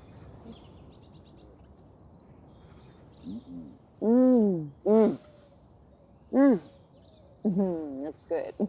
Really good. So we found our appetizer, a big old helping of Florida-style gator bites. Hope your next food is just as tasty, Maureen. Coming up, Maureen mines the Gulf for an iconic Florida food. Look at me! I'm stone crabbing in Florida! And later, I'm cutting into the heart of a truly unique Florida treat. I'm on a mission, along with Maureen McCormick, to create a meal from Florida's most famous foods. It's no secret Floridians love their seafood. Flanked by not one, but 2 coasts, the state pulls in more than 80 million pounds of fish per year. But in this state, all seafood is not created equal. In the murky Tampa Bay inlets, fishermen like Alan and Dylan McLean harvest the state's most famous creature from the deep, the stone crab. And today, let's go stone crabbing. Maureen is climbing aboard. Hop on. You ready to get some crabs? Yes. Okay, let's do it. Nice boat. Thank you. Right now we're going through Tampa Bay Intercoastal into Tampa Bay where our traps are for y'all to pull and get some stone crabs today. Oh, this is so beautiful. A variety of stone crab species thrive in waters like these from northern Florida all the way to the Caribbean. But there's a reason Florida stone crab is a staple of the Sunshine State. There's a preferred species that is from about central Florida to the Florida Keys, and we're right in the middle of it. So you guys have the best species We do. here. And why is it the best? It's the taste, the size, the color. It's just table perfect. Stone crab season runs October to May. It's big business and hard work. Not anybody can just go buy some traps and go catch their own stone crab. Really? You gotta have local knowledge of the weather, the tide. Basically, you need to know where to put them. If you don't know where the crabs are, you're not gonna catch them. You gotta know what days to go out and what days not to. Is today a good day? Today is a little on the windy side. It is windy. But the stone crab love the wind because it turns the water a dark color and it makes them comfortable enough to rise up out of the sand and go eat. The water's nasty like this is crabbing time. The traps are marked by bright buoys. I see one. Yep, there you go. You already found it. Let's get our gaff ready. This is how we get a hold of them. Gaff the float, and then we're gonna put it on the pulley here and get it in the boat and see what's in it. Okay. And you're Let's the gaff try to- girl, yeah. so good luck. We'll try. Perfect. Awesome. And just pull it in. Nice.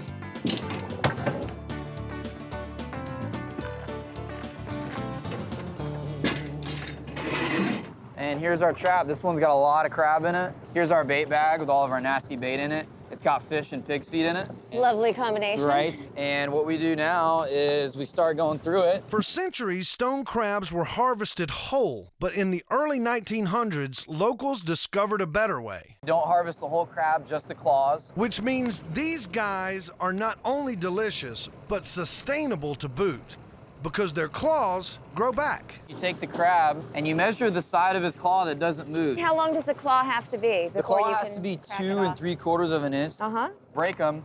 You break them in like that. So there's our claws. Those go back and grow more, and then we just keep going through them. This is a good one. Measure that one right there. Yep, that one's gonna be close. I think it's gonna make it though. Take a hold of them and break it in towards itself. Keep going. It's perfect. Really? You're a pro. Okay. Throw him back.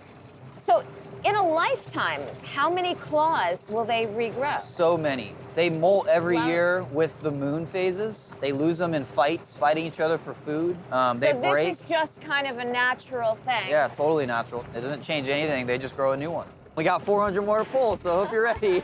In a good season, fishermen trap 2 to 3 million pounds of stone crab per year. Woo! Nice. I think I have found my new job. But when Mother Nature is your boss, Open it up. Okay. Just remember what's in there. sometimes things go well. That's a really big Huge. crab, It's probably a half pound crab right there. Sometimes, not so much. That one definitely needs to go. That one needs to go. That one needs to go, right? This one is short. Goodbye, darling. In this trap, we got 1 claw. Some catch a lot, some catch a little. That's how it goes. Woo! If you ask a local, steamed is the only way to eat a stone crab claw. But if you want to crack into one of these bad boys, better hightail it to the Sunshine State. Locals eat up nearly every ounce of each season's harvest, leaving precious little to export. Don't have to convince me. The Florida stone crab definitely takes the entree spot on our main Florida State plate. Perfectly steamed and perfectly delicious.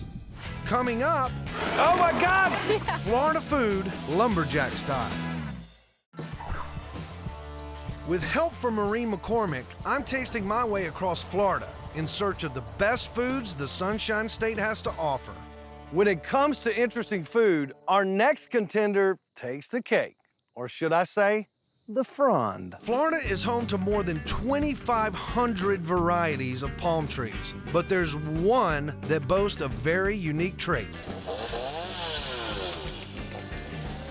Inside each of these sable palm fronds lies an individual heart of palm, an edible root used in these parts to make swamp cabbage. What is swamp cabbage? It's actually the inside of the tree. There's some meat in there that you can eat. Basically, the Native Americans taught the settlers that were down here that there was something in there they could eat. A lot of people think of it as hearts of palm.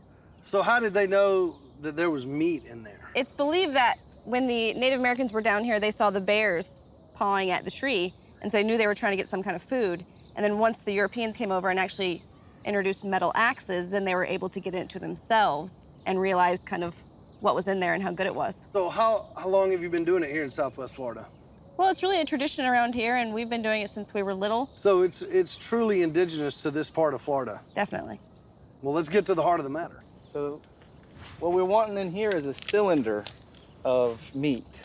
We're gonna take a chainsaw. We've already cleaned out the boots and the branches. So these are called boots? Yeah, they're the stem of the leaves here. We cut in the middle, kind of move the chainsaw back and forth to cut that cylinder. We don't want to cut the whole tree off. Yeah. Because if we can just get the heart out, it'll keep growing. That looks like a lot of work for just a small amount of food. I'll wait till you try it. We'll grab that chainsaw and some shades and we'll get started. All right.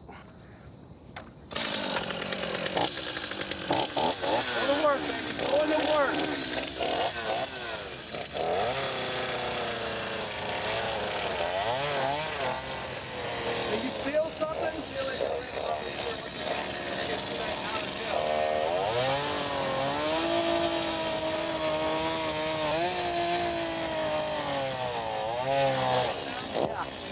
Yeah.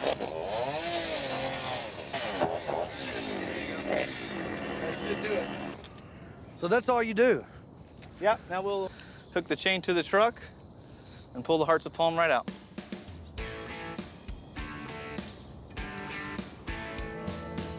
Right through there and around the... All right, let's yank its heart out. Okay. Oh my God! So it happens that fast? Yeah. That's pretty, it just pops off? Yep. It's because you made a good cut. That's why it came out so easy. Hey. And you can see at the bottom, if you lift it up, you can see the rings in there. Those are the different boots that are growing around it. So that's all these layers that are making up the meat of it. Field cuts off the fronds. We slice through the layers, Like shucking corn almost. Yeah. cut into cubes, and boil with onions and bacon fat. There it is. So what do you think this is gonna taste like? Just by looking at it.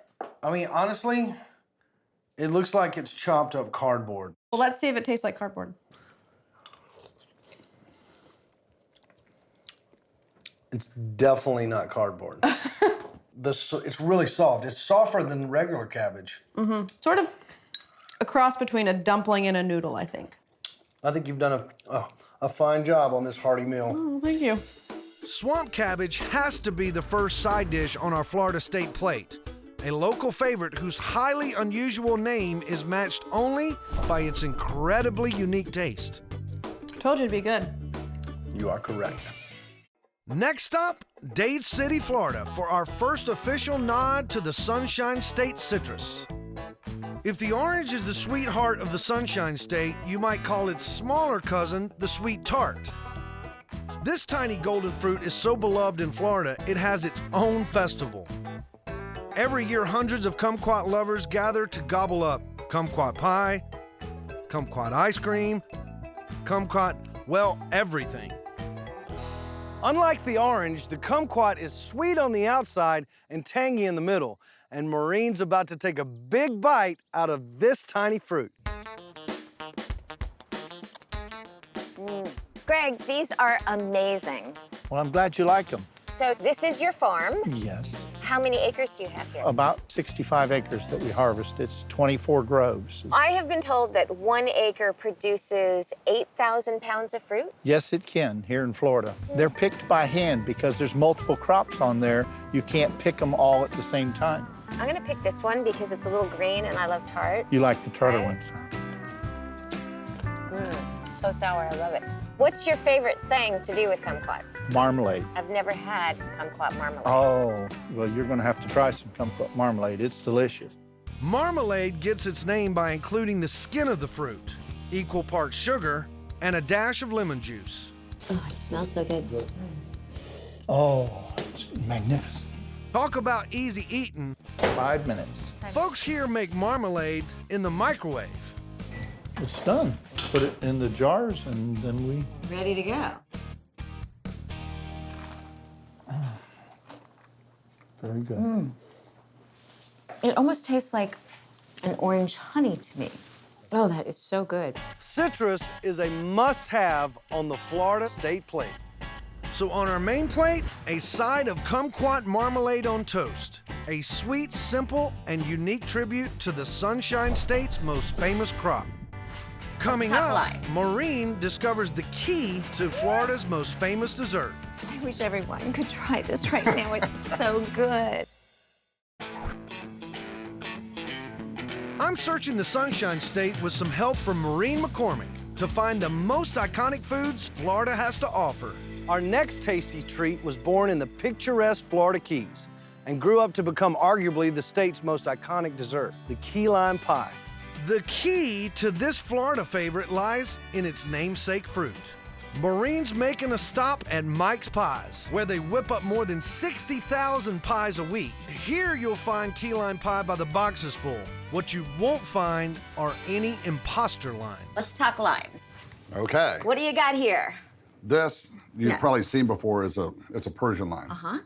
You know, not to be confused with a key lime. And if you notice, it's yellow, not green. And go ahead and cut those open and look what they look like, how much different they are on the inside as well.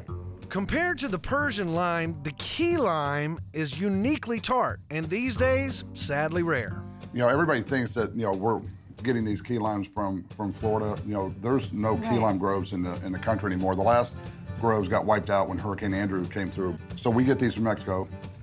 They're the key lime tree. It's just coming out of Mexico because they're the only ones that have the groves. Right. This amazing pie owes its color, tartness, and name to the key lime, but it owes its creation to another ingredient. Back in the day when they didn't have refrigeration and air conditioning, they would have condensed milk around. Yeah. And they didn't make pies with it. They would drink the milk, but they would pull a key lime off the tree and squirt it in the milk and stir it in their cup and drink it. And then it eventually made its way to, you know, the pie form. For it to be called a key lime pie, it has to have egg yolks, condensed milk, key lime juice.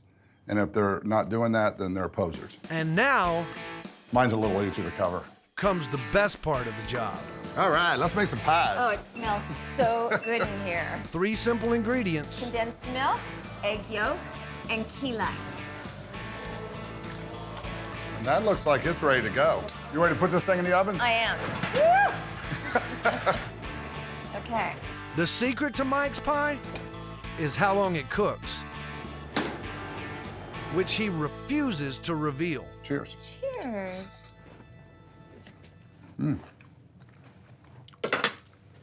Oh, seriously? This is the best key lime pie I have ever had in my entire life. It's sweet, it's tart, I need some more. I love it. I wish everyone could try this right now. It's so good. Oh, I'm gonna try it. But for now, break out the dessert plate for a sweet slice of tart key lime pie. The perfect dessert for the perfect Florida meal. We've scoured the state to build a meal filled with iconic Florida foods. Oh, that is so good. On our appetizer plate, fresh cooked gator bites straight from the Florida swampland. On our main plate, an entree of steamed Florida stone crab with a side of traditional swamp cabbage and kumquat marmalade on toast. And finally, a sweet slice of key lime pie tops off a meal that's so uniquely delicious and so uniquely Florida. Home to heirloom livestock, an accidentally deep-fried burrito, prickly pear juice that's anything but, and a whole lot more. I've worn many hats, but not this one. So stay tuned for a heaping helping of Arizona on State Plate. This is gonna be a difficult challenge. I have this empty plate with a silhouette of Arizona that I need to fill up with foods that best represent the state. The challenge? Arizona food is extremely diverse.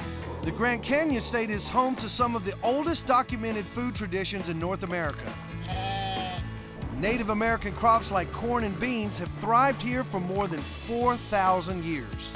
Toss in a heavy influence from its Mexican neighbor to the south, and Arizona cuisine becomes a mix of influences that create a unique style of food known as Southern Sonoran cuisine. The big question, what deserves to go on the plate and what will be left off? In the southern part of the state, we'll load up on livestock and Arizona's original deep-fried burrito. Further north is Navajo territory, famous for fry bread and beans. And across the entire state, cactus. Lots and lots of cactus. Some species ripe for eating. Here we go. My first destination, a trip to southern Arizona where the dry desert landscape is used to raise one of Arizona's most favorite foods. I'm making a stop at Deb and Dennis Maroney's family-owned ranch where this couple has spent 25 years raising Navajo churro sheep. What a ranch. It is amazing. How many acres? It's 25,000 acres. About half of it is mountain country and about half is what we call desert grassland. That's some lucky sheep. Yeah, they have a pretty good life. The Navajo churro is the first ever domesticated livestock in the Northern Hemisphere. It's considered one of the tastiest breeds in the world, but it's found almost exclusively here in the Southwest. Let's get into the sheep. Well, these are Navajo churro sheep. They originated in North Africa. They came with the Moors when the Moors invaded Spain, I think back in the 11th century. And they've been in the Southwest for 500 years. We raise these sheep for wool. I'm a wool worker, so I have a yarn business and I weave blankets. We also raise these sheep for meat. How much meat do you raise a year? Probably 4 tons. That's a lot. It's a lot. The taste of lamb is pretty good. And wool is not too bad either, so. Keeps you warm. Yes, it does. So you guys obviously are skilled in sheep talk. So what are they saying, when they're talking to each other and they're baying? Right now, it's time for them to go out to graze, and that's what they're saying. They're definitely wanting to get out. I don't blame them. Yeah. I kind of feel like that too. Come on, babies. You call them? How do you say? Come on, babies. Come on, babies. Come on, babies. Come on, babies. Come on. Come on, babies. Come on, babies. Come Says, on, get babies. out of my way. Oh, yeah. They're jumped pretty high, though. They do. That's one of their defense mechanisms. They don't have very many. What they do have is an instinct to eat. What are they feeding on? Right now, it's mesquite because the mesquite is greening up We call it chasing the green. And all of these desert plants, they're very high in these flavonoids, chemical compounds that produce unique flavor. So these desert-raised animals have amazing flavor. And that's one of the unique things that makes this lamb very sought after in the marketplace. The sheep graze for 12 hours a day before getting herded home. I kind of like this job. I started out as a lazy musician. Now I can end up as a lazy sheep herder. A sheep's natural instinct is to move away from the herder. Ooh. So the job is not about getting up close and wrangling them. It's about staying wide and using that instinct to guide them away from me. With sheep, they have almost a bubble around them, and you can move into their bubble but still be 200 or 300 feet away. I'm not bad at this. I think this is my calling. At the end of the day, Come on, babies. the hard part begins. Get in your pen. Get in your pen. Herding my flock home. They don't want to go. Okay, so much for that. Sometimes they don't want to do what you want them to do. It's pretty difficult to herd sheep out on the range. Sorry, Taylor. There are many ways to eat lamb. In these parts, other local foods like pepper and wild desert chili are used to make a local favorite, Navajo churro lamb stew. Oh man, this looks amazing. Thank you very much. Oh, you're welcome. Salud. Salud. Man, it's just got a little bit of spice, but the lamb is so tender. You can taste the chilies in it. It's the perfect amount of kick with this lamb. I always say that this lamb stew tastes like the landscape that we live in. Absolutely delicious. On our appetizer plate, tasty Navajo churro lamb stew, a truly local tradition, born and bred in the Arizona desert landscape. In Arizona agriculture, cattle is one of the famous 5 C's. What are the other 4? The Arizona 5 C's are cattle, cotton, citrus, climate, and copper.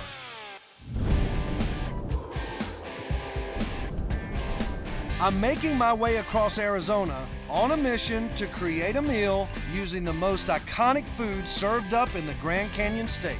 Let's fill this plate up. Next stop, 2 muzzies up, 2 muzzies all day. north to Phoenix, where our next tasty treat is so popular, it's literally a roadside attraction. Yes! Lorenzo Emerson and his wife Roxy serve up traditional Native American fry bread, one parking lot at a time. Taylor, you made it. Hey, what's up, man? How are you? Good, good. Awesome. Awesome truck. Thank you, my brother. My grandfather, Fred Emerson, started Emerson Fry Bread with my dad and my grandma. So you are a third generation fry bread chef. Yes, sir. Fry bread in Arizona, how do they go together? My wife is a beautiful Navajo woman, and Navajos make the best fry bread. And that's no accident. Fry bread is proof that necessity really is the mother of invention. During colonial times, the Navajo tribes were given rations of flour, sugar, salt, and lard. They mixed it all up, rolled it out, and the deep-fried fry bread was born. 2 pricklies up, 2 pricklies all day. Lorenzo takes the tradition up a notch, selling fry bread named after his kids and turning the art of customer service, Rox, I got 2 Jazzies all day, 2 Jasmines all day, into parking lot performance art. 1 Jazzy. Jazzy all day, thank you. Now, if I wanted one plain fry bread, how would I yell it out? Roxy, I need 1 naked fry bread, 1 naked up. Give it to her, put it right here on the rail. Roxy, I need 1 naked fry bread. 1 naked fry bread. So this is it. That's it. This is the dish. From this is a base that you can put anything your heart so desires. Fry bread with taco toppings is referred to as a Navajo taco. But traditional fry bread is sweet, like the Lucky. I'm thinking about that Lucky. Let's go. Let's do it. Take it to the fire! Let's make it fire. 2 minutes, tops. Nice, puffy, and fluffy. This looks wonderful. And then we're gonna dress it with a little shot of powdered sugar. This is the Lucky honey. Lucky is the customer that gets to eat this. That would be me. Fresh honey Taylor all day.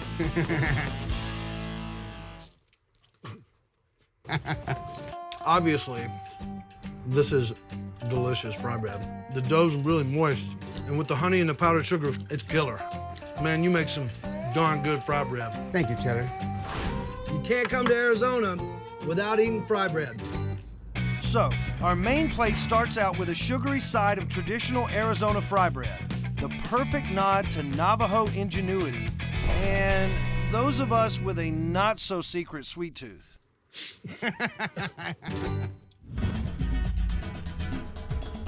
For our next state plate contender, I'm headed north to Tucson. Who's hungry? For 100 years and counting, nothing has said Arizona quite like the mouth-watering chimichanga, a one-time frog of a burrito that somehow turned into the prince of Southwestern cuisine. So what transformed the basic burrito into one of Arizona's most iconic foods? It all happened here, and it happened by accident. Sure, the chimichanga is served all over the state, and these days all over the country, but its roots are right here in Arizona, in Carlota Flores' famous kitchen.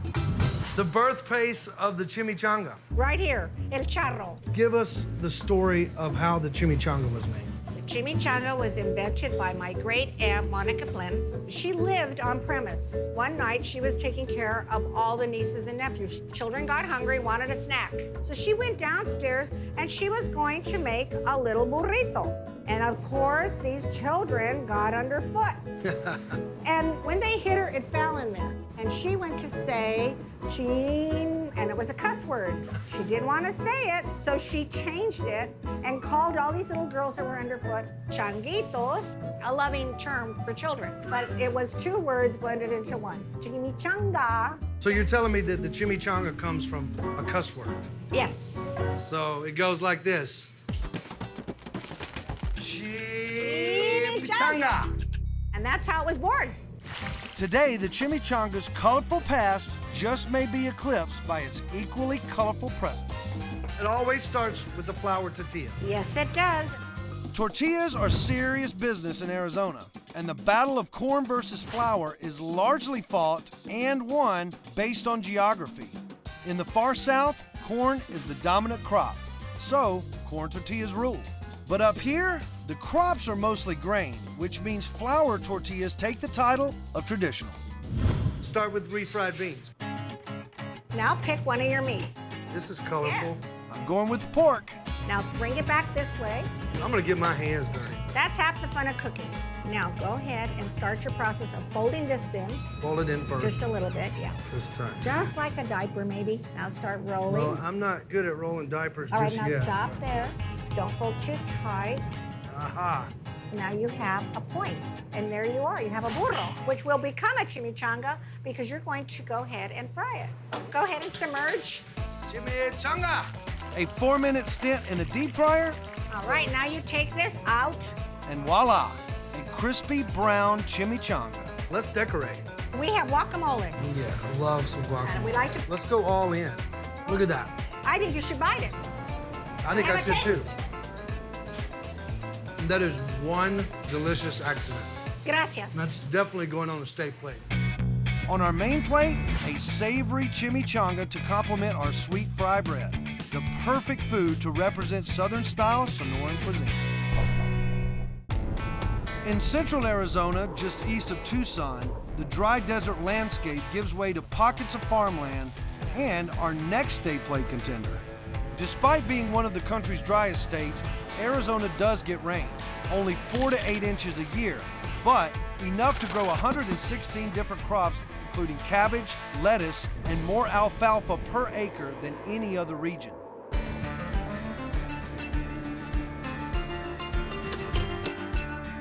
My next stop, the fields of the Tohono O'odham Nation, where this Native American tribe has been prepping the fields to grow one of Arizona's oldest and most prolific crops for more than 7,000 years.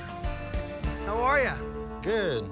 So, what are y'all planting today? Well, today we're getting ready to plant the tepary bean. Why the different color? There are two different types of bean. They're the same tepary bean, but there's the white and then there's the brown. They kind of look like little butter beans, but they're small. We here on the Tohono O'odham Nation, we grow these beans and we help to produce them in all different areas.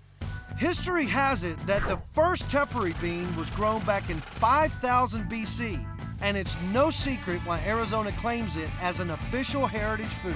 This is the most drought-resistant bean on earth. Yes, and I've seen these beans grow anywhere from a month to about a month and a half without water.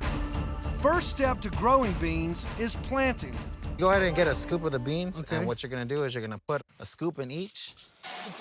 And what it's gonna do is gonna drop the seeds as we go down the field. There'll be a little vacuum kind of in there. It's gonna grab each individual seed and it'll lay it down. How deep do they plant? Usually about 2 to 3 inches. That's not a lot. Well, let's get on this tractor and go plant these things. Alrighty, well, have you planted before or have you driven a tractor I'm an before? Alabama boy, I know how to plant. Alrighty. Do I plant? I'm from Alabama, so I can plant, play harmonica, and drive a tractor all at the same time.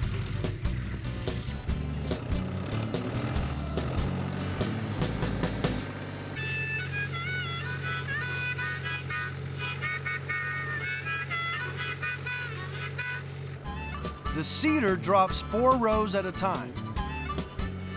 The tiller buries them about 2 inches deep.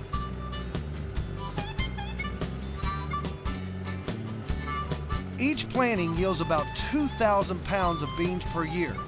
Every ounce consumed right here in the state of Arizona. All this tractor work's making me hungry. Let's go eat. There are a lot of ways to eat the tepary bean. The hands-down local favorite is boiled. Here's the tepary beans. Look at this. Cheers. Yeah, cheers. This has a really wonderful flavor, very earthy. I love the texture, and they're boiled to perfection. You can taste 7,000 years in one bean. I've definitely found our next dish. On our main plate, a side of boiled tepary beans straight from the Arizona farmlands. Our state plate's shaping up. Native American tribes plant squash, corn, and beans together to help them grow. What is the nickname for these 3 plants? The 3 sisters, the 3 seeds, or the trio? Squash, corn, and beans are planted together and are commonly called the 3 sisters. One look at any of Arizona's nearly 90 species of cacti, and the last thing that comes to mind is food. But beneath the prongs of the prickly pear plant lies something surprisingly sweet. Prickly pear juice. Purple in color, tart to the taste, this native cactus nectar is used to make everything from salsa and jelly to clothing dye and candy. Like the prickly pear itself, the tough exterior of Sherry's Desert Harvest is also hiding something sweet. Inside, Sherry Romanowski whips up 500 pounds of prickly pear candy in every delicious batch. Hi, Hey, Taylor. Sherry, how are Come you? on back. I am so excited that you're here. But you know, before we get started, we need to wear a hat and we need to wear gloves. I've worn many hats, but not this one before. The juice is made by simply liquefying the swollen bloom of the prickly pear. It's fresh right from the desert. We actually consume it at home. You know, it's a little tart. It's so healthy for you. Yep. It's very good. It tastes like it. Yeah. But it does have a little bit of a sweet flavor to it. It has the sugar level of like apple juice. Yeah, I feel like it tastes a little bit like apple juice. Mm-hmm. Natives of the Arizona Territory first used this tart yet sweet juice to treat burns. Centuries earlier, Mexican folk doctors extracted it to treat diabetes and inflammation. But here, it's all about the candy. Big sheets of firmly set prickly pear juice, lemon, pectin, and sugar. This is called a guitar string candy cutter. That's cool. So Make some noise. you could sing to that. That's right. All right, perfect. You are a pro. Apply You the wouldn't same think that pressure. it's really cutting, but it really is. It's cutting right through it. It does, and you can feel it. Yeah, you can. That's wonderful. And you're going to put that candy back in there. So you sugar it. Just so it doesn't stick to one another. Right. Now it's all nicely sugared. You're doing a great job there. I'll give you a tray. All right, you're gonna shake off some of that excess sugar. You stole one. I was counting them. I'm sorry, I couldn't resist. That's some of the best candy that I've ever had. Well, thank you. It's the texture along with the sugar, and I think just the natural juices of the cactus. And I love the softness of it, because when I think of candy, you think of hard candy, you know, that'll break your teeth. This is definitely not hard. You can see that it's very spongy. Oh, you stole another one. The candy that doesn't go in my mouth gets lined up on the tray. You are doing a good job. You're hired. I don't know if you want to hire me, because some of your product would be Disappearing. Would be Well, disappearing. that's true. Go ahead and put that sheet down at the bottom. Wonderful. When it's all stacked up, it gets carted away to set in the official candy room for 3 long days. This is going on the Arizona State plate. We've got our dessert, tart and sweet. Prickly pear candy is the perfect way to top off our Arizona meal.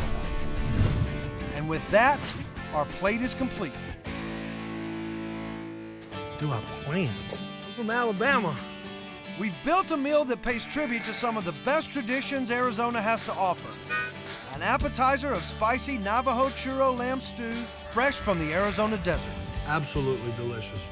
And on our main plate, 1 naked fry bread, a sweet side of traditional Navajo fry bread, a heaping helping of ancient boiled tepary beans, and the best accidental entree ever to hit the Grand Canyon steak. Chimichanga! Yes! And for dessert, a smooth, sweet treat from the tart prickly pear cactus. Oh, you stole another one. A southwestern plate that's iconically Arizona.